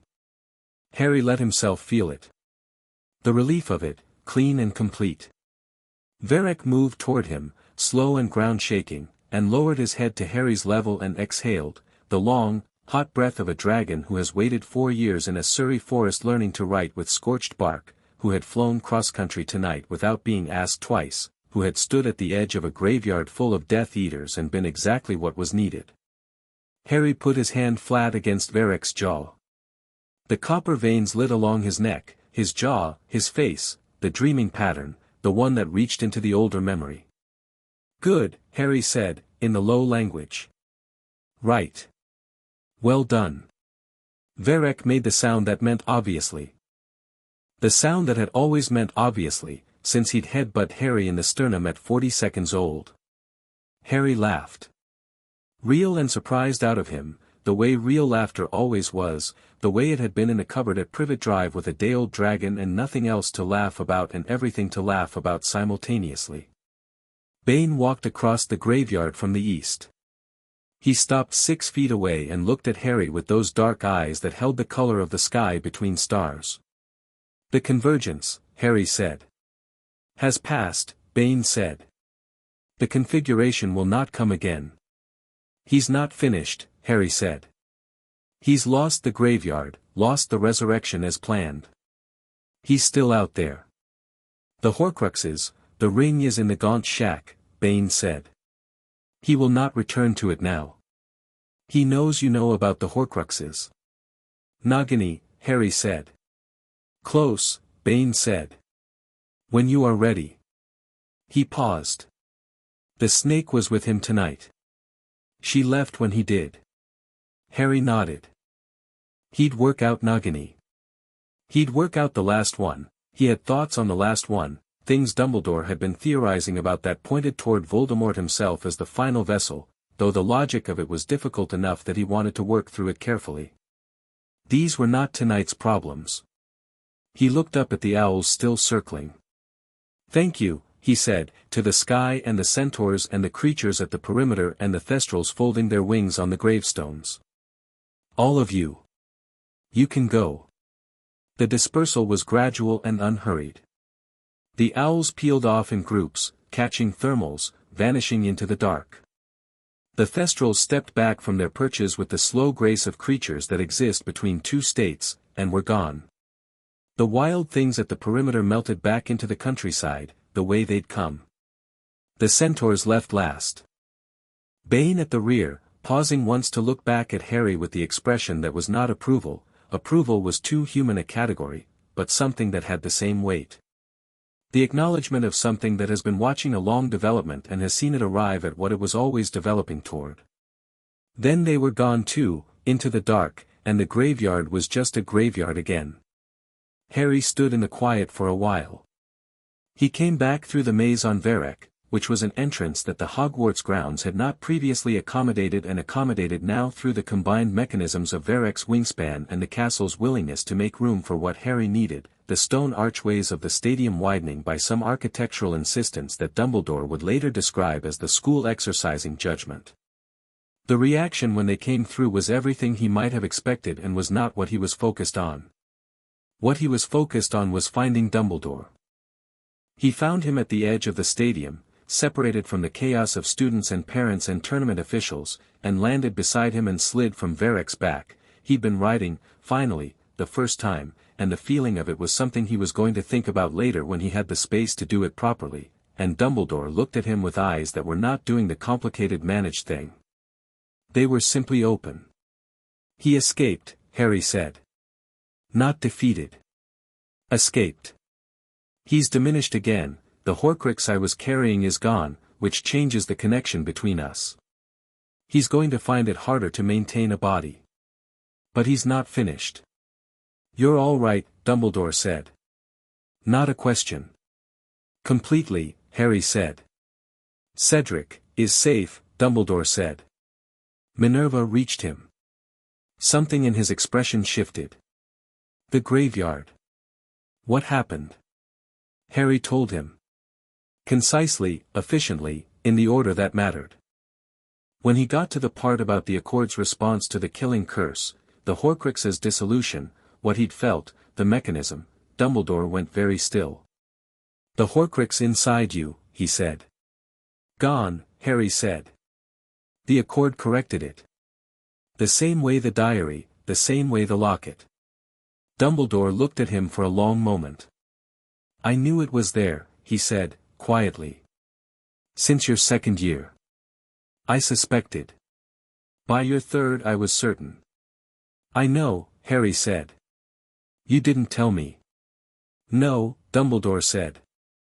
I was afraid of what the knowledge would do to you. How it would change. It would have been fine, Harry said. Not angry. Not even entirely that, it was more complicated than simple. I understand why you didn't. But I would have been fine. I know that now, Dumbledore said. I knew it, in some part of myself, and didn't trust the knowing enough. The honesty of it was worth receiving. Harry received it without holding the withholding against him, which was the choice he'd made about Dumbledore years ago and which he stood by, imperfect person, genuine heart, occasionally failing the people he loved in the specific way that very intelligent people failed them, by thinking too much and trusting not quite enough. The ring, Harry said.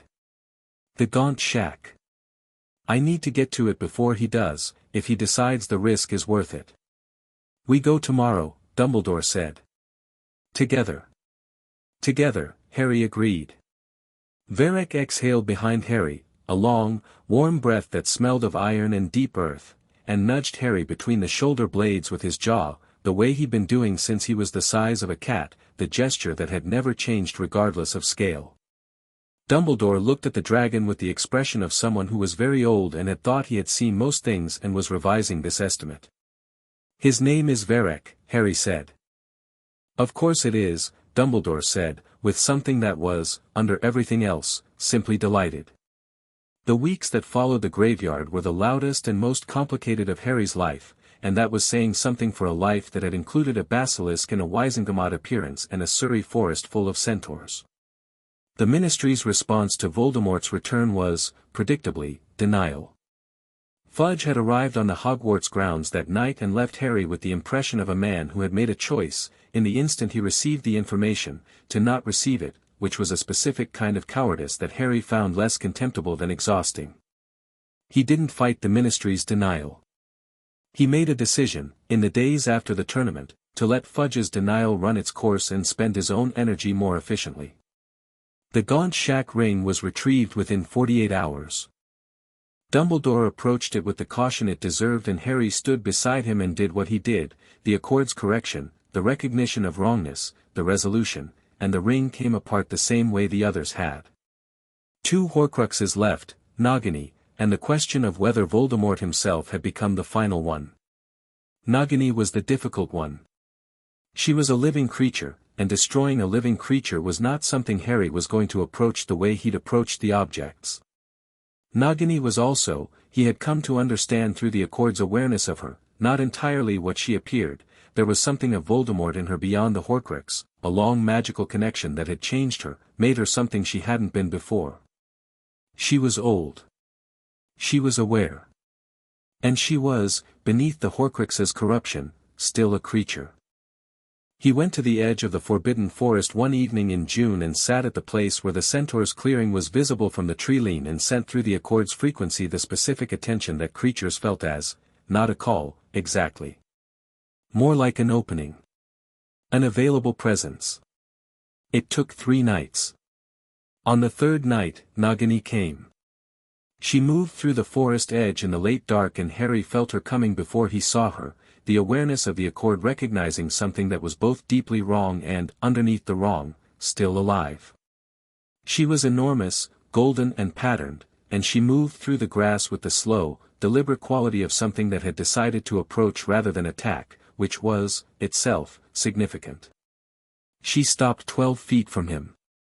Harry looked at her without the usual caution around Nagini that everyone else employed. Not recklessly, he was always aware of what she was, but without the fear that would have closed the conversation before it opened. He spoke to her in the old language.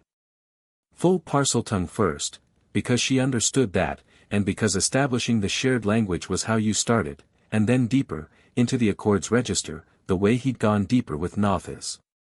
He said, I know what you're carrying. I know it's not yours. I know it's been in you for decades and I know what it cost. Nagini was very still. I'm not going to pretend what happens next is easy, he said. The thing inside you, it's a piece of the man who put it there. And the only way to free you from it is to unmake that piece. It will change you. I don't know what you'll be after. I can't promise you what you'll be after. He paused. But you'll be what you actually are, without what was forced into you. That's the Accord's word. The silence from Nagini was long and full, and Harry let it be both of those things. Then she moved forward. 3 feet. She stopped. It was not consent in the human sense. It was something older than consent, the specific movement of a creature that has made a decision in the deepest part of what it is, where decisions are made before thought catches up to them. Harry put his hand on the ground between them, palm flat. Nagini put her head on his hand. The Horcrux came apart slowly. It was the hardest of them, not because Nagini resisted, but because the wrongness in her was older and more integrated, the decades of Voldemort's connection having wound through her the way ivy winds through an old wall, and the Accord had to find the distinction between what was Nagini and what was the fragment, and in a living creature that distinction was fine and required everything Harry had. It took almost an hour. When it was done, he sat on the ground in the forest dark and breathed, and Nagini lay beside him still and quiet, and the wrongness was gone from her the way wrongness goes when it's corrected, completely, leaving only what was real. She stayed for a long time. Then she moved away, back into the forest, without turning back. Harry sat for a while longer. 6, he said to the Accord's awareness, to the pulse in his chest that had been with him since the hollow beneath St. Jerome's church. 6 gone. The warmth answered. Steady. Present. He knew what the 7th was. He'd worked it out across 5 years of accumulating evidence, across Dumbledore's memories and the Pensieve, across the Accord's own testimony about the quality of Voldemort's magic. The 7th was Voldemort himself, not a separate Horcrux object but the man's own body, which had been rendered so thoroughly into a vessel of preserved dark magic that the distinction between what was Tom Riddle and what was the final Horcrux was nearly philosophical. Nearly. Not entirely. There was still something human in there. The glimpse in the graveyard, the 1 second, the child underneath the construction. The Accord had felt it the way it had felt the living creature in Nagini beneath the corruption. Not much. Not enough for the man to save himself. But enough for the resolution to work. He went back to the castle and slept for 12 hours. The final confrontation happened in June of 5th year, in the Department of Mysteries. Not the version where a group of teenagers were lured there by a false vision of Sirius in danger. Sirius was alive and free and had been living in Grimmauld Place since his release, and Harry had been to Grimmauld Place 6 times in 2 years, and the relationship between them was the complicated, slowly warming thing it should have been. 2 people who had each lost the same people in different ways, finding out what they meant to each other without the pressure of urgency. But the version where Harry walked through the Ministry's corridors voluntarily, with Sirius and Lupin and McGonagall and Dumbledore and a dragon waiting outside on the atrium roof, because Voldemort had made the decision that the prophecies room was the answer to what he didn't understand. He was wrong about that, and Harry needed him to understand why. Voldemort was in the atrium when Harry arrived. Not because he'd been lured there, because Harry had sent a message through channels Voldemort still monitored, a deliberate invitation, the message structured in the way the Accord's authority structured official communications: "You know where to find me. Come to the place that holds your prophecy. We finish this."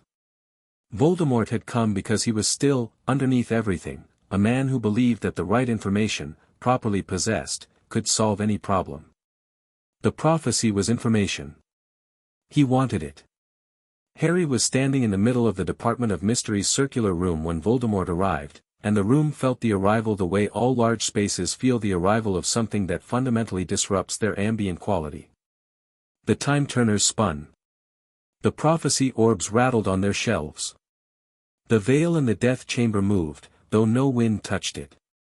"You invited me," Voldemort said. "I did," Harry said. "Why?" "Because you've been operating from the assumption that the prophecy tells you something you need," Harry said. "And I wanted you to understand it fully before we finish." Voldemort's red eyes were alert.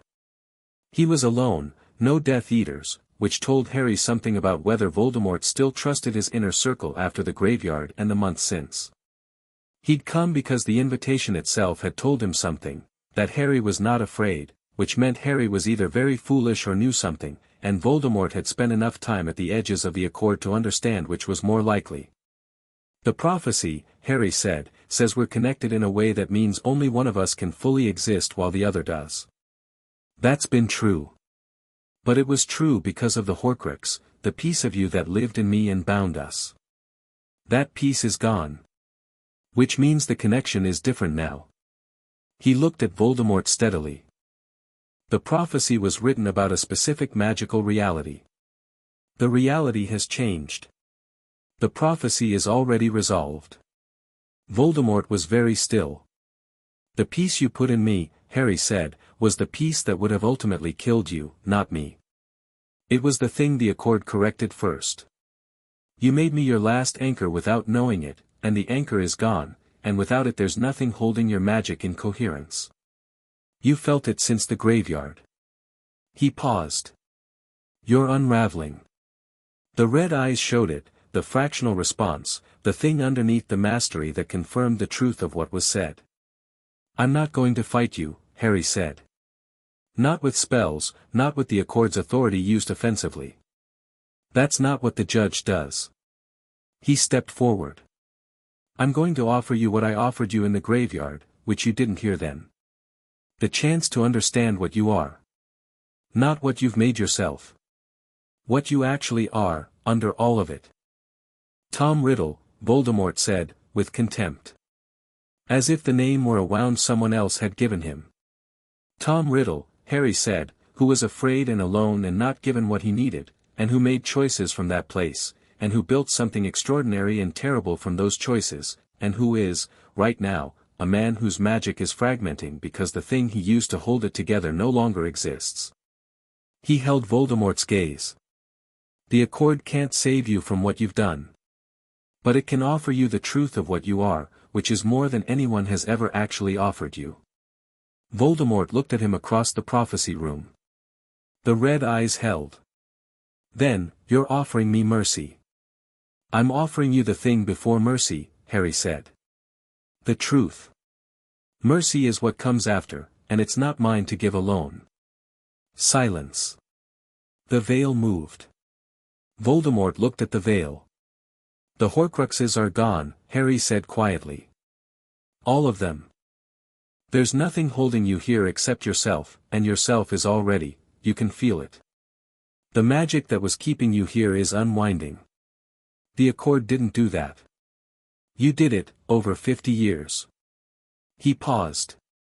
I think some part of you knows that the thing you've been afraid of for your entire life was never actually the enemy. Something happened in Tom Riddle's face. It was not the 1-second glimpse from the graveyard. It was longer than that. Enough for something to surface that had been submerged for so many decades that it barely recognized itself, that had been so thoroughly constructed over that it had forgotten it was under the construction, the thing underneath fear, underneath mastery, underneath the extraordinary and terrible edifice of Lord Voldemort. Just a person. Tired.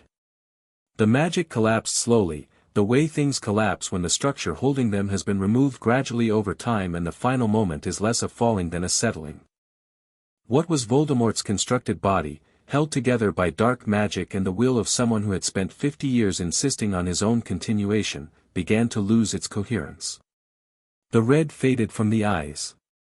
The cold intelligence remained until near the end, and in the last moment, what was in them was not fear. It was the specific expression of someone who has finally stopped running.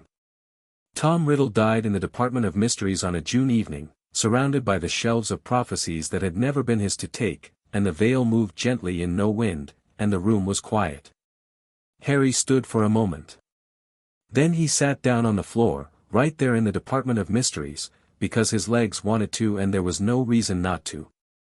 He sat and felt the room, the ancient, strange, layered magic of it, the prophecy orbs and the time-turners and the thought tanks and the veil that went somewhere nobody had ever come back from, and he felt the Accord's pulse, slow and steady in his chest. Not triumph. Not relief, quite, though relief was in there. The other thing. The thing that felt like work completed, like a debt honored, like a wrongness corrected. The thing he'd felt in the Wisengamot chamber and in the Chamber of Secrets and in the graveyard, each time something that had been wrong for a long time was finally allowed to be right. The Accord exhaled. He felt it in the way he'd felt the hollow in Surrey exhale when he pressed his blood to the seal, the long, slow, settled breath of something that has been waiting and has found its resolution. Not an ending. Endings were not what the Accord was about. It was the covenant of living things, the agreement of the world's magic with itself, and the world went on and the covenant went on with it. He sat on the floor for a while. Then he got up and walked back to the atrium, and Varek was there, and Sirius was there, having apparently decided that waiting outside was insufficient, and McGonagall was there with her wand out and her expression managing the event of a dragon in the ministry atrium with the specific composure of someone who has decided that certain things require management rather than reaction. Sirius grabbed Harry's arm when he came through the door, checking him over with the focused urgency of someone who had spent a year working out how to be Harry's godfather and had arrived at this is what you do when they come back from something, and Harry let himself be checked and said, "I'm fine, Sirius, completely fine," and meant it, and watched Sirius take that in with the specific relief of someone for whom the worst outcome had been too recently possible to be easily dismissed. "It's done," Sirius said. "It's done," Harry said. Sirius looked at him. "And I'm fine," Harry said again. "I'm genuinely, completely fine." Sirius exhaled. He clapped Harry on the shoulder and held it there for a moment, which was the serious version of what most people would have done with words, and Harry understood it exactly and was grateful for it. Dumbledore arrived from the corridor behind Harry, and the look he gave Harry over Sirius's shoulder was the open one, the one from the graveyard, no management, no architecture of disclosure. Just present. "The prophecy's room is intact," Harry said. "The orbs are undamaged. The veil is still." He paused. "Tom Riddle is gone. There's nothing left to hold to." Dumbledore nodded. He was quiet for a long moment, and in the quiet was the weight of someone who had carried this specific problem for longer than Harry had been alive and was now setting it down. "What happens now?" Sirius said. Harry looked around the ministry atrium, the fountain in the center that had, since Fudge's tenure, featured a statue of a wizard standing over various creatures in a posture of supremacy that Harry had found immediately and specifically offensive every time he saw it, and which was, he had decided, going to be the first thing formally addressed once the ministry's posture of denial had finally been corrected by the events of tonight. "A lot of things," Harry said. "The ministry needs to acknowledge Voldemort's return and fall in the same statement, which is going to be a complicated document to write. Lucius Malfoy and the Death Eaters who are still uncaptured need formal proceedings, and the Accord's judicial function is going to be relevant to several of those cases." He looked at the fountain. "And that statue needs to come down." Sirius looked at the fountain. "The one with the wizard standing on, yes," Harry said. "I've hated that thing for 20 years, Sirius said. "I know," Harry said. "So have a lot of people who didn't have the standing to say so officially." He looked back at the corridor behind him, at the closed door of the Department of Mysteries. "They do now." He walked to the fountain and stood in front of it for a moment. Then he looked at Varek, who was watching him from the far end of the atrium with amber eyes that held the specific quality of a dragon who has been patient all evening and is ready for whatever comes next. Harry raised an eyebrow at him. Varek made the sound that meant obviously. The same sound it had always been. Harry smiled. He looked at the fountain's central figure, the wizard with the wand raised, standing on the backs of the creatures below, and he said, in the old language, the language of the Accord, the language that lived in his chest and always had, down. The statue came apart. Not violently, no explosion, no dramatic shattering. It came apart the way things that were never right come apart when the authority that named them wrong is finally exercised. The pieces simply separated, fell, settled on the floor of the ministry atrium in a pile of what they'd always been, which was just stone, arranged badly, for a long time. The water that had flowed through it went still. The basin glittered under the ministry's lights. Sirius was looking at the rubble with an expression that was the most uncomplicated expression Harry had ever seen on him, pure, clean satisfaction. Right, Sirius said. Right, Harry agreed. He turned around and faced the atrium, the enormous, echoing space that was the heart of the institution responsible for the governance of the British magical world, the institution that had imprisoned his godfather for 12 years and denied Voldemort's return and built a fountain that said, in stone, what it believed about the ordering of the magical world. It needed a great deal of work. He was aware of this, and was not daunted by it, and was in fact looking forward to it in the specific way of someone who has learned, from centaurs and sphinxes and a 1,000-year-old basilisk and a dragon who'd hatched in a cupboard in Surrey, that the work is not a burden you carry toward a destination. The work is the destination, arrived at differently each day. The Accord's pulse was slow and steady in his chest. He picked up his bag. "Let's go," he said. The summer after 5th year was the best summer Harry had ever had. He spent a week at Grimmauld Place with Sirius and Lupin, which was genuinely, uncomplicatedly good in a way that required no complicated emotional navigation, just the ordinary warmth of people who had found each other after a long absence and were figuring out what that meant. Sirius cooked badly and enthusiastically and laughed loudly at his own jokes and asked Harry questions about his life with the focused interest of someone who was aware of having missed a great deal and intended to catch up. Harry answered all of them. He had time. He spent 3 days in the Surrey forest with Varek. Varek was enormous now, genuinely, impossibly enormous, the Surrey forest barely holding him if he kept his wings folded, which he mostly did, except in the evenings when he'd rise into the thermals above the tree lean and circle in the last of the light, the copper veins on his wings lit against the orange sky, and Harry would sit on the fallen log that had been there since the beginning and watch him and feel the specific quality of something that had been with him for as long as anything had been with him, changed by the same years, grown by them, still entirely itself. He spent a day in the Chamber of Secrets. Not for any specific purpose. Just, visiting. Nothus had developed a habit, over the past 2 years, of asking Harry about the things he read, wanting them described, the great gold eyes attentive in the dark. They talked for several hours, in the old language, about the history of the Accord and the history of the wizarding world and the history of the chamber itself, which Nothus remembered better than any text because Nothus had been there for most of it. He wrote to Petronia Theron. The letter was short, "It's done. The fracture is not closed, I don't think it closes, I think it narrows, gradually, through the work, but it's different. Less acute. I wanted you to know." Her reply came the next morning, in the same precise hand, "I know. The Accord knows. You felt it exhale. That is what it does when the worst of a fracture is addressed. Not triumphant. Not done. Just, breathing more easily. That is enough, for now. Continue. Pt. He folded it into the Accord book between the pages that held Arion star charts and the Sphinx's riddles and Pettigrew's testimony and Dumbledore's letter that said "I am ashamed it was not me." He was going back to Hogwarts in September. He had 2 more years. The Accord's judicial work was ongoing, cases were already being referred to him through channels that Madame Longbottom had quietly established in the Wisengamot, cases where the written law conflicted with the Covenant's intent, cases that would take years to work through.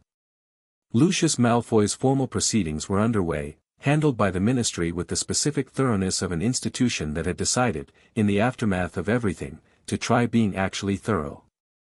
Draco had come to see Harry in June. He'd arrived at Grimmauld Place, getting the address through means he hadn't explained and Harry hadn't asked about, and stood in the doorway with his hands in his pockets and his expression stripped of the performance entirely, the grey eyes direct and undefended. "My father's going to be convicted," he said. "Yes," Harry said. "I know what he did," Draco said. "I've known for a while. Since the Wisengamot, actually. When you said what you said to him." He paused. "About his reasons not being mine." Harry waited. "I wanted to say," Draco said, and this was the part that cost him, visibly, the part where the Malfoy training pushed back against what he was doing and he pushed through it anyway. "I wanted to say that you were right. About that. And that I've been trying to figure out what my reasons actually are. Without his. He looked at Harry directly. I don't know yet. But I wanted to say that I'm trying. That's enough, Harry said.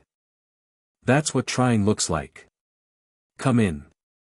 Draco came in. He sat in Sirius's kitchen and ate the badly cooked food without complaint and talked to Harry and Sirius with the slightly stiff quality of someone learning a new language in real time, and by the end of the afternoon the stiffness had reduced by half.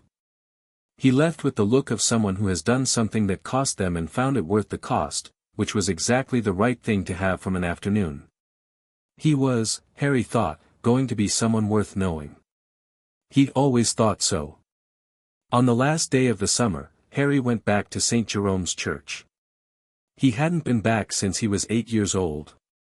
The church was exactly as he'd left it in memory, squat, old, the color of teeth, with the gap in the fence where 2 boards had rotted, with the oak trees leaning against the north wall.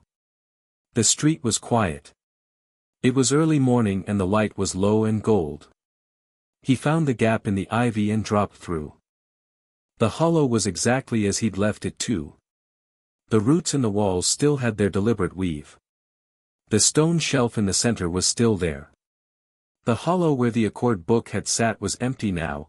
The book was in Harry's inner pocket, had been since Privet Drive, would be until it wasn't. He sat on the earth floor in the small space and felt the quality of it, the specific quality it had had when he was 8, that had pulled him down here in the first place, before he knew what it was. The presence of something that had been waiting. The exhale of the earth letting something go that it had been holding a very long time. It still felt like that. Not waiting anymore. But the echo of waiting, the shape that waiting leaves in a place when it's resolved. He sat in it for a while. Then he took the Accord book out of his pocket and opened it to the seal, the 8-pointed circle, the crown flame, the pulse of reddish gold that matched his heartbeat, that had matched it since he was 8 years old and thought it was just his heartbeat doing something strange. He looked at it. All right, he said. Not to anyone specific. To the Accord, to the hollow, to the thing that had been waiting here since before he was born and would keep being here after. I know what I am. I know what it requires. I'm not finished. The pulse answered. Slow, warm, certain. We know, it said, in the way the Accord always said things, not in words, but in the feeling underneath words, in the thing that's true before language tries to carry it. We've always known. Harry closed the book. He climbed back out of the hollow into the September morning, with the gold light coming at a long angle down the dead grass behind St. Jerome's Church, with Surrey waking up around him in the ordinary sounds of an ordinary day, and he stood up straight and looked at the sky. Varek was up there somewhere, circling in the thermals. The centaurs were in their forest. Nothes was in the chamber with gold eyes open. Sirius was at Grimmauld Place, probably burning breakfast. Hermione and Ron were on a train platform somewhere, bags packed, Hogwarts bound. Neville was probably already on the train, Trevor in his pocket, a person who knew what he was and was still finding out, which was the only honest way to be. Luna was reading the Quibbler upside down and seeing exactly what she saw. Draco was trying to find out what his reasons actually were, without his father's. The world was fractured and incomplete and had an enormous amount of work left to do and was, despite all of that, breathing more easily. Harry put the Accord book back in his pocket and walked toward the street. He had a train to catch.